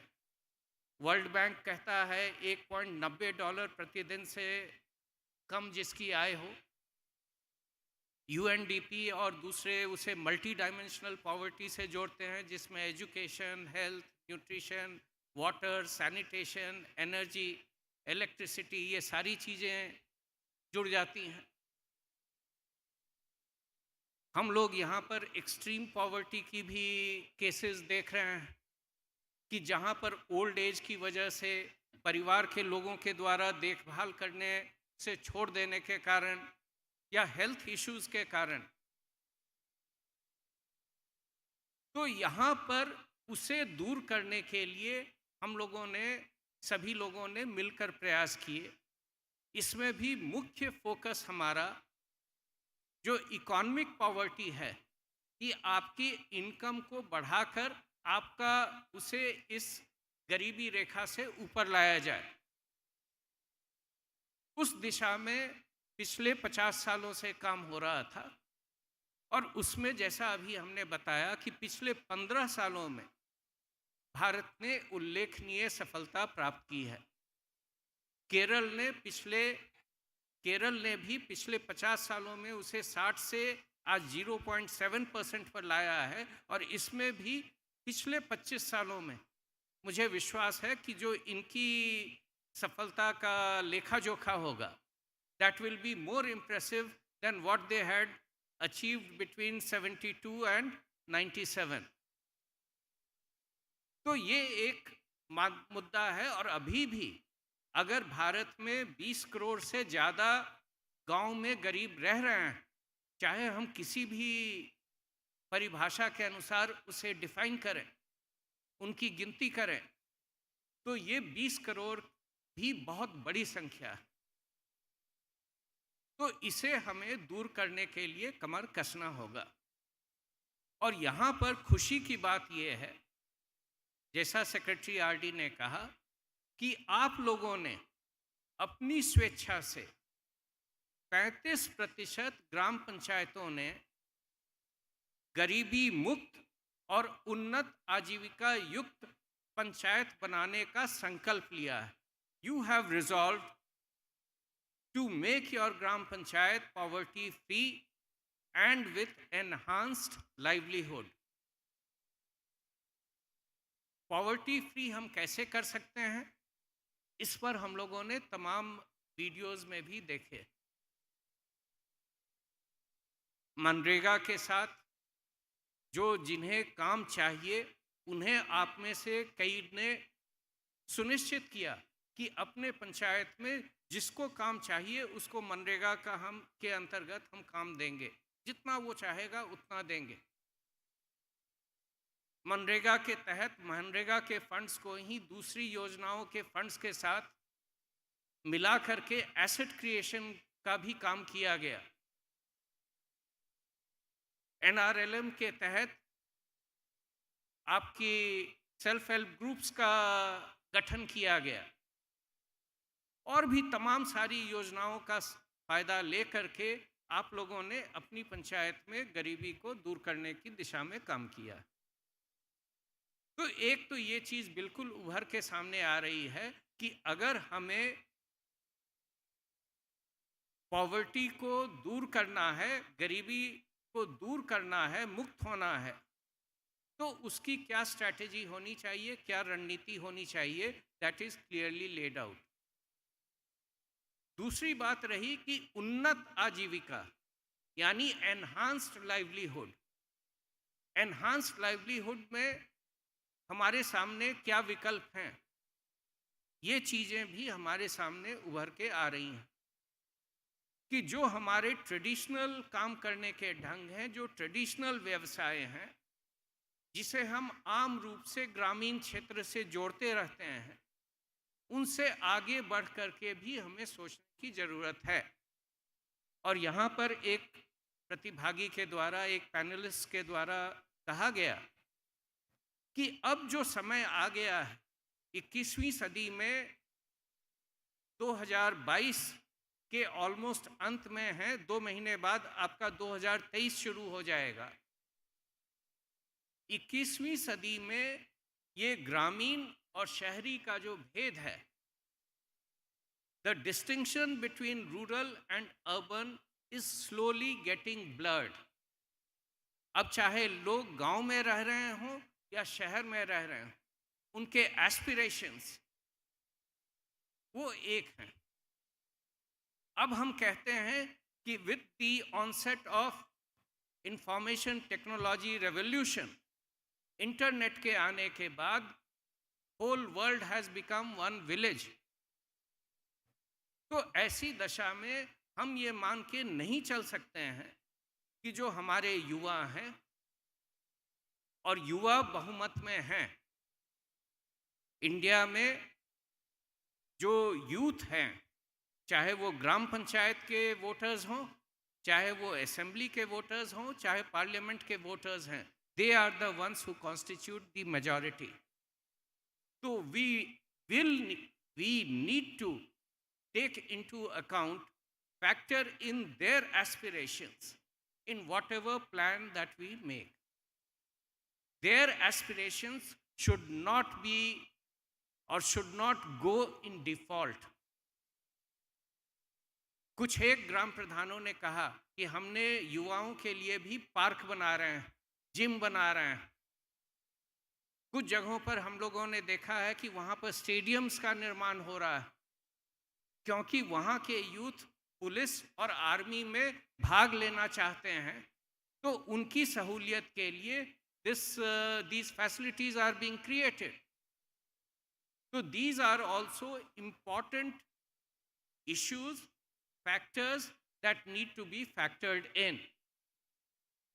तो यहाँ पर जो चीज़ें उभर के आई, जो पहला सेशन था, उसमें आप लोगों ने देखा कि उड़ीसा के एक ट्राइबल बेल्ट में, कोरापुट में, स्वयं सहायता समूह की महिलाओं ने किस प्रकार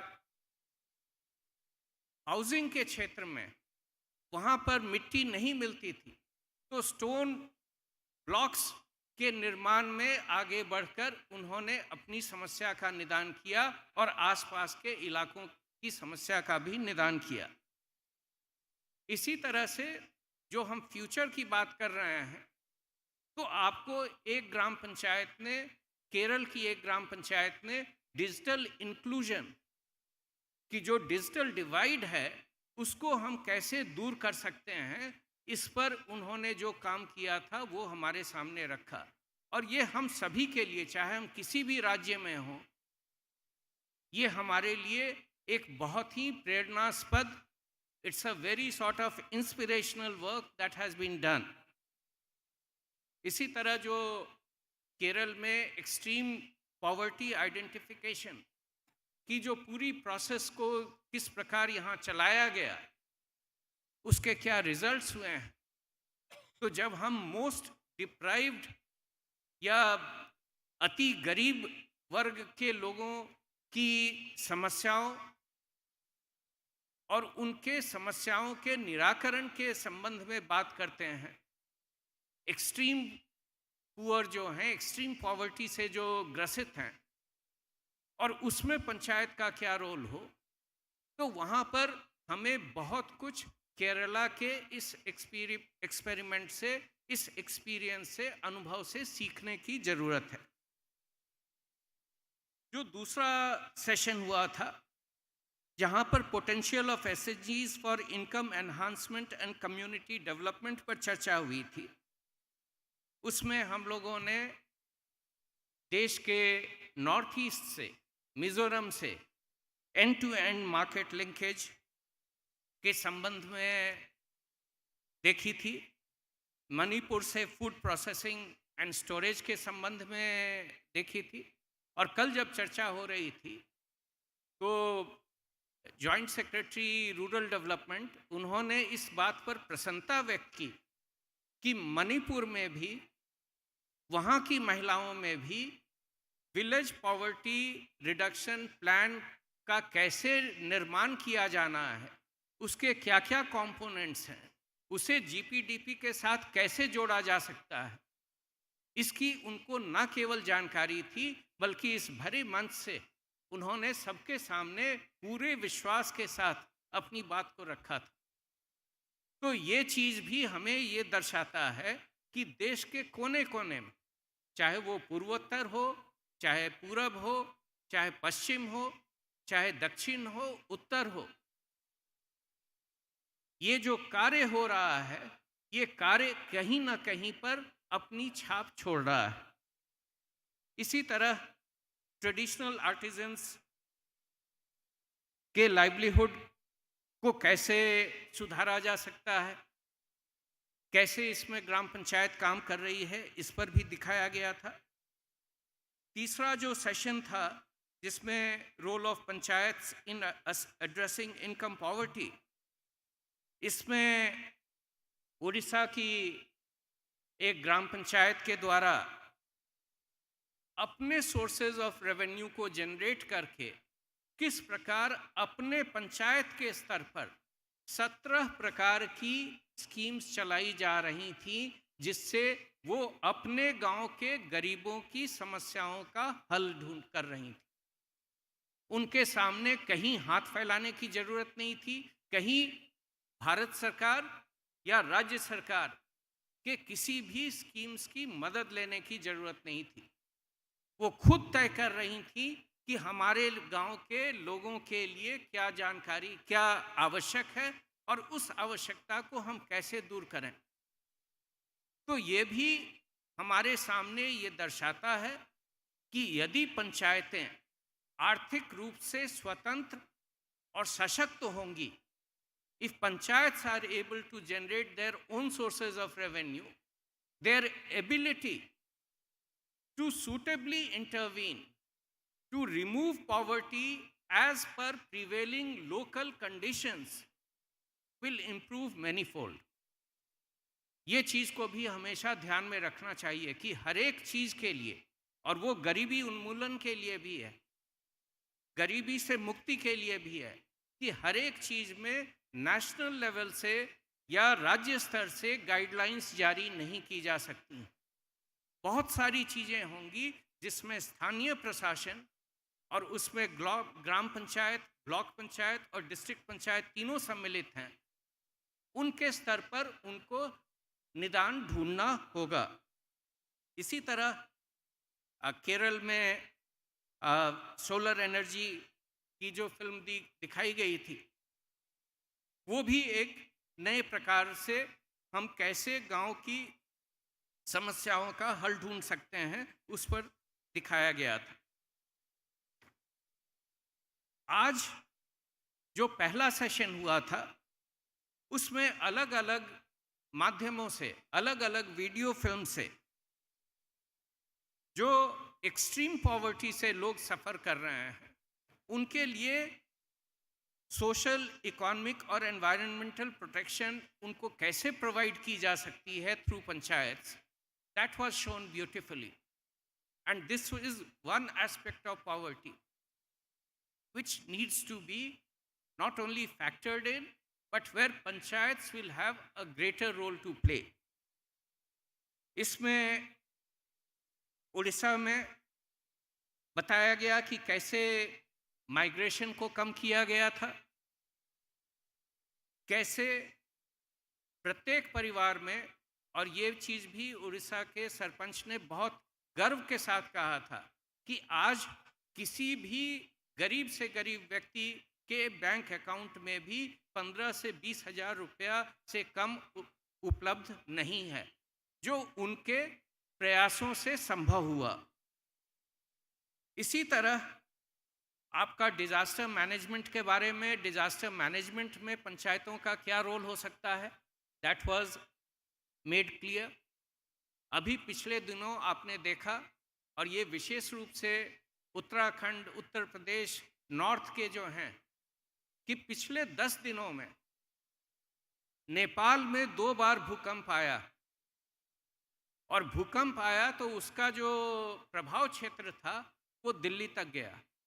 आपका पंजाब में भी भूकंप आया, असम में भी भूकंप आते रहता है, जम्मू कश्मीर में आते रहता है, उत्तराखंड में भी भूकंप आया, नेपाल में भी आया। और जो जानकार हैं, विशेषज्ञ हैं, दे आर सेइंग कि whole of North India is sitting on a time bomb. At any point of time it can be hit by a major earthquake. और अगर 7 और या 8 रिक्टर स्केल के पैमाने पर कोई अर्थक्वेक आती है, तो कुछ एक लोगों का अनुमान है कि दिल्ली जैसे शहर में 70 से 80% जो घर हैं, दे विल बी फ्लैटेंड। ग्रामीण क्षेत्रों में भी स्थिति इससे बेहतर नहीं होगी। तो हमें इन चीज़ों के बारे में सोचने, सतर्क रहने की ज़रूरत है। जो आपके फ्लड अफेक्टेड एरियाज़ हैं, जो बिहार के, आज एक सेशन में यूनिसेफ के प्रतिनिधि ने बताया कि किस तरह से वो कम्युनिटी को मोबिलाइज करके बिहार में इक्विप कर रहे हैं, कि वो चाहे फ्लड्स हो, चाहे वो फायर हो, फायर हैजार्ड्स हो, चाहे वो लाइटनिंग हो, चाहे वो अर्थक्वेक्स हो, इसमें कम्युनिटी का क्या रिस्पांस होना चाहिए, कैसे होना चाहिए, इस दिशा में वो लोगों को मोबिलाइज करके, ट्रेन करके काम कर रहे हैं, और इससे लोगों में जागरूकता आ रही है। तो पंचायतों का रोल इसमें भी बहुत बड़ा है, क्योंकि यदि कोई इस तरह की प्राकृतिक त्रासदी होगी, if there is a natural disaster, तो just as Covid has impacted everyone, whether rich or poor, and the poor more than the rich, similarly natural disasters will also have a severe impact on the livelihood of poor people across the affected areas. तो इस पर भी बहुत काम करने की जरूरत है। जो आपका 5वां सेशन था, जिसमें आपके केरला के बेस्ट प्रैक्टिसेस दिखाए गए थे, उसमें जितने भी थे, 7 या 8 प्रेजेंटेशंस उसमें थे, चाहे वो पैलिएटिव केयर पर हो, ये भी हमारे लिए बहुत महत्वपूर्ण है, क्योंकि हमारा एज प्रोफाइल भी अब बढ़ते जा रहा है। आज़ादी के समय हमारी औसत आयु 37 इयर्स थी, और ये now it is touching 70 and it is likely to go still higher once we have the latest census figures. और अगले 15-20 सालों में हो सकता है कि भारत में भी औसत आयु 80 साल के करीब हो जाए। और बहुत सारे परिवार जो हैं अब छोटे परिवार हो रहे हैं, फर्टिलिटी रेट आपकी घट रही है, तो बहुत परिवारों के सामने अकेलापन, loneliness will be a major factor. तो आज जो केरल कर रहा है या जो सदर्न स्टेट्स में स्थिति उत्पन्न हो रही है and how they are responding to it, tomorrow the same thing will begin to be felt in states like Bihar, UP and other northern states too. So we have to learn from others' experiences and be prepared for that. और ये एक ऐसा क्षेत्र है जिसमें ग्राम पंचायत का role सर्वाधिक and most effective होगा. No state government, no central government can run those palliative care schemes. It has to be the local self-government alone. तो पैलिएटिव केयर की बात की, ट्राइबल हेल्थ की बात की, हरित कर्मा सेना हो, लाइवलीहुड एग्रीकल्चर हो, इन सारे का सभी का अपना इम्पोर्टेंस था। और एक इनका जो शी वर्क स्पेस पर जो ये काम प्रारंभ किए हैं, अभी पूरा नहीं हुआ है, हो सकता है अगले साल अगर इस समय तक हम लोग आए तो she work place work space जो बन रहा है वो आप लोग उसका विजिट भी कर सकें।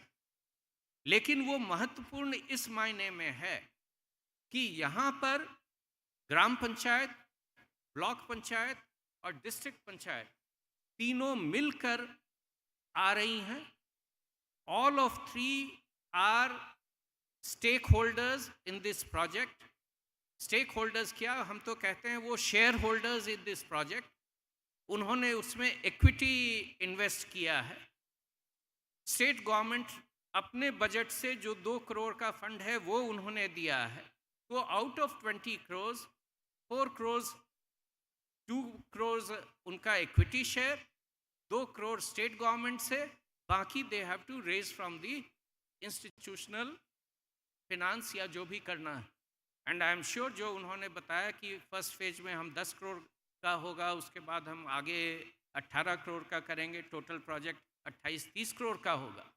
तो as and when this project gets implemented, ये एक नए तरीके से हम किस प्रकार प्रोजेक्ट का फिनांसिंग कर सकते हैं, which has an impact on poverty alleviation and enhanced livelihood, वो हमारे सामने एक उदाहरण अपने देश में उपलब्ध होगा। तो this is one project which we will be watching with great interest, and we would like to learn the various details about how the project has been conceptualized, what are the role of different stakeholders, how the funding is being arranged, who will be operating and maintaining it, sustainability, how that will be undertaken. We would like to have a detailed study of that. और फिर ये जो final session हुआ था way forward में, यहाँ पर सबसे पहले जो कुदुमश्री के बारे में जफ़र मलिक साहब ने बताया था, एंड ही हैड रेफर्ड कि secretary Panchayati Raj had raised certain queries, और ये सेक्रेटरी आरडी ने भी अपने ये में बताया कि जो क्लस्टर लेवल फेडरेशन है दे बिकम क्रिटिकल। अगर हमारे देश में आज 80 लाख सेल्फ हेल्प ग्रुप्स हैं, तो विलेज ऑर्गेनाइजेशंस जो पंचायत लेवल की होंगी उनकी संख्या भी हो सकता है 4-5 लाख के लगभग हो, और क्लस्टर लेवल फेडरेशंस हो सकता है कि उनकी संख्या देश भर में 20 से 25 हज़ार के बीच हो। कि एक ब्लॉक में अगर 2-3 क्लस्टर लेवल फेडरेशंस भी हुए तो फिर आपके लगभग आपके 20-25 हज़ार होंगे। I am not going into the figures and I don't pretend कि I am aware of those figures, लेकिन एक चीज़ जो साफ निकल के आ रही है कि cluster level federations are the ones whom we should be targeting at and transforming them into sort of more viable, more potent, more economically sort of agile units. उनको, और हमने एक एग्जाम्पल भी देखा कि फार्मर प्रोड्यूसर ऑर्गेनाइजेशन के रूप में what were the how it improved their ability to raise resources, get assets, create assets, and provide benefits to all their stakeholders. So similarly, these credit level, cluster level federations of SDGs are the ones जिसको हमें target रखना होगा कि आने वाले समय में, whether it is a period of 3 years, 5 years, whatever, and that will vary from state to state, कि उसका हम टर्नओवर कितने तक ले जा सकते हैं, उसमें किस तरह के प्रोडक्ट्स को they should be manufacturing, they should be preparing and supplying. उनका सप्लाई केवल डिस्ट्रिक्ट या स्टेट तक सीमित होगा या it will go across states and may be they even across countries. तो what should be our game plan? इसमें उन लोगों के कैपेसिटी को हमें बिल्ड करना होगा, इस दिशा में सोच करके आगे काम करने की ज़रूरत है. तो आई वुड अर्ज कि सभी जो हमारी सेल्फ हेल्प ग्रुप्स में क्लस्टर लेवल फेडरेशंस के जो सदस्य हैं, अध्यक्ष हैं, और जो राज्यों में इस दिशा में काम हो रहा है, उसमें हम इस दिशा में भी आगे बढ़ कर के सोचें, एक विजन रखें, और जो इसके लिए तैयार होते जाते हैं उनको पूरा सपोर्ट करें. विमेन और यूथ को अलग अलग देखना है, point well taken. Rural urban divide is blurring, point well taken. Aspirations are changing, point well taken. ये सारे चीज़ का मतलब ये है कि जैसा रेड्डी साहब कह रहे थे कि panchayat need to be transform themselves into effective institutions of local self-government. They should not be seen as implementing agencies, taking or working on the directions of the state government, government of India, or the district magistrate or district collector. ये चीज़ हमें बांध लेनी होगी और इसका कोई विकल्प नहीं है. There is no alternative to this. तो ब्लॉक पंचायत और डिस्ट्रिक्ट पंचायत, इनका क्या रोल होगा, इस चीज़ को भी हमें बनानी होगी, बिल्ड इन करनी होगी, और इस पूरे प्रोसेस में उनके रोल को भी अगर हम डिफाइन करते हैं, प्रॉपरली एग्जीक्यूट करते हैं, तभी हम इस गोल को अटेन कर पाएंगे. तो इन्हीं शब्दों के साथ मैं ये विश्वास व्यक्त करता हूँ कि ये जो 2 दिवसीय कार्यशाला हुई है, इसमें जो लर्निंग्स हैं, जो दूसरों के अनुभव से सीखने का मौका मिला है, वो सभी के लिए उपयोगी होगा. और हम लोग विशेष रूप से जो 80,000 ग्राम पंचायत जिन्होंने ये संकल्प लिया है, उनके जीपीडीपी को, उसको कैसे इस गोल को अचीव करने के अनुरूप बनाया जाए, इस पर उनकी पूरी मदद करने के लिए हर संभव प्रयास करेंगे. और चूंकि अब सत्र का समापन हो रहा है, तो मैं अपनी ओर से इस पूरे 2 दिवसीय कार्यशाला में प्रतिभाग करने वाले सभी पैनलिस्ट, सभी ऑर्गेनाइजेशंस, सभी एक्सपर्ट्स, उनका मैं धन्यवाद देना चाहूँगा. जितने राज्य सरकार, केरल स्टेट गवर्नमेंट के सभी अधिकारियों का, किला का, जिसने मुख्य रूप से इस कार्यक्रम के आयोजन में मुख्य भूमिका निभाई. उसके बाद जितने प्रतिभाग करने वाले यहाँ पर प्रतिभागी आए हैं फ्रॉम डिफरेंट स्टेट्स, 21 राज्यों से कल जो स्थिति थी कि करीब 370 डेलीगेट्स आए थे, and from with in the state Kerala से लगभग कुदुमश्री और पंचायत प्रतिनिधियों को मिलाकर करीब 1800 1800 और मोर delegates were there. So we had more than 2000 delegates over 2 days. So I would like to thank all of them. It is because of your active involvement that this entire thing becomes a success. And I am hopeful that tomorrow, when you will be going on field visits, when you will be interacting with your colleagues in the Gram Panchayats, and you would be seeing for yourself the type of work that they have done, you will find that that would be the icing on the cake, so to say. This conference, whatever you have gathered over the last 2 days, you would find that you have learnt more through that exposure visit of yours. So I would like to thank once again everyone who has been sort of involved in the organization of this conference, and that includes my colleagues, my fellow officers in the ministry too. They should not feel left out. Yes, I acknowledge the hard work that has been put by all of them, and they have worked tirelessly in collaboration with the state government to make this conference a success. That's how I would like to believe. But ultimately, it is your word, it is your impression which makes the difference, and your work in the field which will count. Thank you.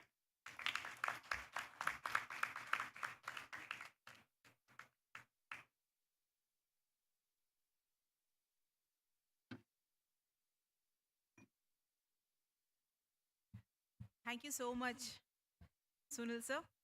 Now, we have the felicitation of dignitaries. It is our humble request that Sri MP Ajit Kumar, Additional Director of Panchayats, to come onto the stage.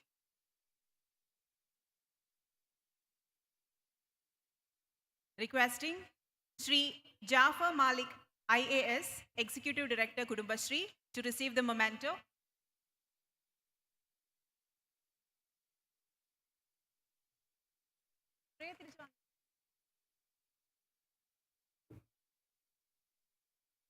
Requesting Ms. Divya Jain, Project Officer, Livelihoods, UNDP, India.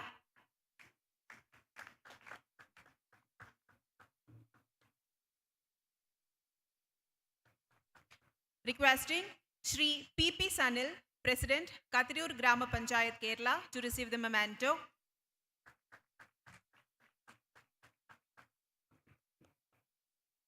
Dr. W.R. Reddy, former Director General, NIRD and PR, and Chair of the National Capacity Building Framework Committee, to receive a token of admiration. So by this, we are concluding. We also had a concluding session, the summing up, which was done by Sri Sunil Kumar sir. Now we have to move on to the next session. I would like to request the honorary dignitaries to take your seats, and kindly request Narendranath Sinha sir and Sunil Kumar sir to be on the stage so that we can felicitate the participating states. Now, the next session that is going to happen is the felicitation of the states. ഓരോ സംസ്ഥാനത്തെയും പ്രതിനിധീകരിച്ചെത്തിയിരിക്കുന്ന പ്രിയപ്പെട്ടവരായവർക്ക് സ്റ്റേജിലേക്ക് വന്ന് memento സ്വീകരിക്കുക എന്നുള്ളൊരു ചടങ്ങാണ് അടുത്ത് നടക്കാൻ പോകുന്നത്. जिन जिन राज्यों से जो भी व्यक्तियां यहाँ पे हैं, आप कृपया मंच पर आए और ये मोमेंटो स्वीकार करें. We would be announcing the names of the states so that the representative could come to the stage. First, it's Andhra Pradesh. would request the representative of Andhra Pradesh to come onto the stage and receive the memento. Sir, please.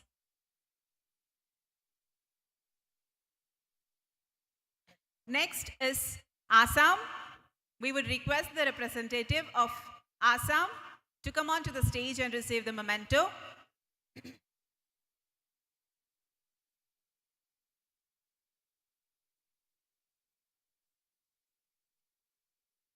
Next on the list is Gujarat.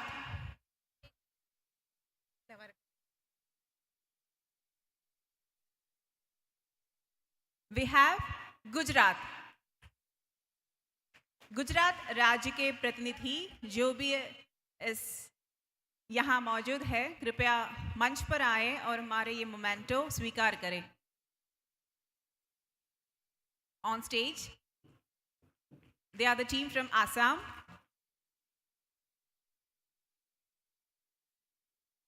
Next, Gujarat.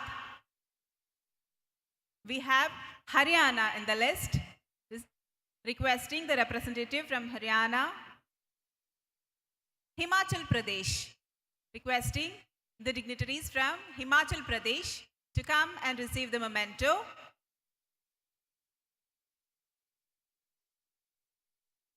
Karnataka. Maharashtra.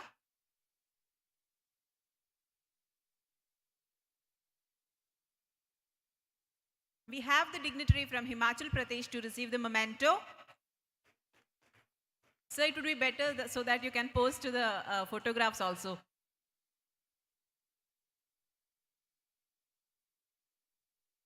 Karnataka.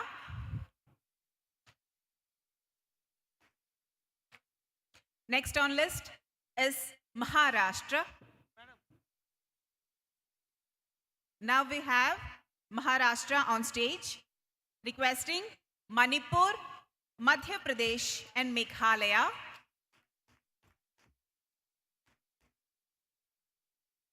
The team from Maharashtra is on the stage.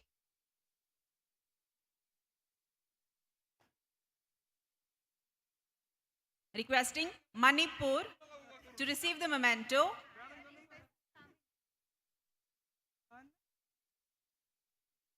Followed by Madhya Pradesh, Meghalaya, Mizoram, then Odisha. Kindly please be ready so that जब भी आपके राज्य का नाम सुनाई पड़ेगा, आप कृपया मंच पर आए और हमारे ये मोमेंटो स्वीकार करें। We have Manipur on stage, I believe. Madhya Pradesh.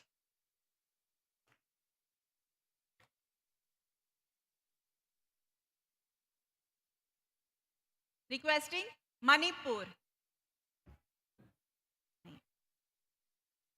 Meghalaya.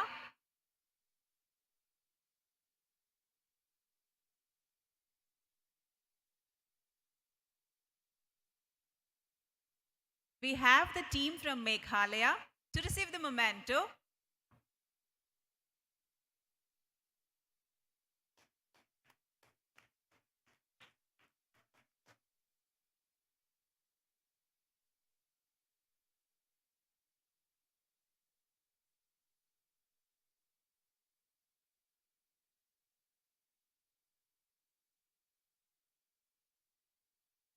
Odisha and then Punjab, Rajasthan, Tamil Nadu and Telangana. Please be ready.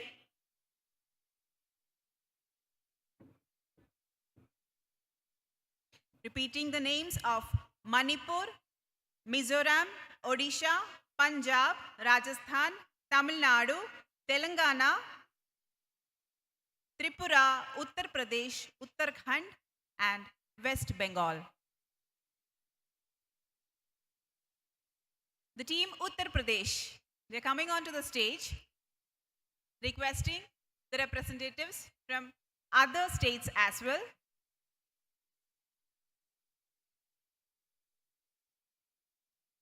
UP से हैं, उत्तर प्रदेश से हैं, they are receiving the memento.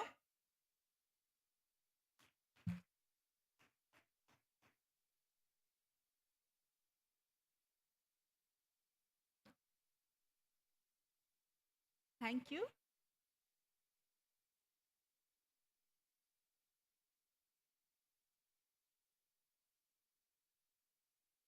Now we have Tamil Nadu on stage.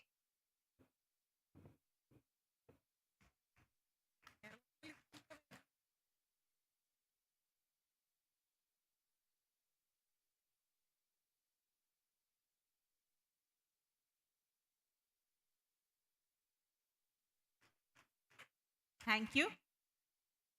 Telangana. Anybody representing Telangana? Andhra Pradesh.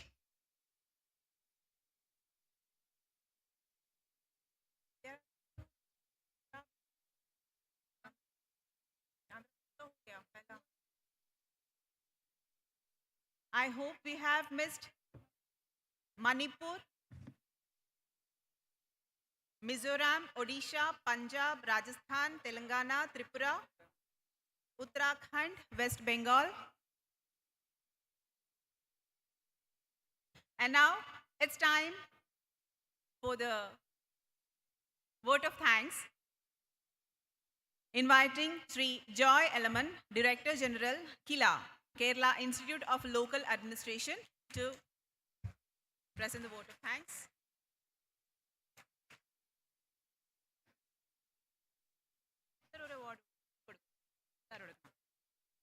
Okay. We have another announcement. It's an award presentation. As you all might have visited and seen the Kudumbashree stalls that has set up 30 different stalls in the product stall area, we have received good responses and reviews for our products, and our women entrepreneurs are delighted to be a part of this workshop and present their products through this national diaspora. We had a lucky draw coupon system in all our product stalls today. Now,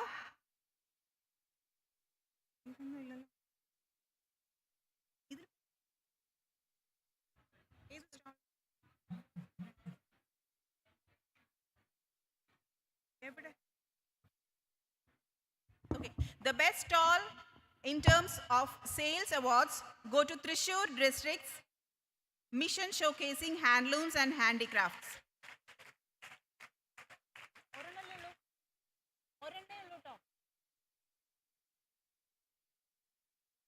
Thrissur District Mission Showcasing Handlooms and Handicrafts. The best stall awards go to this team. The best stall award goes to this team. So kindly please come onto the stage and receive.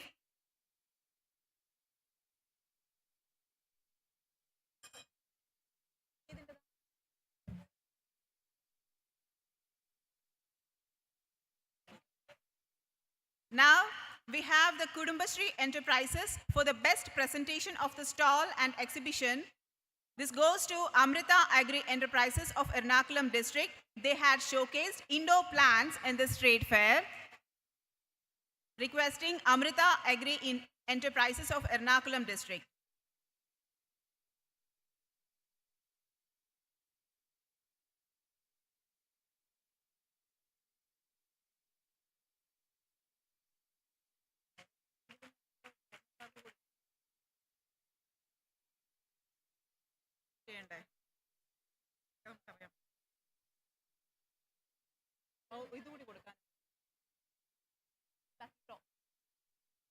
We have had a lucky draw also. So we have the representatives of Odisha. Please come. The representatives of Odisha are coming onto the stage to receive the memento, the token of love, followed by the West Bengal team.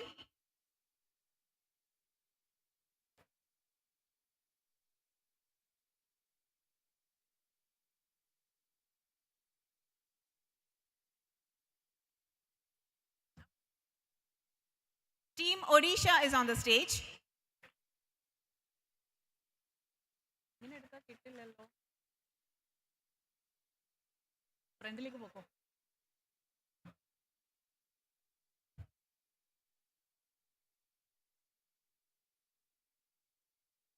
Thank you. Now we have West Bengal on stage.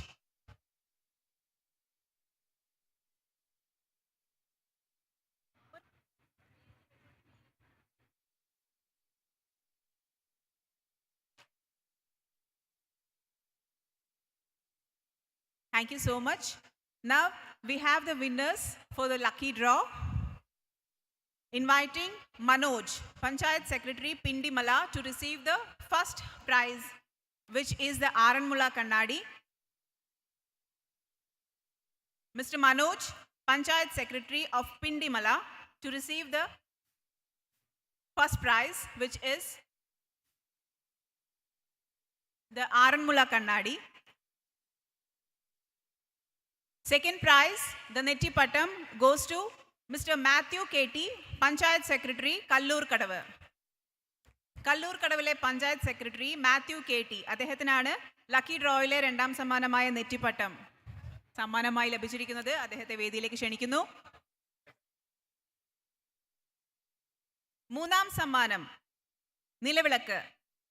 ഇത് സമ്മാനമായി ലഭിച്ചിരിക്കുന്നത് Shri Shivadas NR, panchayat secretary, Erattayar, Idukki.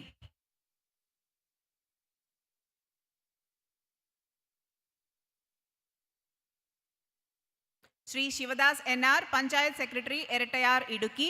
വേദിയിലേക്ക് എത്തിച്ചേരാൻ താമസമുണ്ട് എങ്കിൽ സംഘാടക സമിതിയുമായി ബന്ധപ്പെട്ട് നിലവിളക്ക് സമ്മാനം കൈപ്പറ്റണമെന്ന് റിക്വസ്റ്റ് ഉണ്ട്. നമുക്ക് പ്രോഗ്രാം വൈൻഡ് അപ്പ് ചെയ്യേണ്ട സമയമായതുകൊണ്ട് കീനോട്ട് അഡ്രസ് നന്ദി പ്രകാശിപ്പിക്കുന്നതിന് വേണ്ടി പ്രിയങ്കരനായ ശ്രീ ജോയ് എലമൻ സാറിനെ വേദിയിലേക്ക് ക്ഷണിക്കുകയാണ്. ഇദ്ദേഹം KILA, Kerala institute of local administration, കിലയുടെ ഡയറക്ടർ ജനറലാണ്. Sir, please.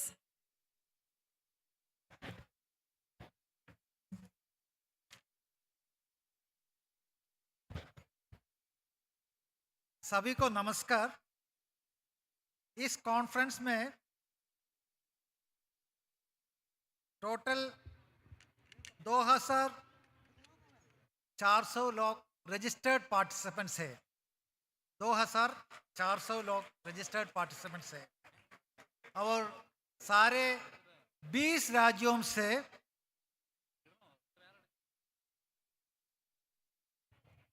300 का ऊपर लोग रजिस्टर किया है और कुटुंबश्री से 700 लोग रजिस्टर किया है.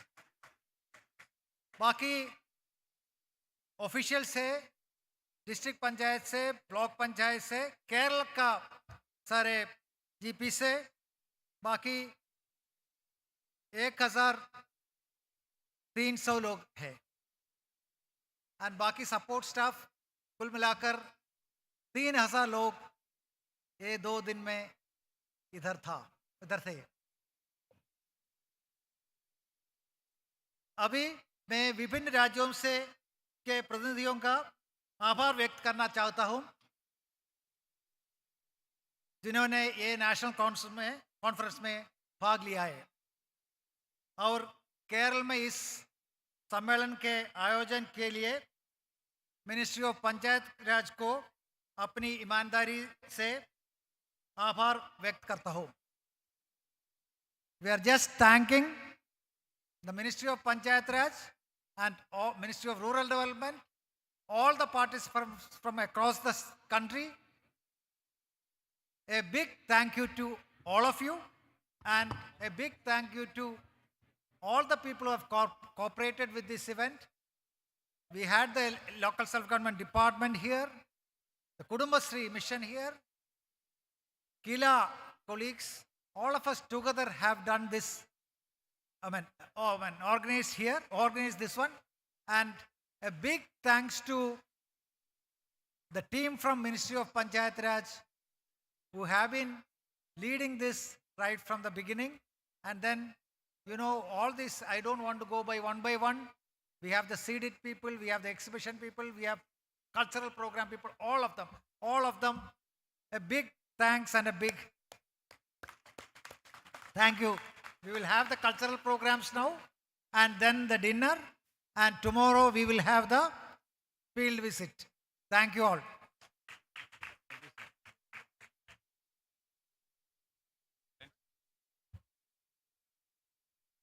So by this, we are not calling it a day. The session's completed, and now we have a small break so that our team is here. The cultural event is going to begin. Same like yesterday, the upcoming moments are of some energy, some refreshment.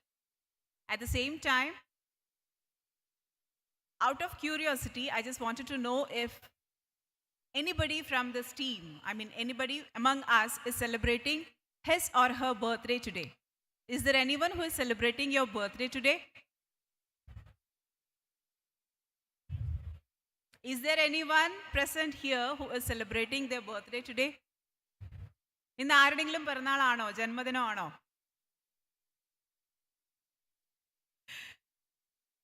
Anyways, now the stage is all set for the Vanji Pata. I would be giving the brief of Vanji Pata, and the cultural events are going to commence. Meanwhile, those who didn't have their tea, coffee or snacks, whatever, you can please have your refreshments and come back and occupy your seats so that we can enjoy the next session. Same like yesterday. This would be the last few moments of the people who are present here. Most possibly, don't think that we would be meeting each other in any of the days, forthcoming days.